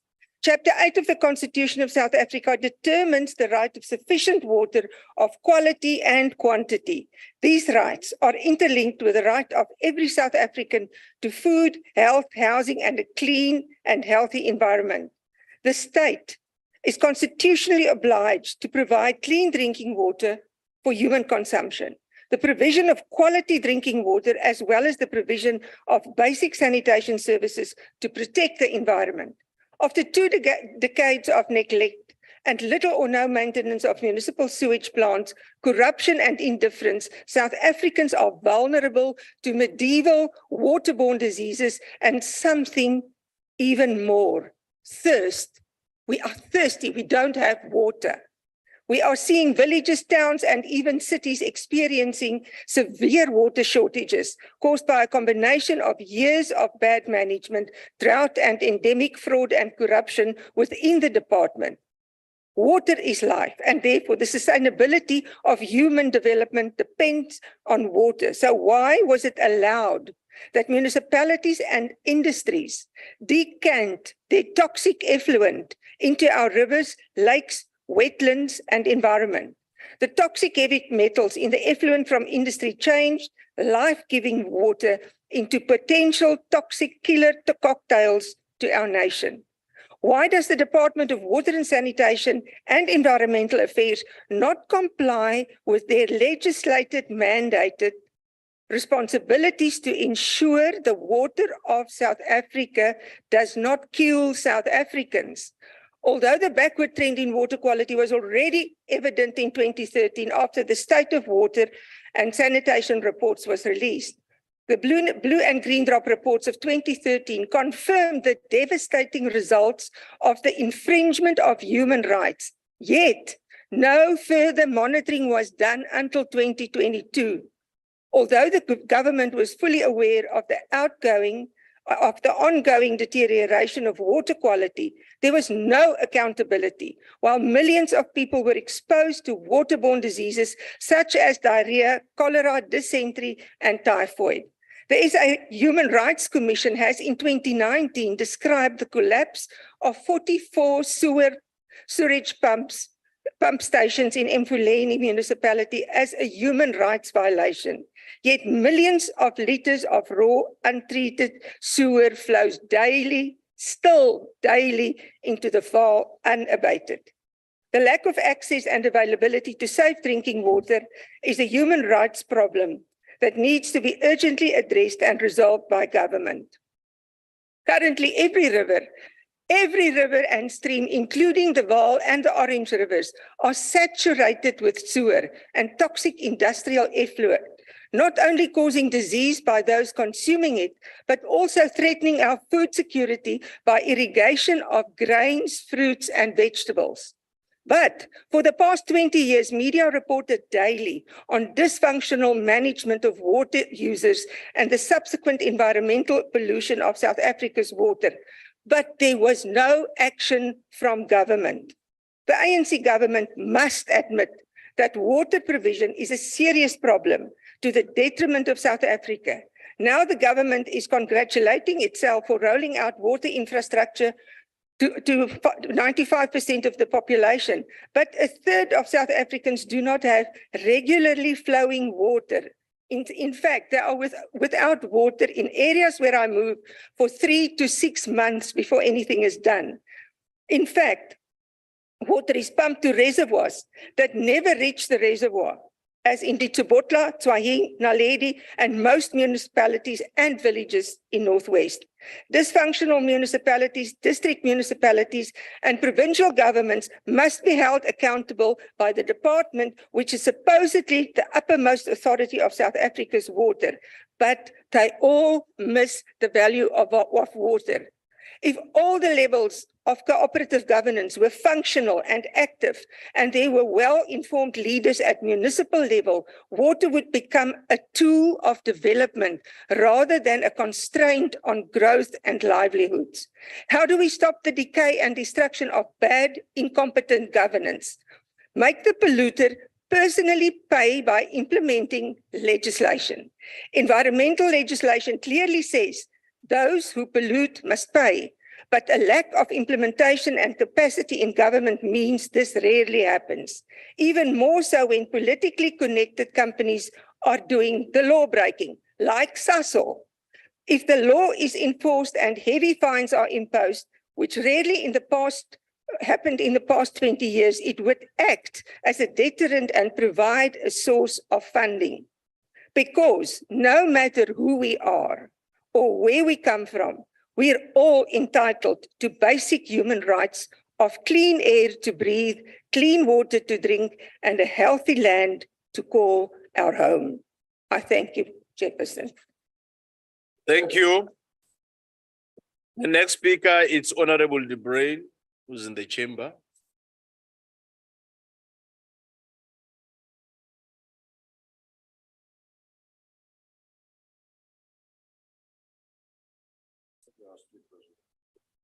House Chair, as we all know, water is a precious resource that sustains life, and access to clean drinking water is not only our constitutional right, but it is essential for good health and well-being.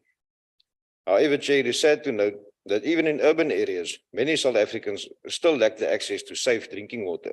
And in rural areas, the situation is even worse. Thousands of South Africans still have to walk long distances to reach water sources that is often contaminated with harmful bacteria and pollutants. This is not only a health hazard, it also has an economic burden, as families spend hours fetching water instead of engaging in productive activities. And the department has repeatedly promised to implement measures to improve these situations, but has failed to deliver on any one of these promises. And the fact of the matter is, millions of rands have been spent on projects that have not materialized, leaving our citizens to suffer in silence. Chairperson, the Honorable Dodovu attempted to give us a history lesson earlier today. And I think it is worth noting that since we're handing out history lessons, of the more than 500 dams that is currently in South Africa today, since 1994, only one was built under the government of the ANC. You have renamed a few, but that is as far as the successes go. That is how the ANC is providing for its people, Honorable Chair. Agbare voorsitter, ons kiesers en gemeenskappe ly al lank genoeg onder die tekort van skoon water en sanitasie. En dit is 'n reg wat in ons grondwet vasgelê is, en dit is 'n reg wat nie benadeel mag word nie. Maar tog doen die ANC in hierdie departement presies dit. Die feit dat talle Suid-Afrikaners nog steeds nie toegang tot skoon water het nie, is 'n skande. En die feit dat die riool daagliks deur die strate van elke woonbuurt in hierdie land vloei, is nog 'n groter skande, agbare voorsitter. Verlede jaar tydens die provinsiale week het ons Mangaung, Masonyana en Kopanong munisipaliteite besoek. En ek kan enige een van die Vrystaatse afvaardiging vra, selfs die ANC-lede, of hulle tevrede was met wat ons daar gesien het. Die antwoord sal verseker nee wees, agbare voorsitter. Ons kon in hierdie 3 munisipaliteite nie een enkele rioolsuiweringsaanleg kry wat funksionerend was nie.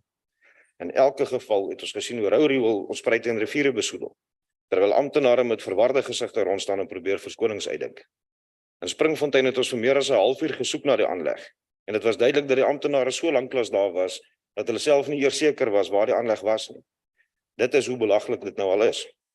En die hartseer van die saak, voorsitter, is dit is nou al meer as 'n jaar later, en in plaas daarvan om hierdie belaglikhede aan te spreek, het die munisipaliteite onder die oorsig van hierdie departement absoluut nog niks daaraan gedoen nie. En die situasie is nou erger as ooit van tevore. Maar ons moet vandag hier staan en hoor hoe hierdie departement sy fiktiewe suksesse wil staan smous en te kenne wil gee dat hy in die ANC-regering in die belang van sy mense optree. Niemand glo dit meer nie, agbare voorsitter. Ons kan nie. Die minister het in Maart vanjaar in antwoord op 'n geskrewe vraag bevestig dat die Mangaung Metro meer as 46% van sy water vermors as gevolg van lekkasies, verouderde infrastruktuur en onwettige aansluitings. In dieselfde asem skuld die Mangaung Metro entiteite soos Bloemwater honderde miljoene rande. En nie om te noem dat ons in 'n waterskaars land is en jaarliks minder en minder water tot ons beskikking het nie. Ek sou graag in die antwoord van die minister ook wou gehoor het hoe sy departement hierdie vermorsing en die munisipaliteit gaan aanspreek. Maar in getroue ANC gees was hierdie onderwerp eerder vermy. Honorable Chairperson, Prof. Anja Du Plessis, a research specialist in water resource management, made the following statement regarding the recent cholera outbreak, and I quote, "The current outbreak is not necessarily an issue of drinkable water. It is as a result of a combination of factors. These include dysfunctional and non-compliant wastewater treatment works, mismanagement, underinvestment, and misappropriation of funds. Along with the lack of political will and action over the past 2 decades, these factors have formed a perfect storm. It is a legacy issue that has been emphasized by myself and other researchers since as far back as 2002. Close quote. Agbare voorsitter, om op te som, onder hierdie departement, onder die laaste 3 dekades, is bestaande infrastruktuur vernietig en staan meeste in ongebruik. Bittermin tot geen nuwe infrastruktuur word suksesvol gebou nie, weens 'n tekort aan befondsing en in die meeste gevalle politieke wil. En die bietjie diens wat ons kry vanaf hierdie departement is van so gehalte dat gesondheidsrisiko's inhou. Dit is verseker nie suksesverhaal in die agbare voorsitter. En Suid-Afrikaners kan en gaan nie langer tevrede wees met hierdie blaatante skending van ons menseregte nie. En dit sal duidelik gemaak word by die stembus in 2024. Thank you. The next speaker is the Deputy Minister of Water and Sanitation, Honorable Mahlobo.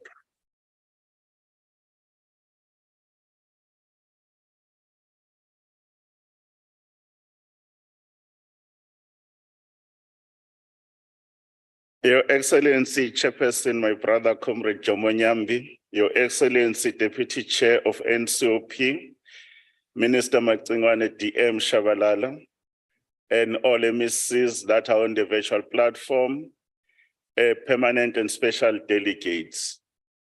Let's tell no lies, let's claim no easy victories, and let's not mask our difficulties.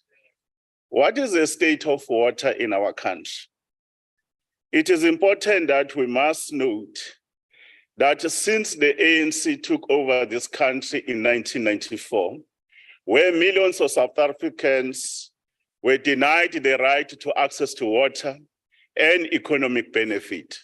As we stand here today, more than 90% of South Africans have access to water and the economic benefits. But the ANC government is the first to admit that more still needs to be done.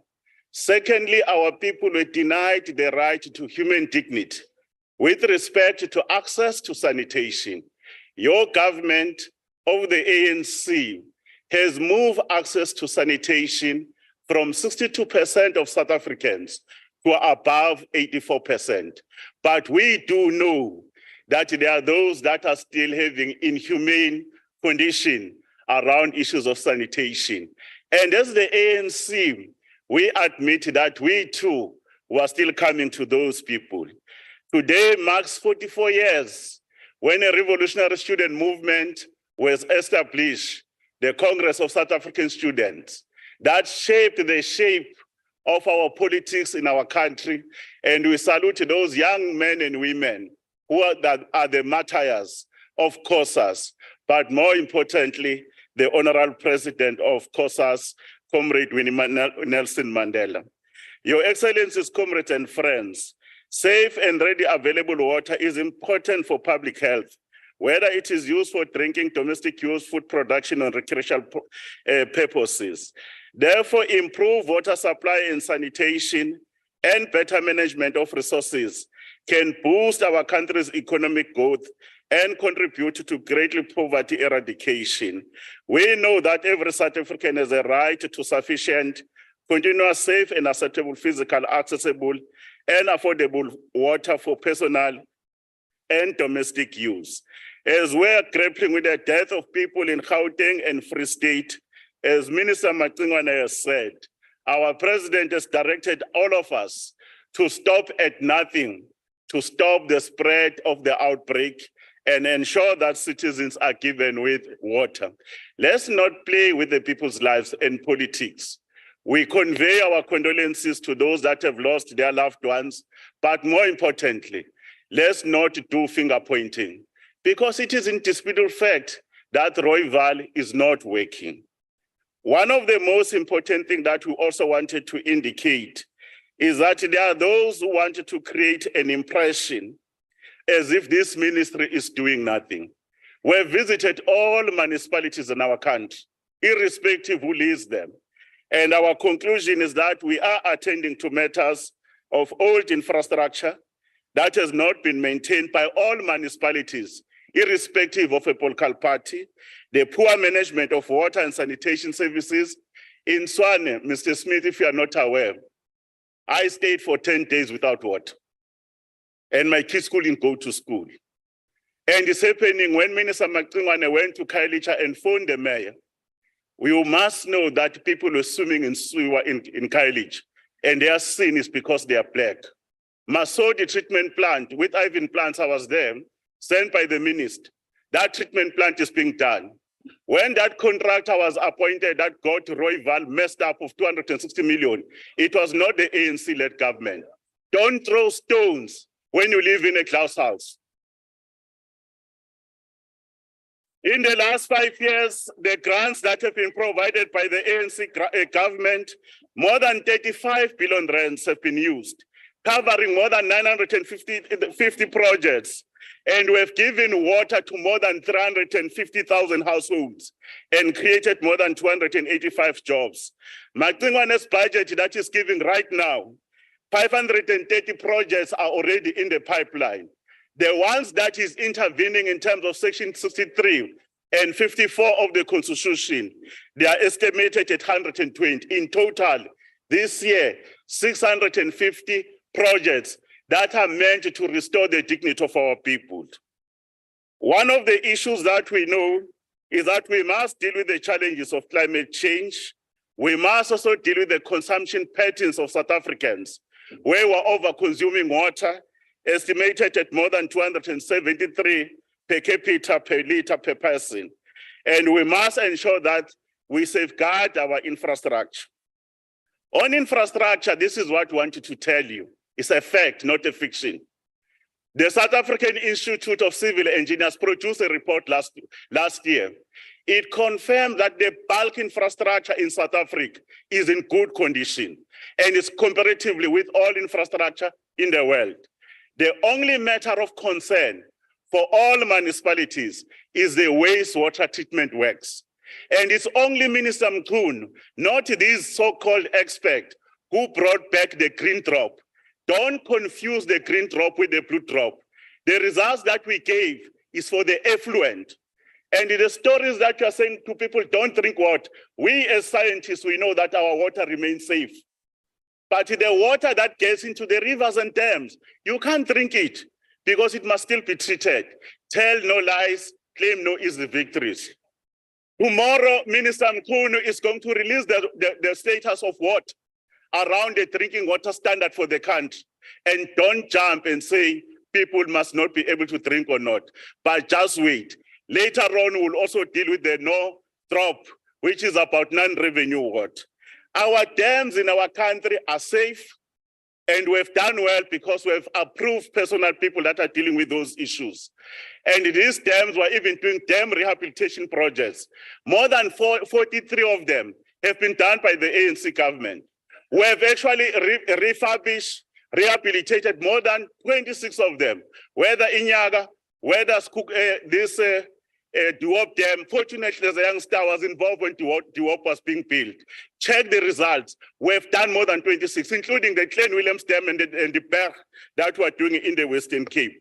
Don't mislead our people. The issues of the failing dams like Jagersfontein, we've made a determination. Minister Mkhunu sent me there. I open up a case and we've instructed all those mines that have been tailing dams, keep them in good condition. One of the matters that we're also doing is about dams being accessible, no longer for one sector use. Now these dams like Jozini, Nandoni, and all of them, they are multi-purpose dams. But even communities around these dams, for the first time, they will have an opportunity of access for recreation, for culture, for sports. You can name them. And we've started even in Nandoni. We must be able to say that we must save water. Is an important issue, but water conservation, it goes to scientific issues like water resource management, distribution management, including consumer demand management and return flow management. South Africa is not going to run out of water. We are going to actually enter into a water mix. We are going to reuse our water. That's the international standard, but also managing the waste well. On issues of transformation, the CMAs were rolling them out. The water boards, they are being reconfigured already from 9 to 7, and we are completing the issues of water use association. The issues of the independent regulator is here. The issues of pricing we're dealing with, we must conclude the National Water Resource Infrastructure Agents. As I conclude, South Africans, we are in good hands. We might have done missteps in the past, but we want to guarantee you, there is no doubt under the leadership of Macmillan and ourselves, and President Ramaphosa will turn the situation around. We are faced by several challenges globally and domestically, and many have lost hope. Through the dark tunnel, there is a light.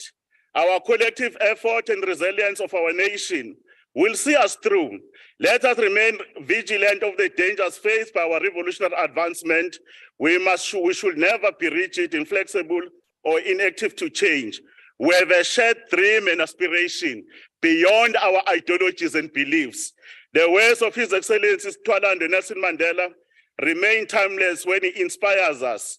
When many people have lost hope, when he said, "I'm fundamentally an optimist. Whether that comes from nature or nurture, I cannot say. Part of being optimistic is to keep one's head pointed towards the sun, one's feet moving forward." There were many dark moments when my faith in humanity was sorely tested, but I will not and could not give myself up to despair. That way lies defeat and death. Let us work together towards the prosperity of our nation and for the benefit of our future generation by using water efficiently and by protecting our environment. God bless South Africa, her sons and daughters. I thank you.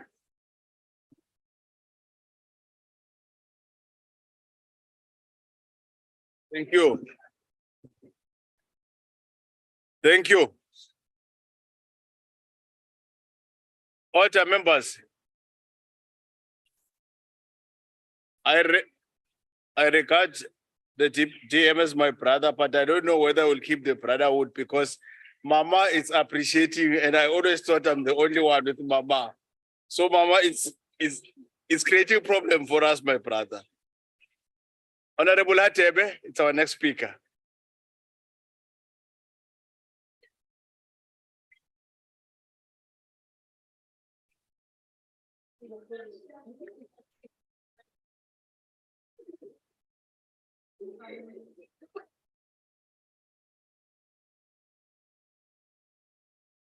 Honorable Chairperson, Honorable Minister, Honorable Deputy Minister, Honorable members, the Department of Water and Sanitation stands as a custodian of our country's water and sanitation resources, as an innovative and committed partner in the drive for the sustainable development and in being service and delivery orientated. However, the poor state of our water infrastructure, which functions as if they have not been maintained since they were built, clearly indicates that this department is failing to deliver on its mandate. Chairperson, water is not only a basic human right, but is essential to life. Therefore, the government has to ensure access to clean water and proper sanitation facilities for all citizens. President Ramaphosa recently stated that water quality in South Africa is of a high standard and that it compares well with the best in the world. However, both the green and blue drop reports prove that exact opposite. No green drop certificates were issued in 2022 for any of the country's wastewater systems, as none of them scored the required minimum of 90% when measured against the green drop standards for the audited period. On the contrary, there are a significant number of wastewater systems that scored under 31% and are regarded as being in a critical condition. This just goes to show how out of touch the current government is with the lived realities of South Africans. South Africans are dying because of contaminated drinking water. 23 people have succumbed to cholera in Hammanskraal, and the Gauteng Department of Health stated that 229 patients have been treated at the Jubilee District Hospital since 15 May for cholera, whilst since 27 May, 77 people were admitted for diseases related to diarrhea. Yet the president boldly downplays the issue of our country's water quality. Investment in new water infrastructure, particularly in underserved rural areas, is crucial to extend access to water and sanitation services. Therefore, the IFP once again would like to express our appreciation to Water and Sanitation Minister for the recent intervention and allocation of funds as a relief to KZN municipalities, including Zululand. The water and sanitation challenges faced by South Africa require immediate attention and robust solutions. By prioritizing water infrastructure development, we can make significant progress towards ensuring access to clean water and sanitation for all South Africans. Let us seize this opportunity to uphold the rights and dignity of our citizens. Honorable Chairperson, in closing, the IFP accepts the budget. I thank you. Thank you, Pungane. The next speaker is Honorable Badenost.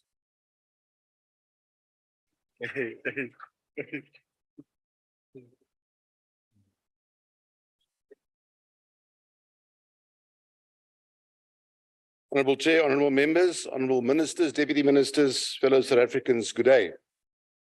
Honorable Chair, just before I start, I would like to just say to you unequivocally that as a new member of this House, the NCOP, I only came in December, if you recall. I am so disappointed in the level of the chairpersonship of one of your chairpersons. Whenever she ascends the throne. Order, members. Order. Honorable Badenost, you know very well, in terms of the rule of the National Council, order, members.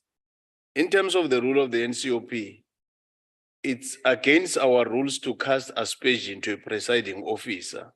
So refrain from doing what you are doing. Focus on what brought you to the podium.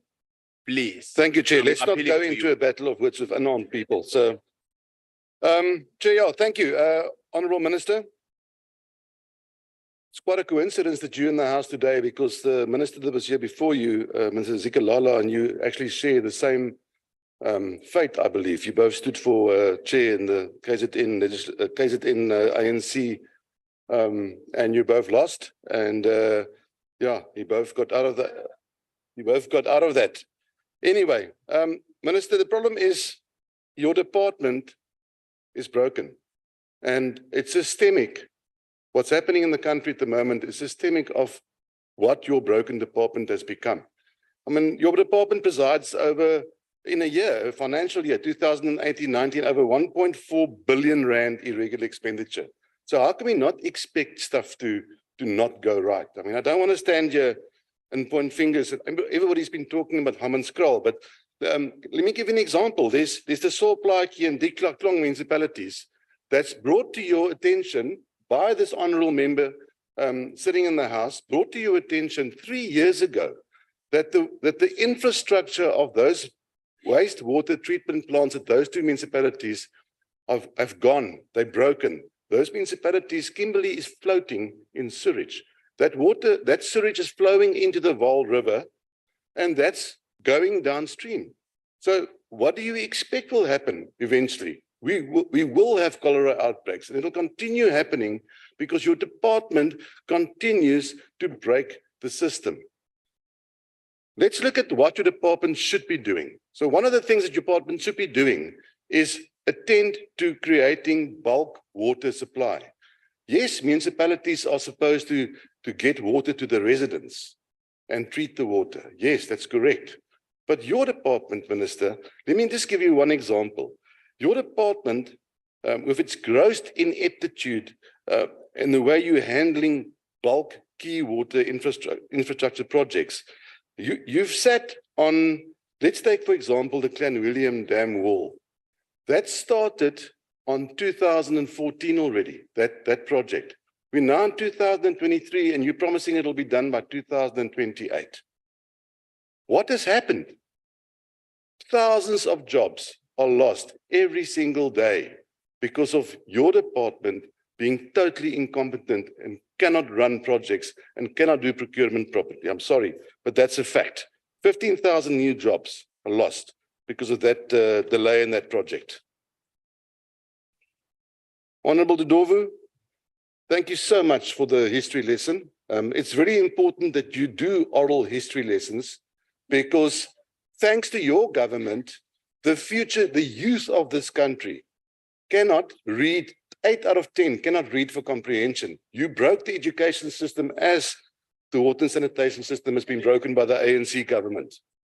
So thank you for that. Keep on doing it because you'll have to. People can't read anymore.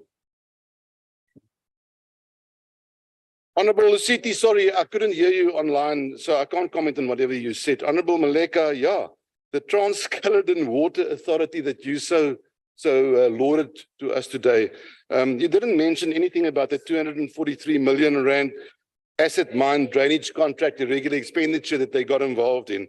And that organization, the parastatal, is awash with irregular expenditure, non-compliance with motions and treasury irregularities.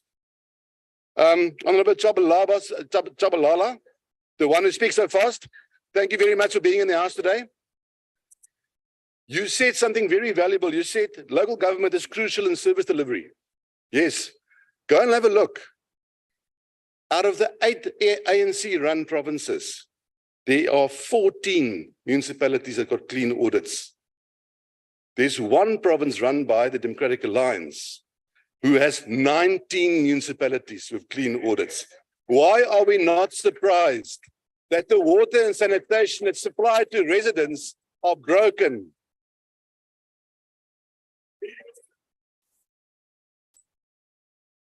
And yes, Honorable Barenos, as I conclude, yes, Honorable Chair, yes, and yes, go and talk to the residents of Hammanskraal, please. Please go and talk to them when you do your investigation. The issues there started, Honorable Mahlobo, the issues there started in 2013, in March 2013, where people had diarrhea. Then in 2014, there was another outbreak. Thank you. The system was broken when the ANC was in control already. Thank you, Chair. Thank you. The next speaker is Honorable Ndongeni. Honorable Ndongeni. That was history lesson.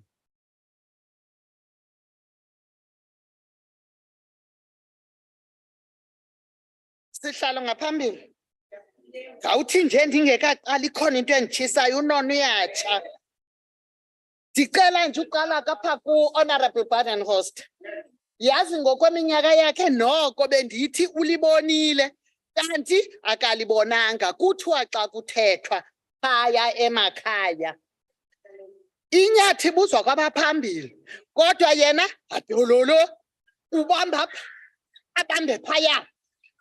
Pha asimazi bebesithini kodwa ukwindlu yonke siyazi ubuthini, akhapho singamamela khona. Mamela ke Wena uhlala usithi incwadi yakho inene yona ilungile lapha Eastern Cape, khawuye eKhayelitsha, uye eFilipi, uye eKryfond, nansi indawo ngasePelican.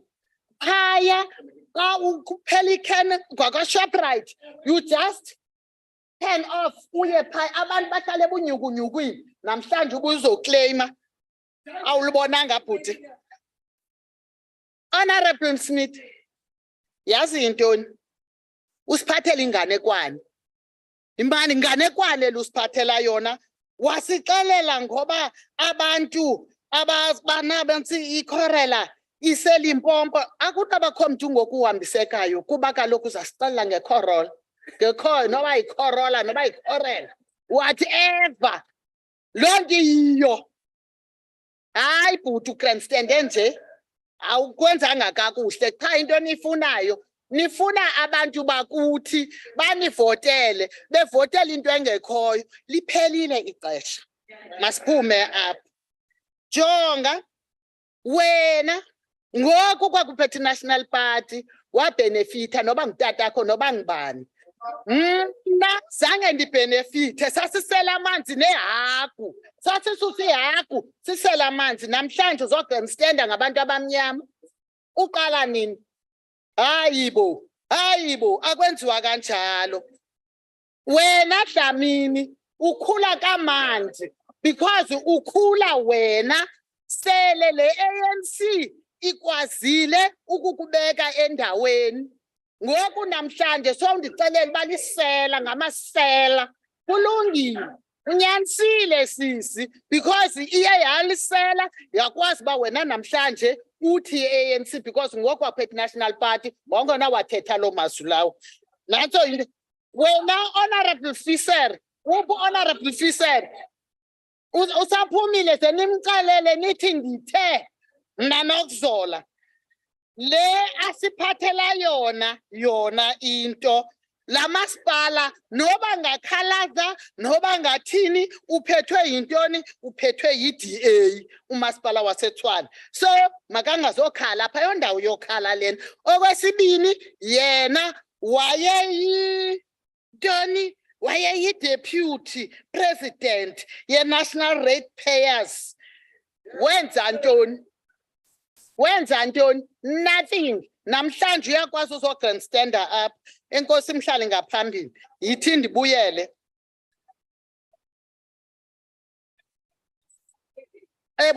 Ndibuyela kuyo nto ngoku. Sihlalo ndisaqala. Sihlalo. Nawe sekela sihlalo. Nawe sihlalo wosihlalo. Nani bo minister no deputy minister, nani malungu endlu yowisomthetho, ndiyanibulisa ngalemva kwemini kule nganekwane besigqibo uyifumana. Yithi ke ngeke ndinixeleleni okokubana nathi siyazivuma izono zethu, asithi nathi singosilungile asingabo 100%, kodwa sanosijula ngamatye, masilungiseni sonke. Honorable Chairperson, the ANC National Executive Committee Lekgutla has instructed us in government to, open quote, act with agents, agility and decisiveness, close quote, in addressing the service delivery challenges facing our communities. Can you please listen because you're going to unquote me. In further said that we should take, open quote, steps to improve the delivery of basic services and maintain infrastructure so that we should not have similar crises in key areas such as water, sanitation, roads, and rural, close quote. We are confident in the National Congress in the August House that the Department of Water and Sanitation budget conforms to the ANC directives. The Water Service Authority are at the center of the provision of water and sanitation in our country. As per the democratic constitution, the local government sphere is responsible for important function of providing safe drinking water and dignified sanitation infrastructure. Listen. Honorable member, as stated in the National Water Service Act in 1998, a water service authority is a is a municipality. It may be a local, a district responsible for guaranteeing access to the water service. Honorable Fisher. The formulation approval of water service development plan will guarantee effective, efficient, cheap and sustainable access to water service is required of this water service authority by law. However, the local government sphere is facing some challenges of its own, which impact negatively on the provision of water and sanitation services. Minister Mkhunu, with tabling this department budget vote on May 16, 2023, made a commitment to fixing the water service authority to ensure the provision of quality water and sanitation service to the people. Minister Mkhunu acknowledged the decline in the provision of municipality water sanitation services. Honorable members, the National Congress is the first to admit weaknesses in local government that results in poor governance and underspending by local municipalities as water service authorities. Today, we are faced with the cholera outbreak in Hammanskraal, north of Pretoria, as a result of poor management of the city of Tshwane Metropolitan wastewater treatment plants. It is unfortunate that 23 people have died due to the water being contaminated with cholera. Poor governance and management of wastewater treatment plants are the center of the tragedy that could have been avoided in the city of Tshwane had implemented its own water service development plan required by delegation. If the allegations are true about the city of Tshwane officials fighting for a 250 million tender that was meant to fix and maintain the Rooival wastewater treatment plant, it is proper for us to call for investigation by both the South African Human Rights Commission and by the Office of the Public Protector to ensure consequences management against those municipality officials. Honorable Chairperson, not only do these municipalities have poor governance, but there is also underspending of the grant allocated them by the national government. Billions of rands are allocated to various department entities, including municipalities, which are responsible for providing water and sanitation service to their communities. In this annual report for the 2021-22 financial year, the department highlighted that the grants and transfer has been underspent by just more than 2 billion. We will never be happy when allocated funds are not being used for their purpose while our people are in dire need of basic services. In particular, water and sanitation. Water is life. Water sanitation is dignity. Go to Philippi.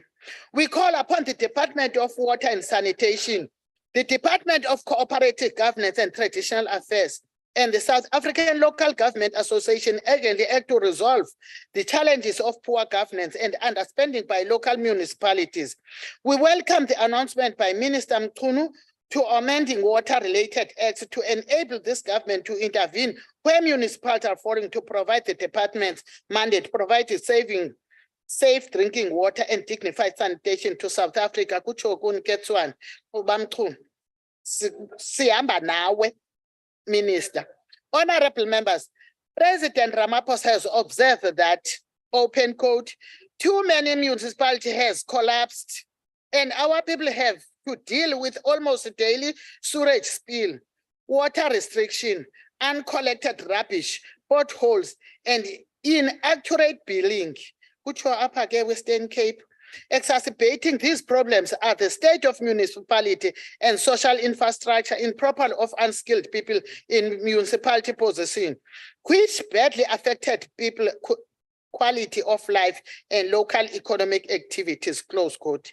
Many of our water service authorities, infrastructure has insufficient capacity to meet the increasing demand of the service due to population growth and immigration of people for rural to urban areas. Some of our towns are more than 200 years old and have an aging and in some instances non-functional infrastructure. On top of that, these local municipalities tend not to allocate resources or invest in the operation and maintenance of this important social infrastructure. This underinvestment is maintained and operation of water and sanitation infrastructure happen even though grants from the Department of Water and Sanitation allow for funds to be used for such activities. Honorable Chairperson, we must acknowledge that our labor market is very competitive and it is related to critical skills such as those needed in technical and infrastructure units of local government. Some of our municipalities are unable to attract and retain the high-skilled staff. Some of these people, once they acquire the necessary experience in local government infrastructure, resign and become consultants to the same municipality. Urgent steps need to be taken to ensure that we restore this decline in the provision of water and sanitation services in the short and long term. In the short term, the Department of Water and Sanitation needs to transfer some of its personnel with the requisite skill to struggling municipality to assist with fixing the agent and broken water for sanitation infrastructure. The department working with COCTA needs to open engagement with the government, which is SITA responsible for infrastructure training, such as energy and water sector education and training, the manufacturing and engineering and related service, and the Chemical Industry Education and Training Authority to ensure that workers in the local municipality are capacitated, including local people, as part of the skill development of society. Lastly, we need to ensure that senior officials in the technical infrastructure units are competitive and qualified. Honorable Chairperson, one of the challenges facing local municipalities in the non-payment of the services that community has received from the government. As the African National Congress, we made a commitment a long time ago that our government would provide free basic service to all those South Africans who could not afford the pay to such services like unemployment, disability, and elderly to pension. It was the ANC government that introduced equitable share to ensure that all those households without income are provided for in terms of basic services such as refuse collection, electricity, water, and sanitation. However, we expect those households that can afford to pay for those services to do in order to the local municipality to be in a position to provide this basic but quality service to our people. Honorable members, in this house, we have received reports on the billions of rents owned by municipality by their residents and how this municipality ended up owing huge sums of money to water boards as a result of communities not paying for services rendered by their municipality. Some municipalities have appointed service providers to collect water and sanitation revenue on their behalf. And in many instances, these service providers were unsuccessful. A few years ago, the South African Local Government Association made a proposal for a new strategy to collect revenue for local municipality. And it suggested that the South African Revenue Service strategy of collecting taxes from individuals should be cascaded to local municipalities as well, in particular targeting homeowners. How, honorable members, it is our responsibility as legislature arm on government to consider the proposal and make the necessary legislation to make it possible for this proposed revenue collecting strategy. In the meantime, we need to ensure that our councillor embark on public awareness campaigning about importance of paying for water and sanitation service. Honorable Chairperson, if we are serious about ensuring the provision of quality basis service to our communities, we must not only rely on the reports that were received from the various government departments, such as water and sanitation, corporate governance, and in traditional affairs. We have a responsibility to conduct oversight visits to communities that are affected by water and sanitation challenges. It is thorough planned and unplanned oversight visit to see local municipality that we can bring to light the challenge with water and sanitation infrastructure and ensure that affected departments responded accordingly and timely, increasing our oversight visit to infrastructure project will enable us and effective to act swiftly to avoid another menstrual cholera outbreak. We must move with speed to fix our water service authority to ensure the provision of water and sanitation service to our community. The ANC support the budget Thank you. 41. Thank you, Chairperson. Thank you.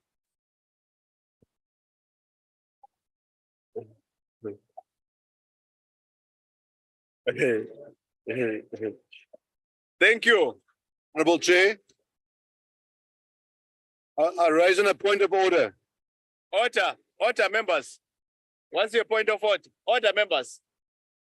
Let's have the point of I order. just want to bring to your attention, I think that's very unparliamentary for an honorable member to stand here, finish her speech, stick her tongue out at members of this house, and then go back to her seat.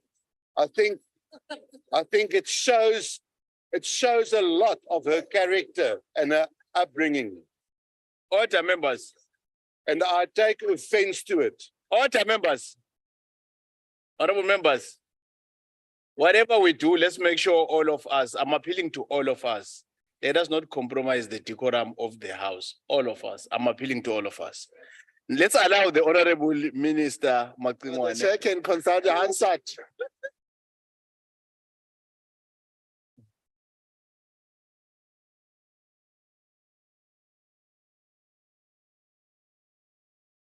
Your mic, Honorable Minister. Thank you very much once more, Honorable Chair. I just want to start my conclusion or concluding statements by saying, South Africa is in many cases, a very strange country. Even us, the African people in this country, who are victims of decades and decades of racial abuse, we rise up to face you and say to you, it was not yourself as a person, even if it was your dad or your great dad, but we put limits to what we say to our white compatriots in this country. We don't just say all of you and include you in that when we know that you were not necessarily there. Maybe you were a youngster, or we put limits. Now, when you say your department has failed to raise Glen Williams Dam, for what and for what, and you don't mention the work that we're doing currently since we arrived at this department, it hurts. But we understand when you get appointed to a department, you inherit liabilities and assets, but you must have limits. You must qualify it and acknowledge what is being done currently. You must acknowledge that. So I'm just saying it's important to heed what Honorable Deputy Minister was saying. Let's tell no lie. We'll never build South Africa if you take the sins of whatever in the past. We're in the new era. We're not in the past. We live now, and we must deal with what is in front of us now and overcome it. Chairperson, the budget of this of the department over the medium-term expenditure framework is 132.6 billion rand. The department budget consists of two components, the main account and the water trading entity. On the main account, the department has been allocated 72.3 billion over MTEF, and included in the main account budget are conditional infrastructure grants to municipal water services totaling 37.6 billion over the MTEF, and this includes 37.6 billion for regional bulk and water services infrastructure grants, which I mentioned earlier. The trading entity is mostly funded through revenue collection from the sale of water, but also receives some transfers from the fiscus from infrastructure. The water trading entity has budgeted 60.3 billion rand over MTEF. We will make every effort to ensure that the department employs deploy these resources as efficiently as possible to ensure that service delivery reaches our communities. This includes our commitment to prevent improper expenditure. I thank you very much, Chairperson. and everyone. Thank you. Thank you.